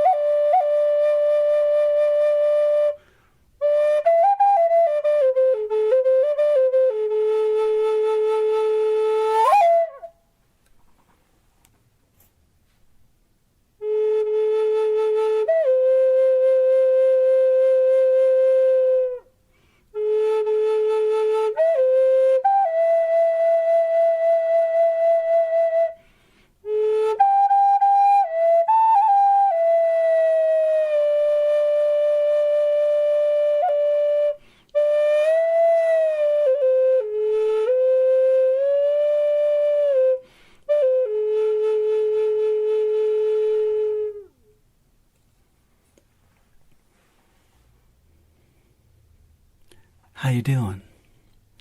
You know, I was just thinking, on such a fine day as today, with that blue of that sky so high up above, like a pool of water that got itself upside down, and you can feel a little bit of that mist coming down to you from the sky, which is like that pool that you want to jump into and cool off, but you can't. And ain't it funny how sometimes the things that you most want, you can't get to, you can't hold in your hand, let alone jump into, just to take the sweat off your body. You know, I'm thinking about how lonely it is up here in these mountains called the Range of Light.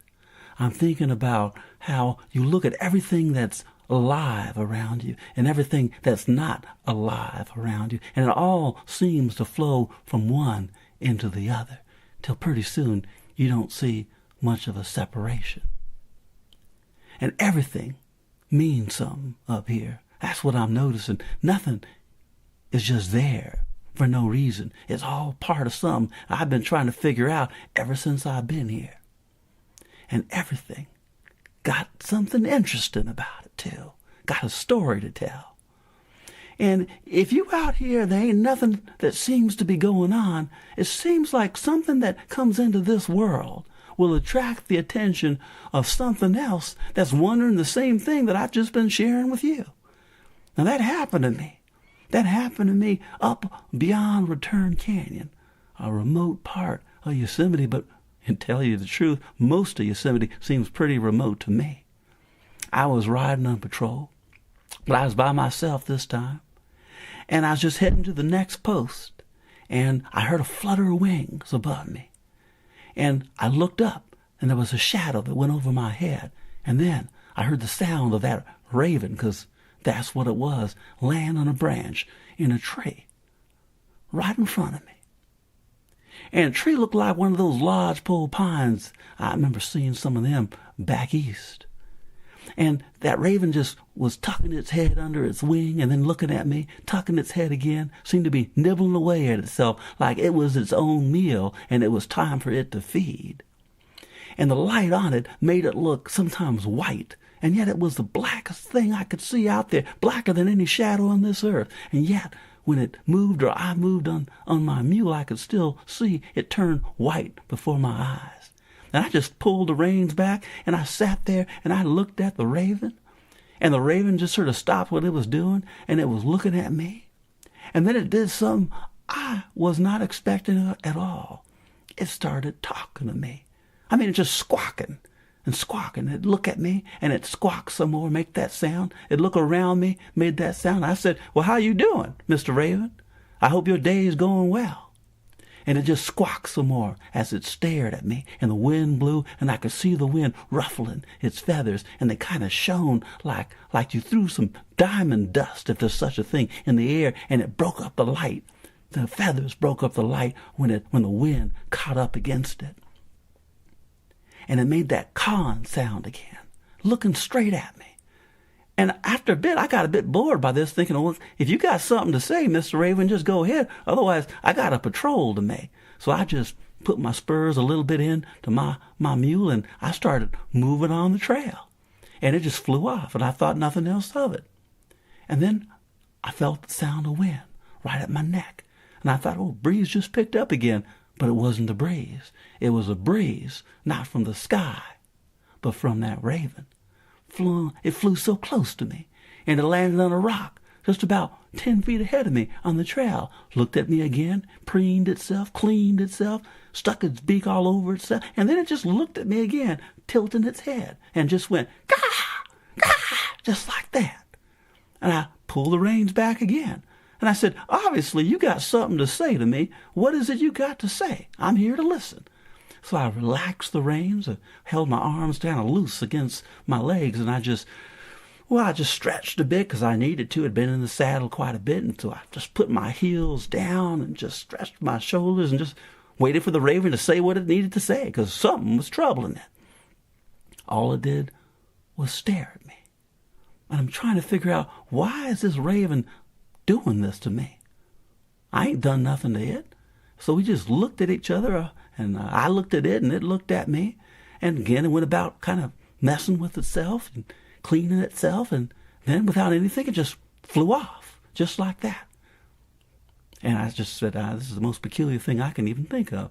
Never had the interest of a bird, a big animal like that, if you want to call it that, like this raven. So I rode on a little bit more.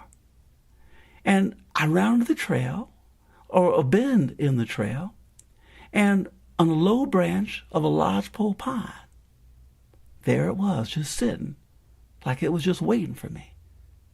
And I rode right up to it, and I was just going to ignore it this time, just going to kind of keep going and just pay attention to the trail ahead of me and the dust I'm kicking up. Pay no mind to that raven. And as I looked straight ahead, I heard it go, "Caw! Ah!" just like that. And I stopped.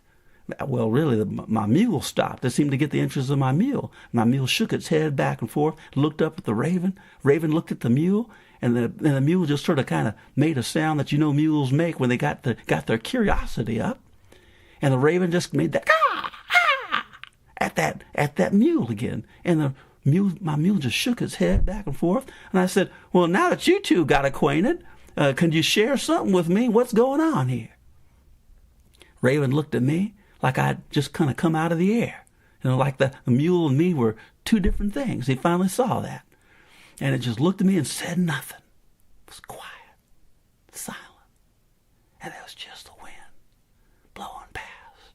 There was just me and my mule and that raven that seemed to find something fascinating about both me and my mule at that moment in this world. And then it just flew off again.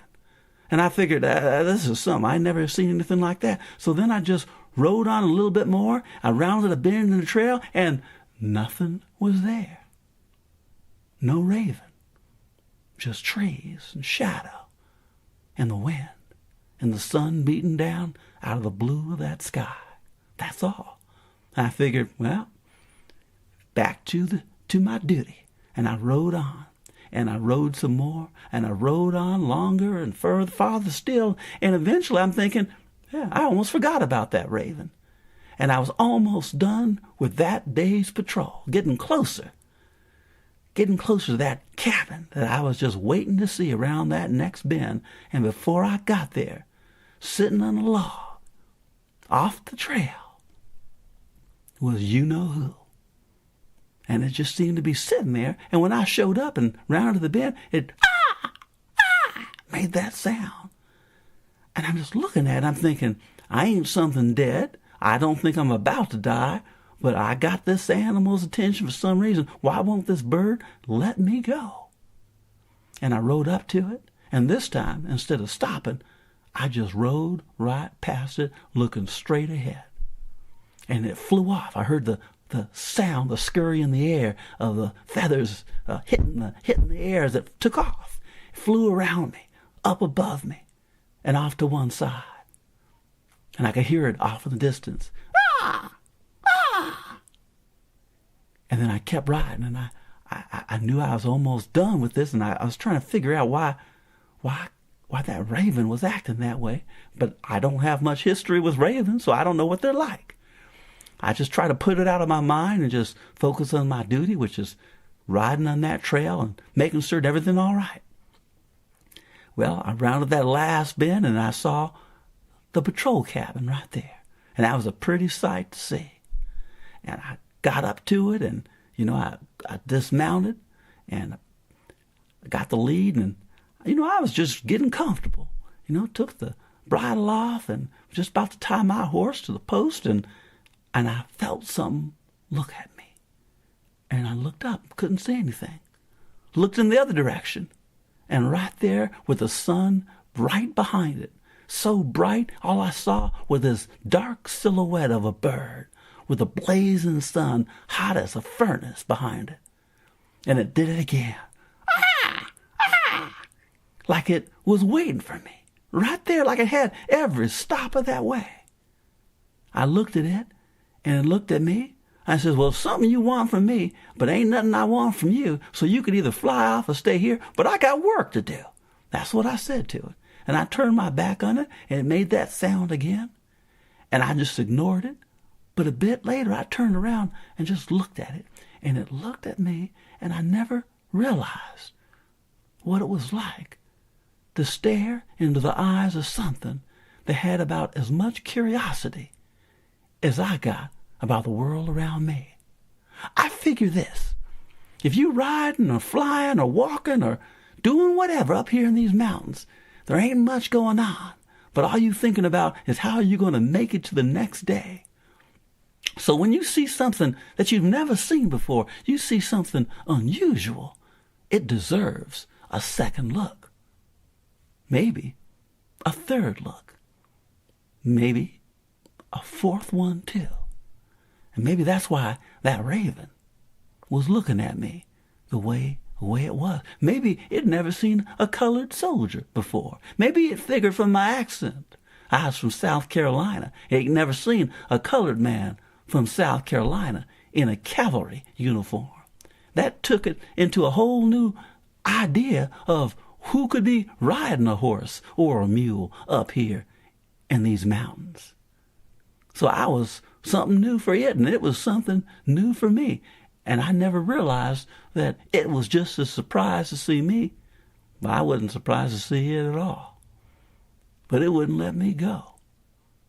That's just like Yosemite, Kind of flies over you, sits on a branch, squawks at you a bit, takes you in, see what you're like. Then it just flies off. But it keeps coming back to make certain you're still there. Because when something new enters the world, it deserves another look.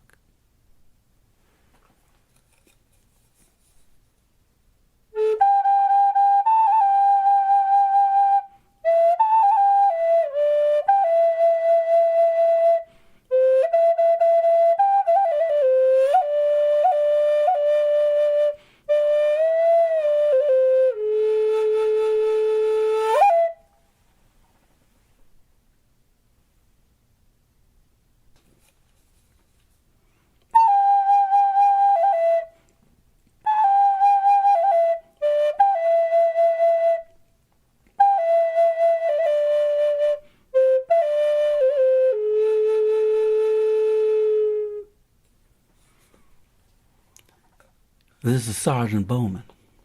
How you doing? I got a question for you. Do you remember the first time you ever saw the stars? Now, I don't know who you are out there listening to me. I don't know if we ever gonna meet. But for everyone out there, there's always that first time you see the stars and you feel them as much as you see them in the darkness of the night overhead. Usually, I say you a little boy or you little girl and you look up and you see the stars, but they don't mean much to you if you're too young. But at some point you realize there's something shining down upon me that's cold and so far away I can't even imagine what it would look like on a map. And I thought, given that I'm a grown man, I figured growing up in South Carolina, I would have been accustomed to the night. I got used to seeing the stars. So I got to tell you, I was taken back on my first night here in Yosemite in the spring of 1903.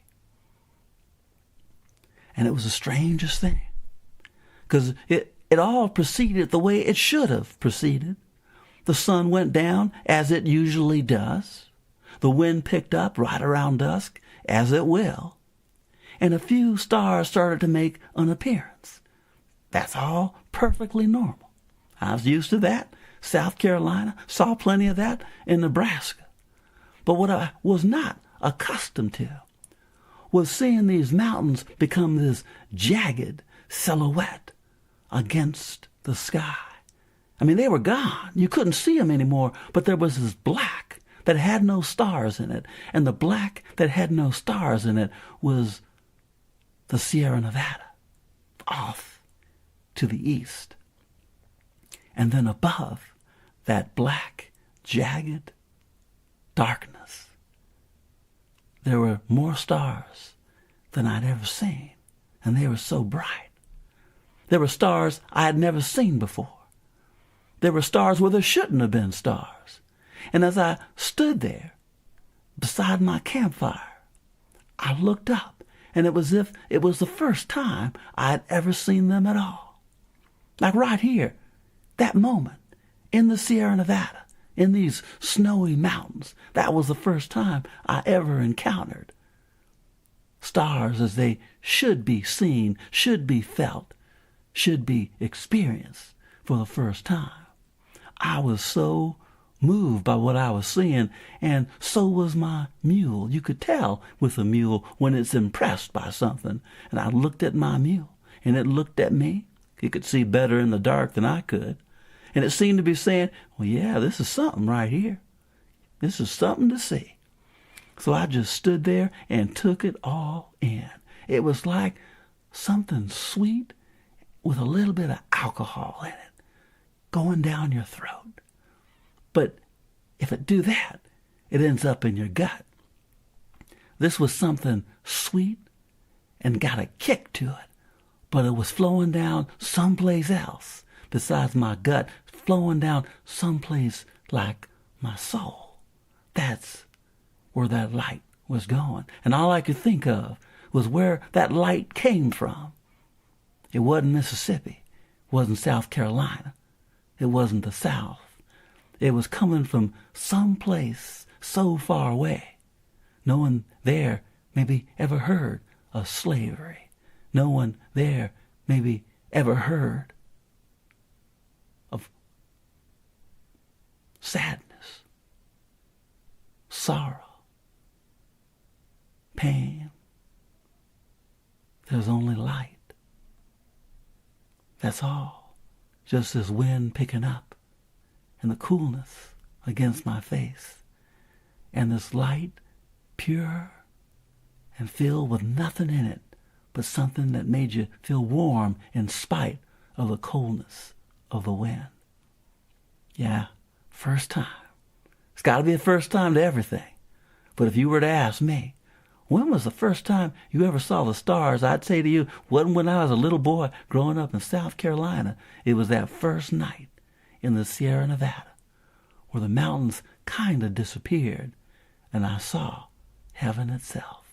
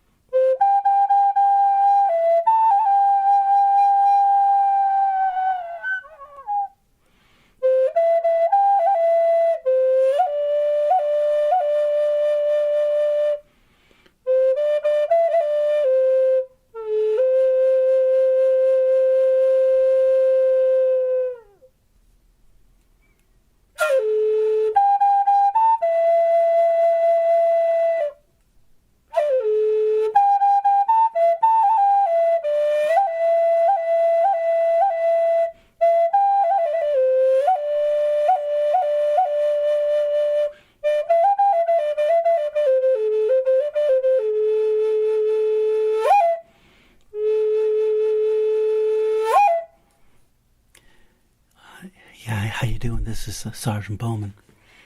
You know, I don't know if I have been out here in these mountains too long. I don't know if you can be out in the mountains too long.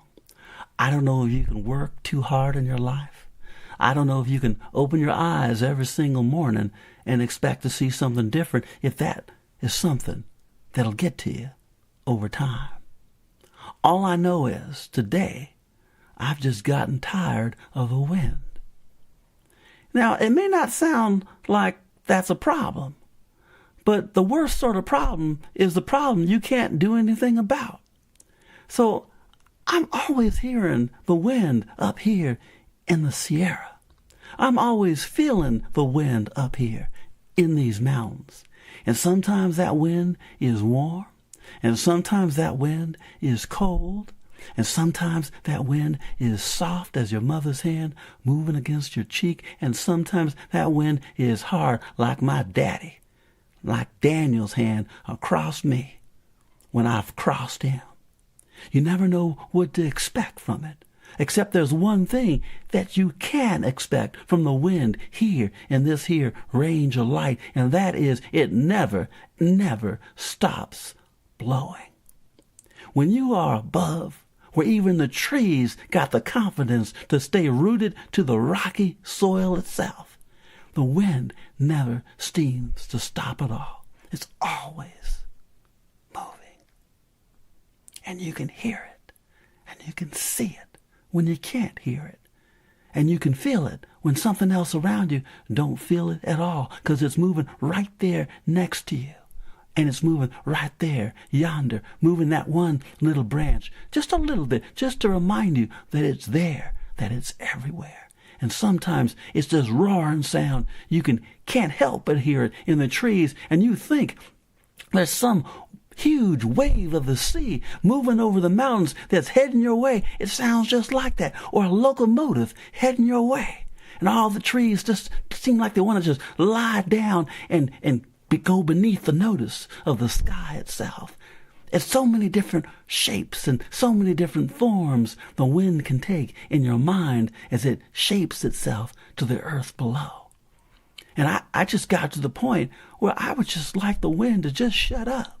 I like the wind to stop talking. I like the wind to stop singing. I like the wind to stop moaning. It's got so much to complain about, so much to sing about, so much is always on its mind. Does the wind have a mind? Is the wind just the air? Is it something else? I mean, I'm telling you, I've been out here too long to have a conversation with the wind. But it won't let me talk. I'm talking to you. But when I say something to the wind, it just grabs hold of every word spilling out of my mouth and takes it someplace else that I ain't never heard of. Maybe if you the wind in these mountains, maybe if you've tasted and touched everything alive and everything not alive, just the feel of that would always give you so much to share with everything else. Wind got plenty to talk about. And that's all it do up here is just talk and talk. But it sounds like whispers. And if you listen carefully, you can hear words in it. You can hear people in it. You can hear God in it. Sometimes it's great. It's wonderful to hear the words of God. I remember being in church when I was a little boy, and it was a wonderful thing, and I imagined I could hear God talking to me, Elise Bowman, talking to me. But when you're out in mountains that are too high to be respectable, and you hear the wind talking to you as if you were the only living thing on this earth, it can make you uncomfortable with what it got to say. Now, it'd be all right that when talking to angels, it'd be all right when talking to Creator. Talking to a bear, that's respectable. I can imagine that. But something as small as a man by himself, or with 2 or 3 other men by themselves on patrol at the edge of all of this? I don't know. Something in that can make you feel mighty low. And I've seen how some of these trees have been laid low by too much of that wind. And I'm wondering, how much of that breeze does it take to make a man fall down and never get back up? Oh yeah, I felt the wind up here, and it makes me a bit nervous.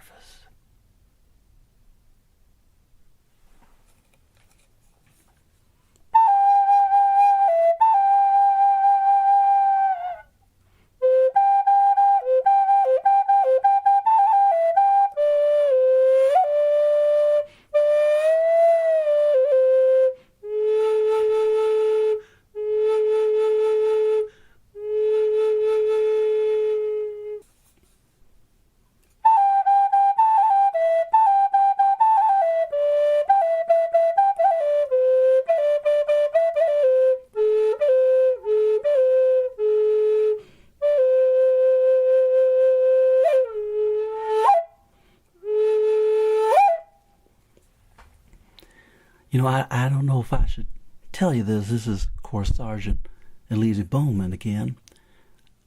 I don't know if I should say anything about this at all, because I figure you expect me to say something about being a soldier in Yosemite and what the patrols were like and how the people reacted to seeing colored soldiers for the first time, how they reacted to being told what they could or couldn't do if the man telling them what to do or not do looked like me. You know, a young man, a boy in their eyes, a boy from South Carolina.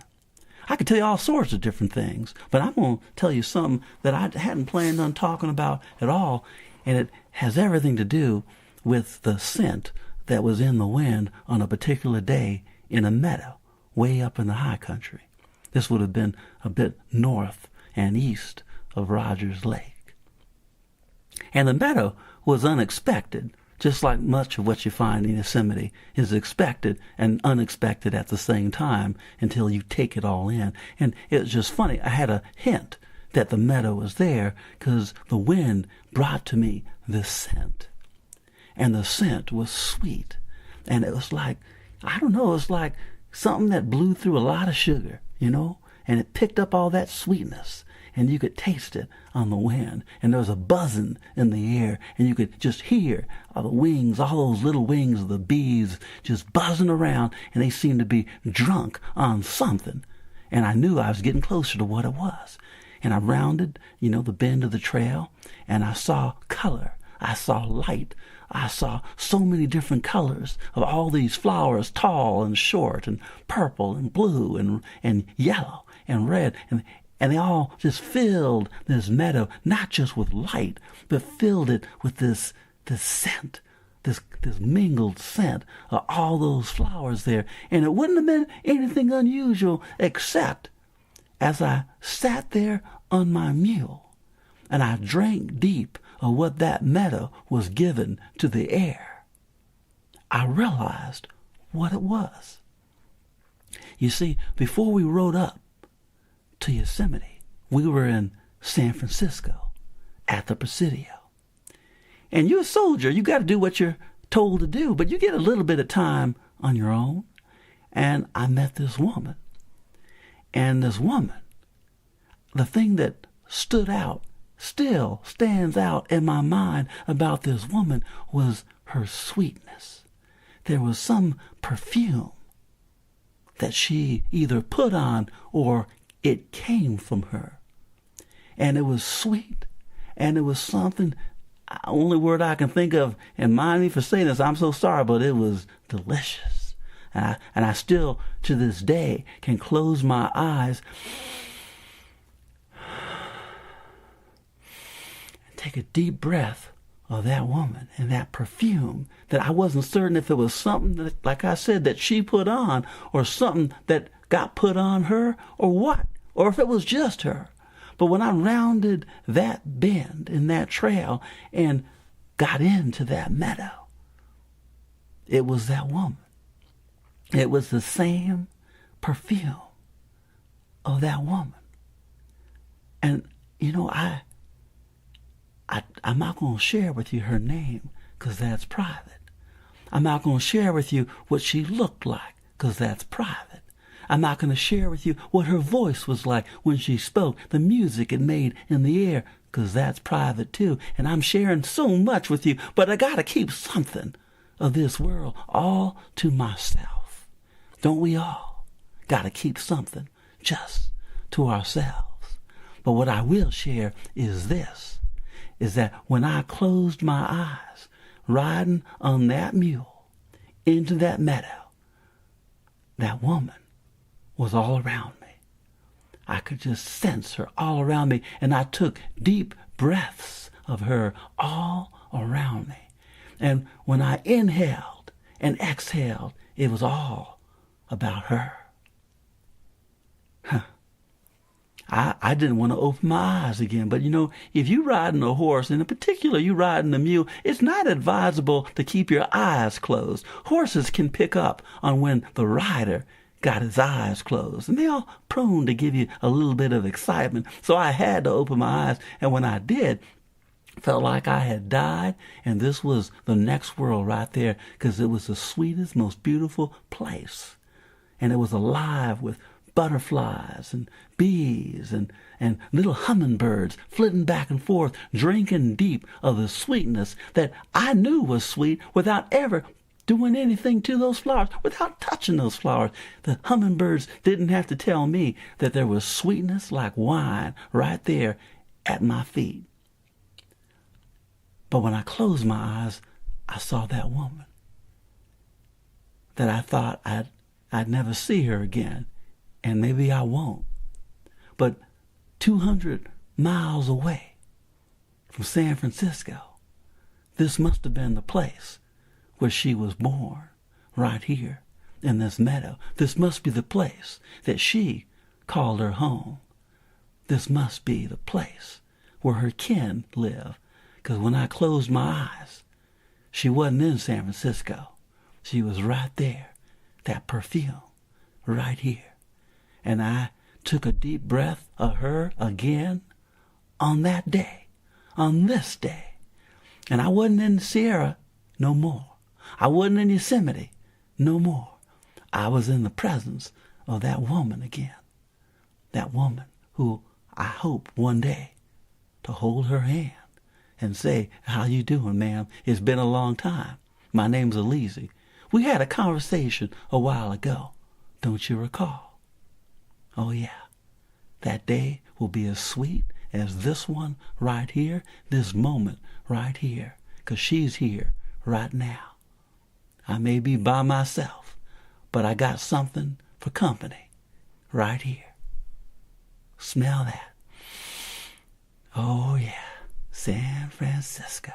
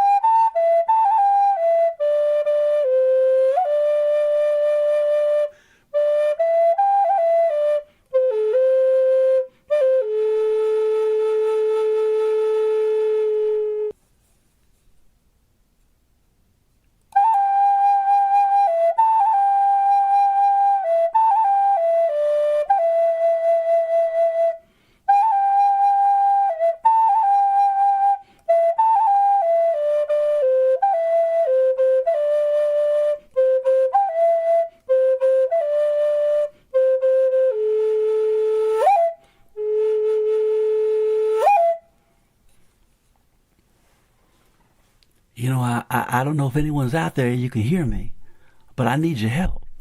You see, this is kind of embarrassing to say, but I don't quite know where I am.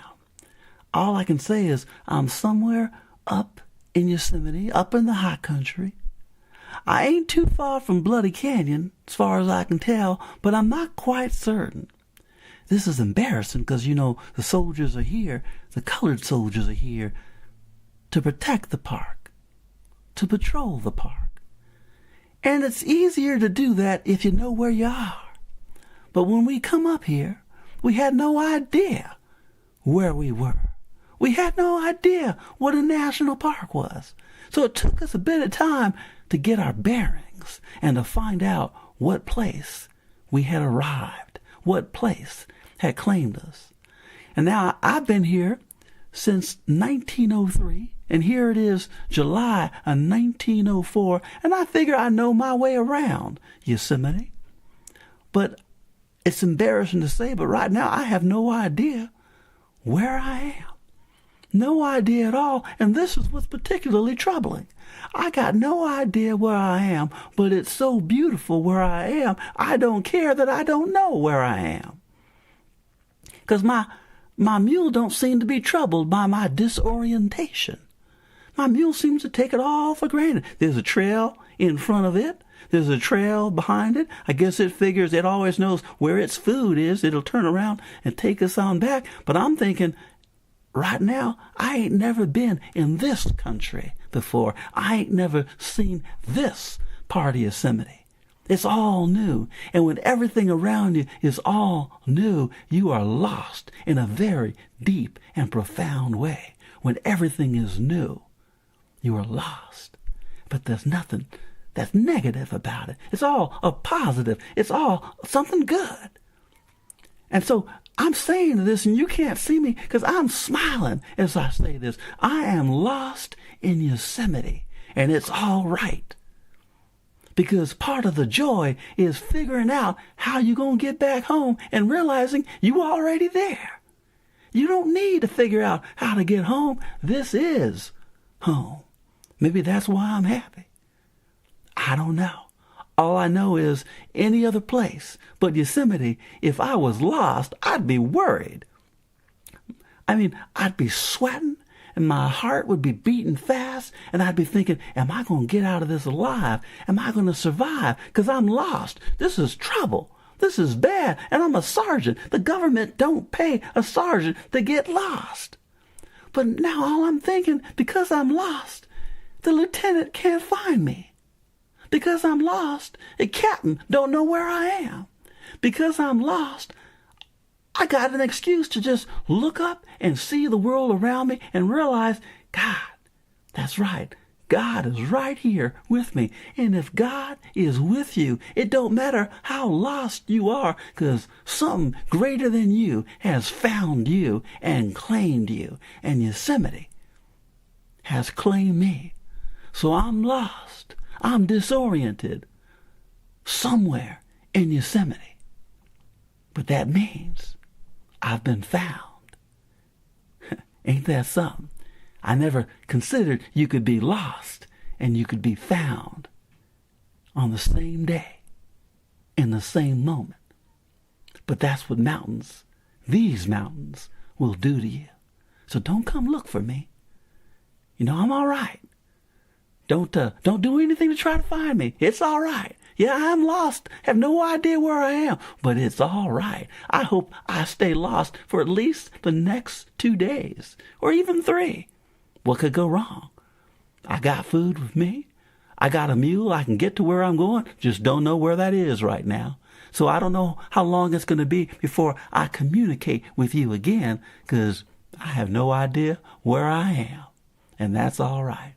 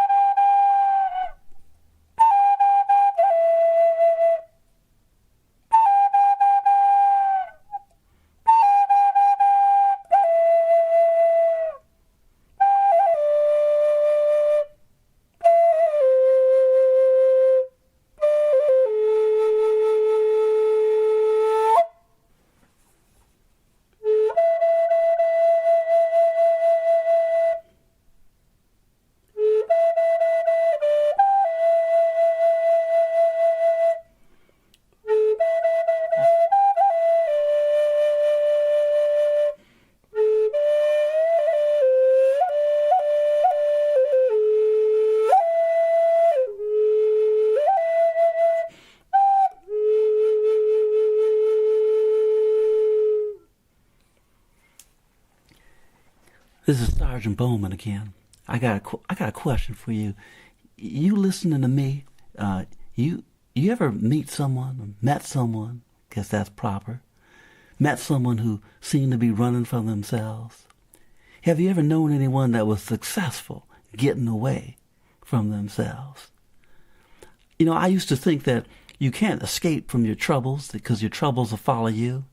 And when you're a cavalryman, you kind of figure out you better just go right in front of your trouble and just face it right down. Because you're a soldier. You don't back away. You just go right up to it and say, well, what problem you got with me? So you can't run away from anything that's bothering you, because it'll sneak up behind you in the dark, grab hold of you, and then you're in trouble for real then. Especially on horseback. I particularly like riding hard sometimes when the terrain will allow and my horse feels good about it too. There's nothing more liberating than riding hard at a canter, especially if the place you're cantering through looks and feels like heaven. I'm talking about Yosemite. And it seems kind of strange when you are doing it at the time, because the wind is trying to blow my hat off. The wind is against your face, and there's all that dust being kicked up and kind of pepper in your face. And you're thinking, why should anyone be moving so quickly through something so beautiful? Beautiful places are saying, slow down. I look too good for you to be riding this hard through me. Slow down so you can take me all in. It should be against the law to move too fast in Yosemite, in Sequoia, in the Sierra Nevada. But sometimes it's like drinking alcohol too fast, drinking whiskey too fast. There's this burn in your throat. There's this fire in your gut, and it gets in your eyes and in your mind. And at the time, it feel all right. It feel all right. I'm not saying do it. I'm just telling you what it feels like. It feels like cantering on your horse in Yosemite. And your horse's nostrils are flaring wide to drink the wind. And its heart is beating hard. And the sound, that sound of every hoof hitting the ground, hitting it again and again. And you leaning forward. And you're just relaxed, not tight at all. You're just relaxed, like you're almost sleeping on that horse, hands gripping those reins, but you're loose inside and you're just moving with the horse. And your body and the body of the horse become one. You and the horse are the same thing, tasting the wind. What's wrong with that? Nothing at all. And sometimes I feel when I'm cantering on my horse that all those problems I had in South Carolina, all those problems I had being a boy in South Carolina, all those problems are in the dust being kicked up by the hooves of my horse. And they far back, yelling at me, calling at me, telling me to stop, telling me to slow down. But I'm gaining the distance, getting away, getting clear of all those troubles. Wouldn't you want to get clear of all your troubles? All you got to do is get a fast horse and ride it hard through paradise. And all those troubles, all that darkness falls away. All those shadows are just too tired to climb up this high in these mountains. And you free. Because that's what I'm talking about. I'm talking about being free. And that's what it feels like to ride a horse hard. In Yosemite, you're free. The horse is, and you are, and the wind itself. Nothing is bound to anything else. Everything around you is just flying.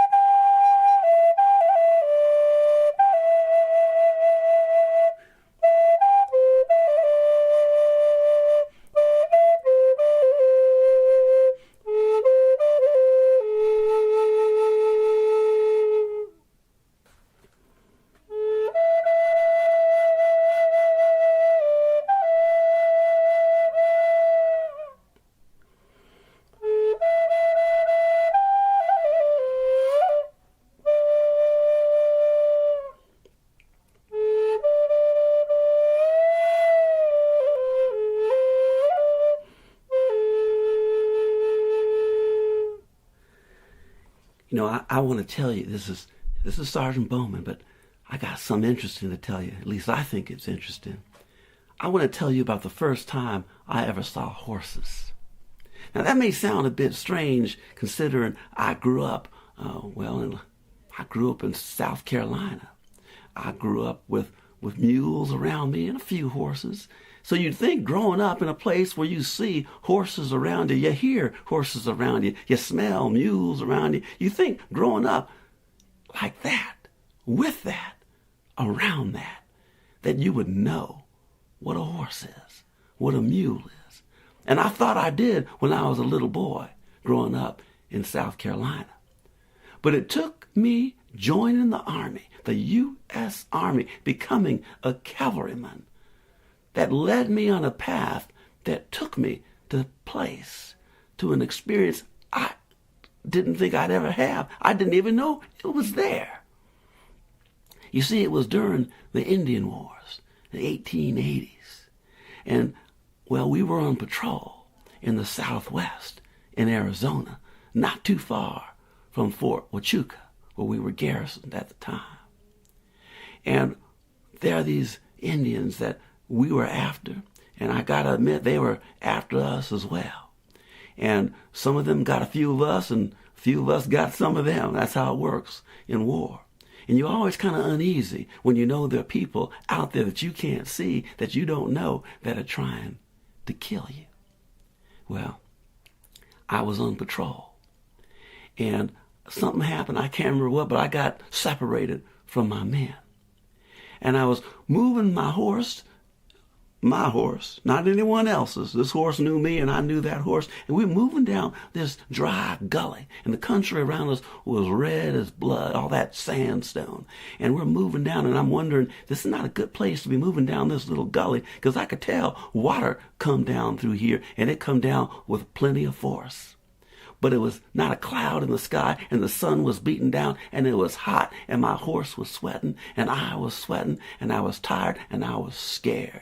And being scared is a good thing to be when you're in a war, because you're awake when you're scared, and you're looking, and you're listening, and you're watching to see if something that you don't expect to be there is going to be there.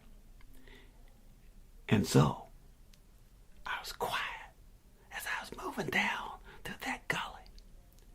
And I thought a shot was going to ring out, and I heard something above me, out of that gully, up over a ridge.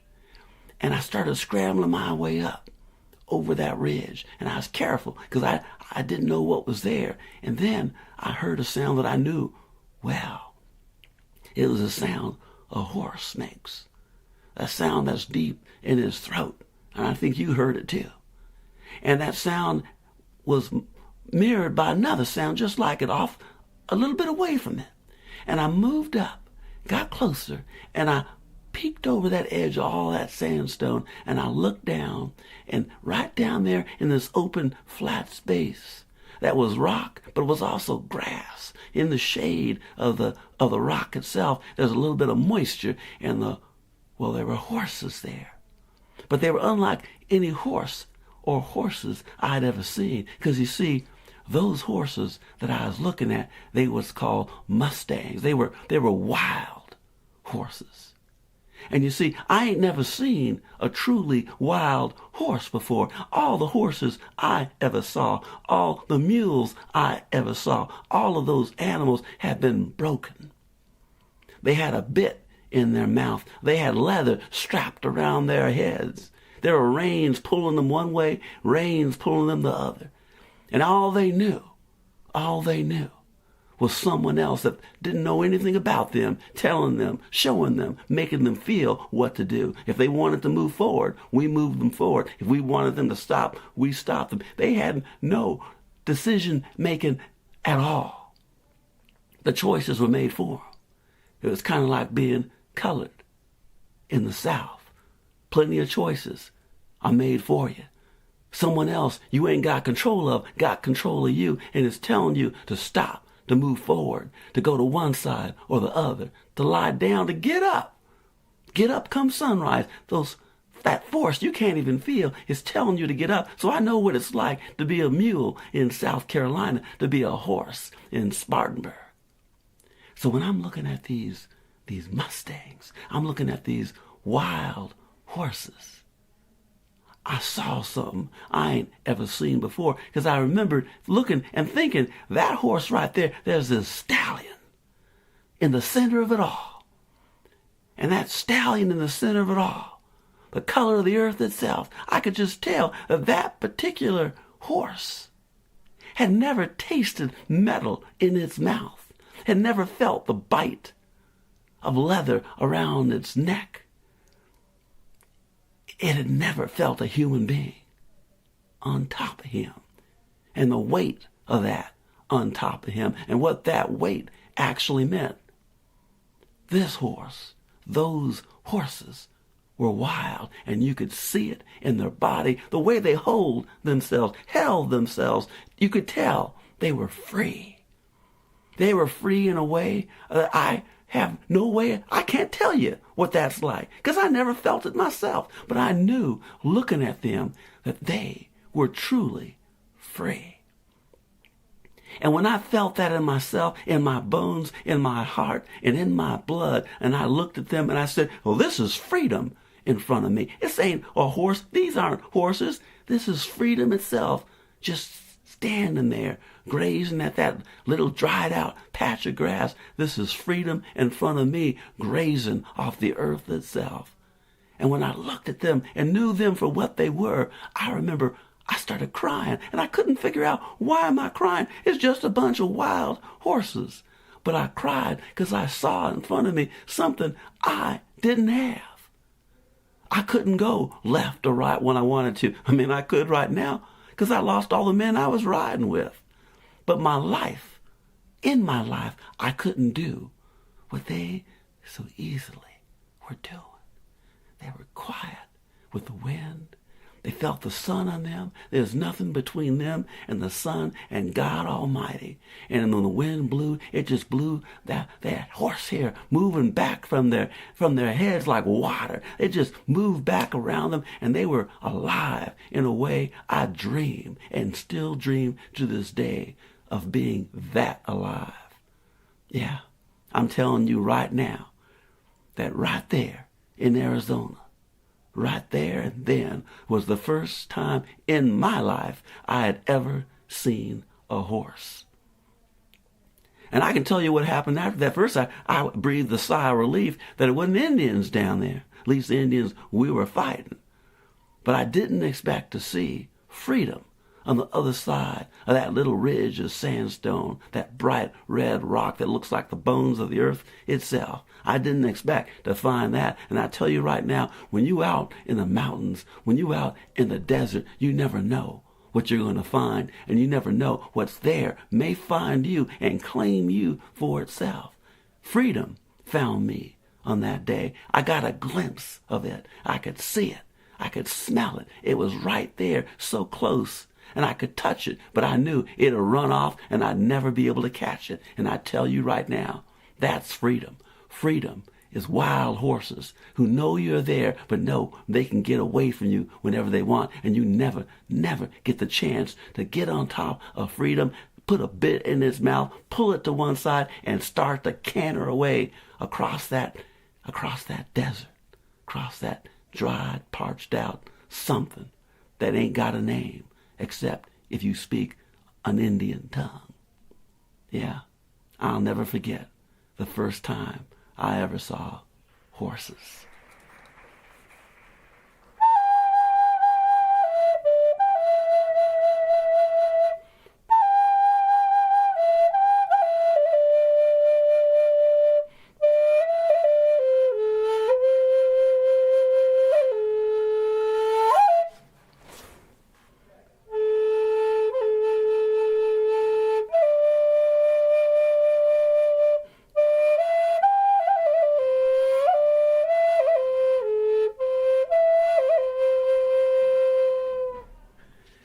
How you doing? This is Sergeant Bowman. You know, I've talked quite a bit, but sometimes you can talk a lot and not say the thing you need to say. I've been talking to you about being here in Yosemite. When I found out that, Yosemite is something new. It's something different. It's a national park. I didn't really know what that was until we got here. And in my mind, a national park is something so pretty you want to put it in your pocket. You want to take it home with you. But taking any bit of Yosemite home with you is illegal. And that's what the job was for the 9th Cavalry in Yosemite, beginning in 2003, but also this year right now, 1904, to keep people from taking pieces of Yosemite away. Now, you think you can't take granite away. You think you can't take a piece of Half Dome and put it in your saddle and just ride off with it. But folks got that in their mind. And sometimes little things add up to something much bigger. Little pieces of things add up to something much greater. So you got to make certain that the whole idea of national parks, because it was an idea before it ever became something real in this world, you want to make certain the idea of national parks don't get carried off like dust gets carried off by the wind, or leaves in the fall get blown away and never come around again. So that is the job. So we had our headquarters down at Camp A.E. Wood near the South Fork of the Merced. Sounds something special, but it wasn't really. Just a bunch of tents and a few buildings here and there. That's about all there was to it. It's in that area that's pretty quiet called Wawona. And that was the headquarters. So that's where Captain Nance was. He was right there. But we had the job of going away from that Camp A.E. Wood out into the wild, out into the mountains, out to where there weren't very many people. And when there aren't very many people around you, you feel you have the freedom to do whatever you want. And a lot of folks felt that they could still do that even after Yosemite became a national park. Because they had all these people in Mariposa County who were used to, who were accustomed to, who felt right to come into the mountains and shoot the deer. They call them mule deer around here. They shoot the deer for food.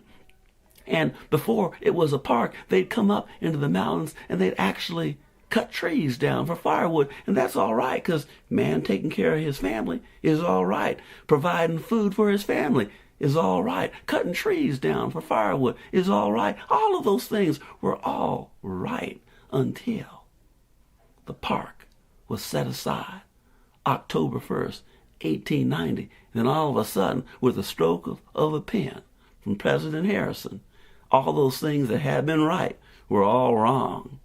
And it was just our luck, Troop K's luck, 9th Cavalry luck, to show up in Yosemite and have to tell all those people that what they've been brought up to believe was right was now wrong. Now that ain't easy duty, to tell someone who feels they in their rights, to tell them they all wrong.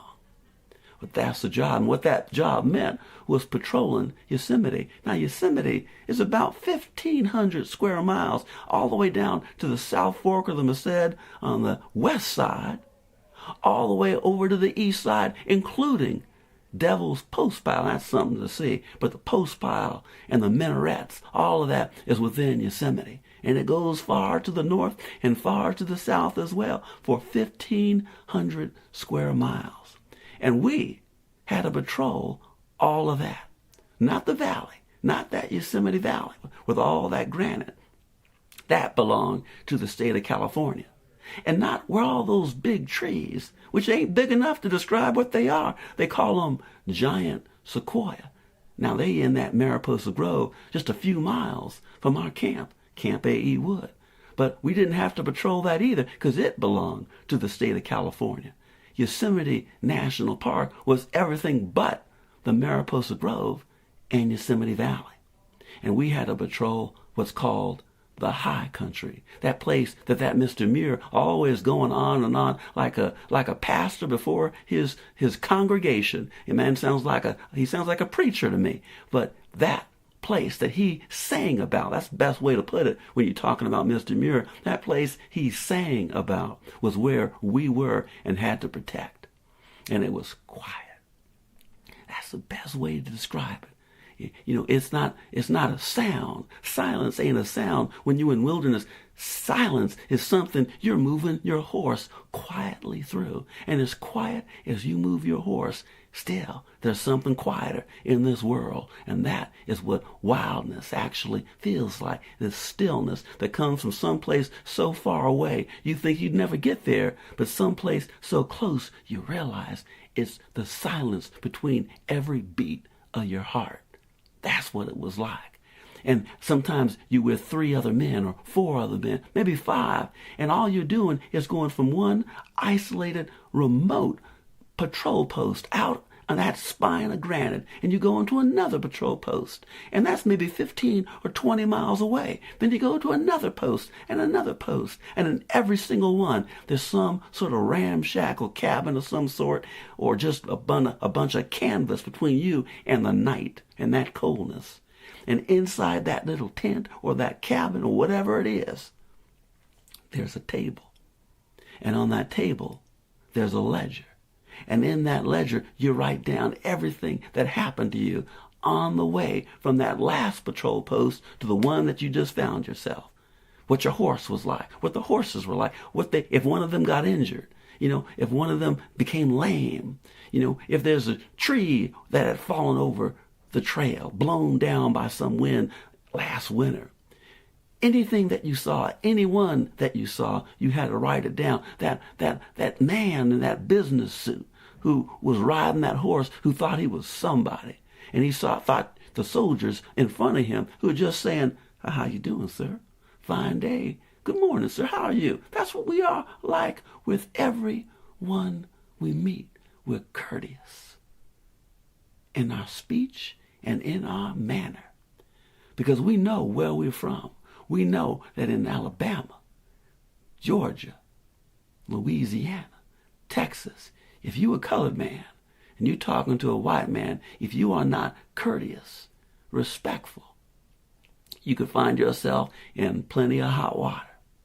So even though we're soldiers, even though we're 9th Cavalry, we also have to know and remember who we are and where we are and the world that's around us. But that don't mean we get out of doing our job.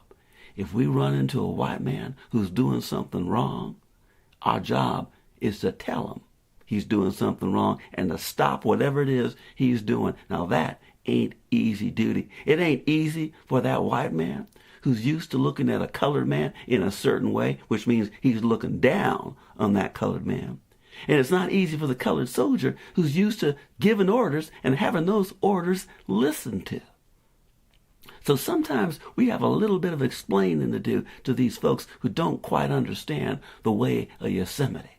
And the way of Yosemite is that there are colored soldiers here, and we are the ones enforcing the rules and regulations. And our officers are white, except for that Captain Young down there in Sequoia last year. But the officers in general are white.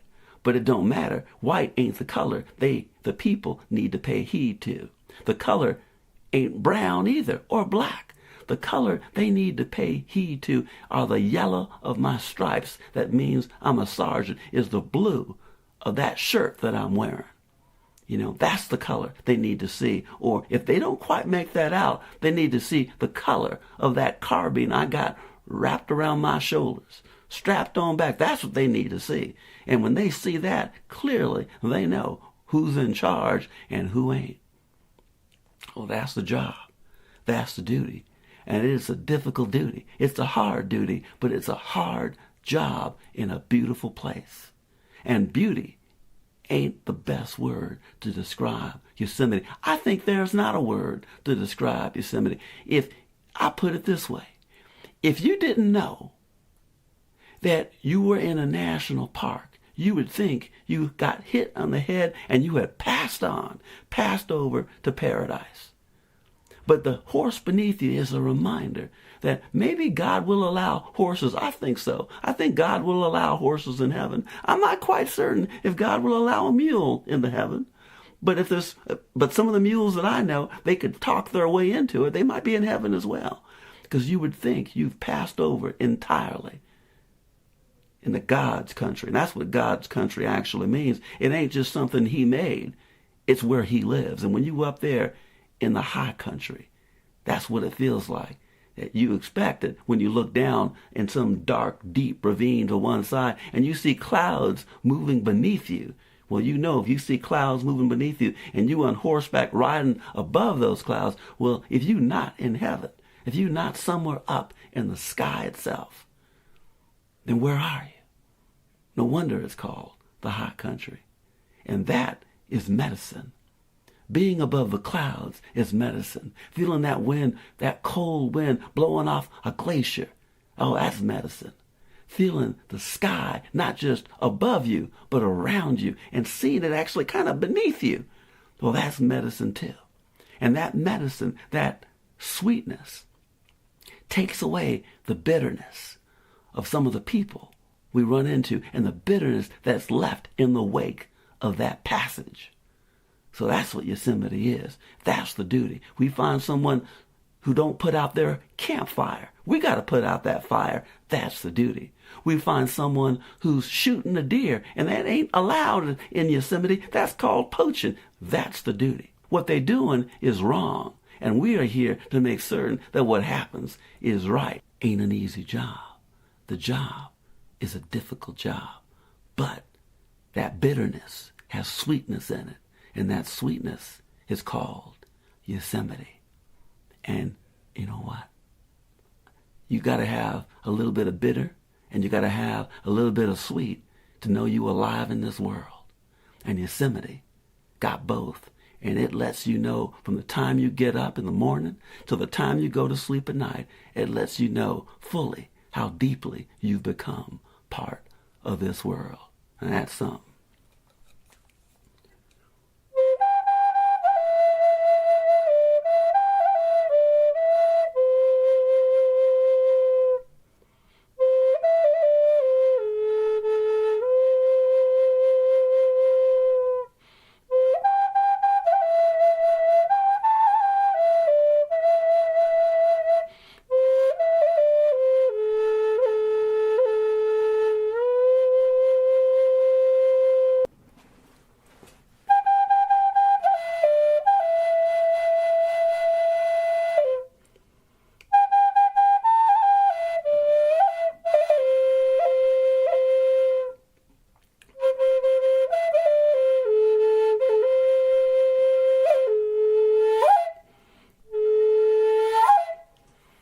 This is Sergeant Elise Bowman again. You know, sometimes I get kind of tired of talking about myself. I find myself an interesting person to talk about.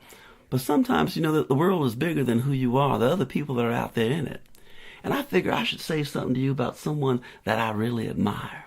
I don't know him very well because he's an officer. And if you're an enlisted man, even if you're a sergeant, a non-commissioned officer, you only can know an officer so well. There's this kind of there's a space between you as an enlisted man and the officers under which you serve.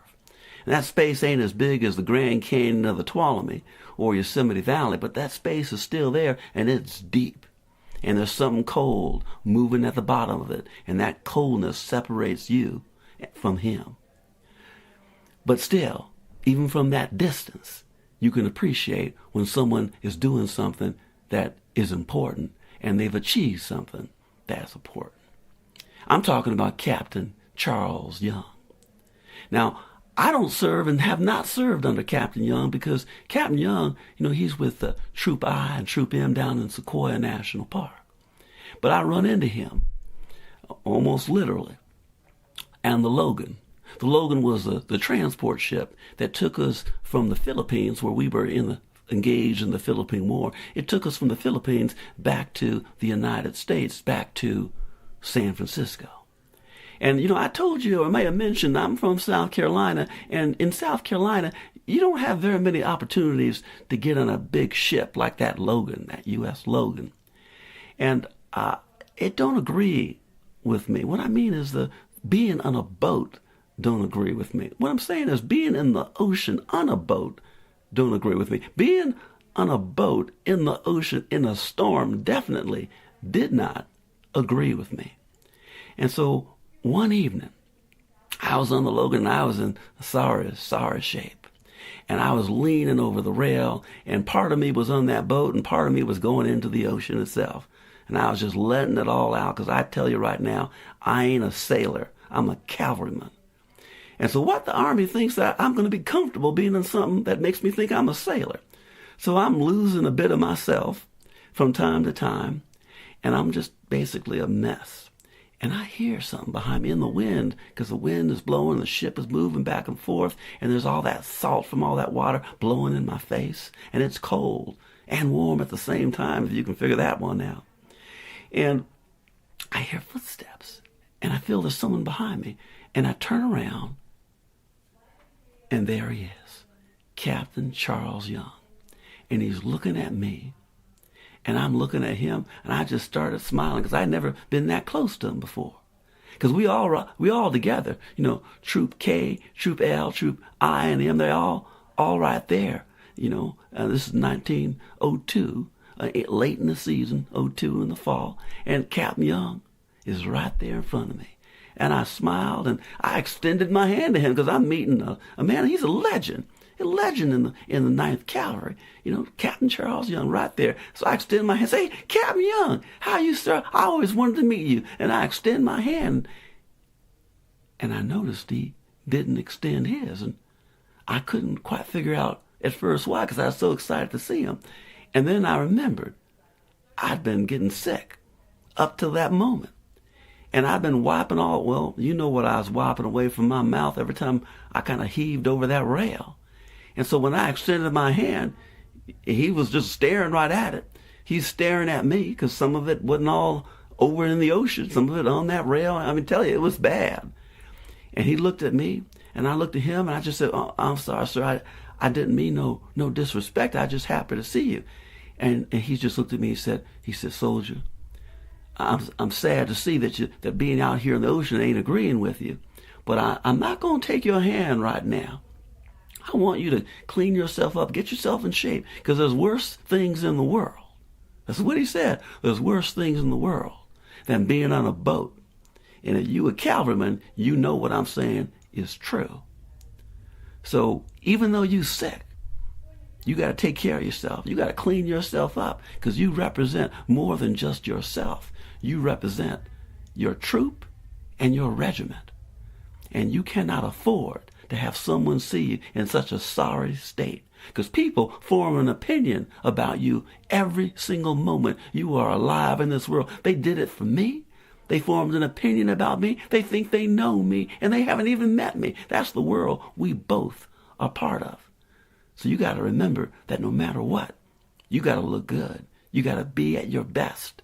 Do your best. This is what he was saying to me. And I'm sick. But he's saying to me that I could not afford to be ill. I could not afford to be a mess, because the world would judge me, would form an opinion of me. And that opinion would last for the rest of their lives. So he was saying to me that I had an opportunity to change people's minds, to change the minds of a lot of those white folk who look down on us. I have the opportunity for them to see me truly and to look up at me. That's right. You think that wouldn't happen, looking up at a soldier, looking up at a cavalryman. But if you are 9th Cavalry, 10th Cavalry, and you on that horse, white folks ain't got no choice, if they walking, but to look up at you. And you look down on them, but you look down with respect, and maybe they look up at you in the same way. That is what Captain Young was saying to me, that every moment is an opportunity to change someone's opinion, to challenge someone's opinion, and you got to be up for that job 24 hours a day, 7 days a week. You got to be up for that job, because it ain't just you who could be a victim if you're not at your best.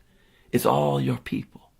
And he told me, he said, "Son, that's who you representing. You're not just representing the 9th Cavalry. You're not just representing the United States Army. You're not just representing the government of the United States. Something even higher, something even better than all that. You are representing your people." Don't ever forget that. That's what he said. And he walked away from me, and it looked like the way that ship was pitching back and forth, and the deck was awash with all that ocean water didn't bother him at all. Like he was accustomed to having the earth moving around him, that he had no control over it, so that he just went with it, he just rolled with it, and that's why Captain Charles Young is Captain Charles Young.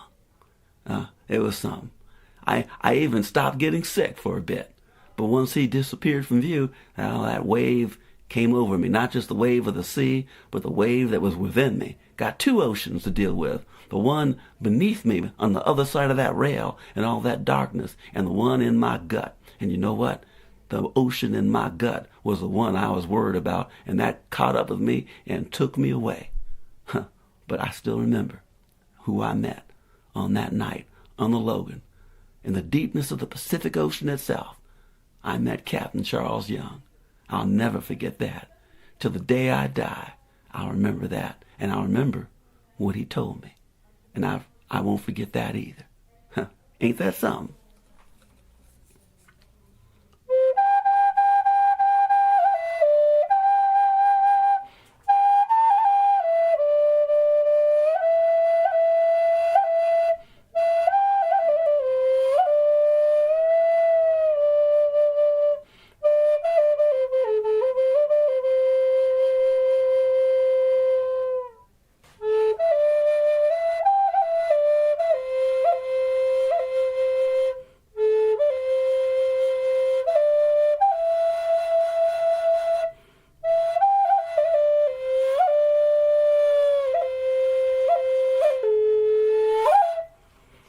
This is Sergeant Bowman, Troop K, 9th Regiment of Cavalry. I've talked about quite a few different things, and you've been listening, and you've been listening good. But I never explained what a buffalo soldier actually is. I didn't hear that word, that phrase, when I first enlisted. All I knew was I was a soldier in Troop K, 9th Regiment of Cavalry. It was during the Indian Wars that name come about, the name Buffalo Soldier. You see, these Plains Indians, the Cheyenne, the Arapaho, the Kiowa, all these Plains Indians had never seen or rarely saw a colored man. And when you're fighting a colored man, and you up close, and he can see you and you can see him, well, a colored man saw someone not all that different from him. You know, tribal people. And the colored man come from tribal people. And that Indian, that Cheyenne, that Plains Indian, when he looked and saw that colored man, he saw his hair on his head. And of course he was thinking about, I might want to remove that hair from his head. I might want to do that right now with that man in front of me who's trying to take my land away from me. And the colored man's not thinking he's stealing someone else's land. He's taking someone else's land. He's helping someone else that he don't even know remove the land from people who've been on it for so long. You can't separate the land from those people. He ain't thinking that. No one's thinking that. They both thinking, how do I survive the next second and not get myself killed? Well, that Indian, that Plains Indian, sees that the hair on these colored soldiers is just like the hair, that matted cushion between the horns of the buffalo. Now think about that. The buffalo is sacred to the Plains Indian. Everything that Indian needs comes from the buffalo. It's more than just an animal. It's more than just something with four hooves moving on some dusty plain. It's a church. It's a cathedral. It's something sacred. And yet, at the same time, it's like walking into a store. When you walk up to a bison, everything that you need is in that buffalo. Food is in that buffalo. Shelter is in that buffalo. It's more than just an animal. It's all of those things all wrapped up into something that's 2,000 pounds of trouble. So when you take away that buffalo, you're taking away more than what you can actually see in front of you, hear in front of you, smell in front of you. If you were in the presence of that animal, you taking away someone's culture, someone's meaning about what life actually is. And no one ever explained that to me. I had no second lieutenant telling me what I was removing when I removed a buffalo from this world. But that's what I was taking away. So for those people, those Northern Plains people, for the Cheyenne, to actually look at a buffalo soldier and call him a buffalo soldier, and the name became one and the same. The 9th Cavalry, the 10th Cavalry became buffalo soldiers, and they gave us that name. The people who were trying to take away the buffalo, kill the buffalo, and kill the Plains Indian, those people, they call them buffalo soldiers. Now, growing up in South Carolina, growing up in Spartanburg, I got a lot of names that were called me. I've been called nigger. I've been called worse than nigger. But to think that someone gave me and my men, my troop, my regiment, a name that was based on something sacred to them, dear to those people, to that culture. I just can't wrap my mind around that I have received a compliment from the people we are trying to kill, to remove, to exclude, to annihilate. That's a word Lieutenant taught me, annihilate. Ain't nothing left. But you know what? You can't very easily get rid of a culture to such a degree there ain't nothing left. There's always something left behind, and that something makes it really hard to sleep at night and to wake up without having a tear in your eyes thinking about what you've done, what you're doing, and what you're going to do on the following day. Yeah. And I think about that every time I hear those words. Buffalo soldier. I think about what they mean. I think about the past. I think about who I am as someone who is African and Indian. That's right. Those people on the plains weren't my people. They weren't Cherokee. They weren't Chalakee. They weren't Seminole, but they were people not all that different from those I left behind in South Carolina, those I called family.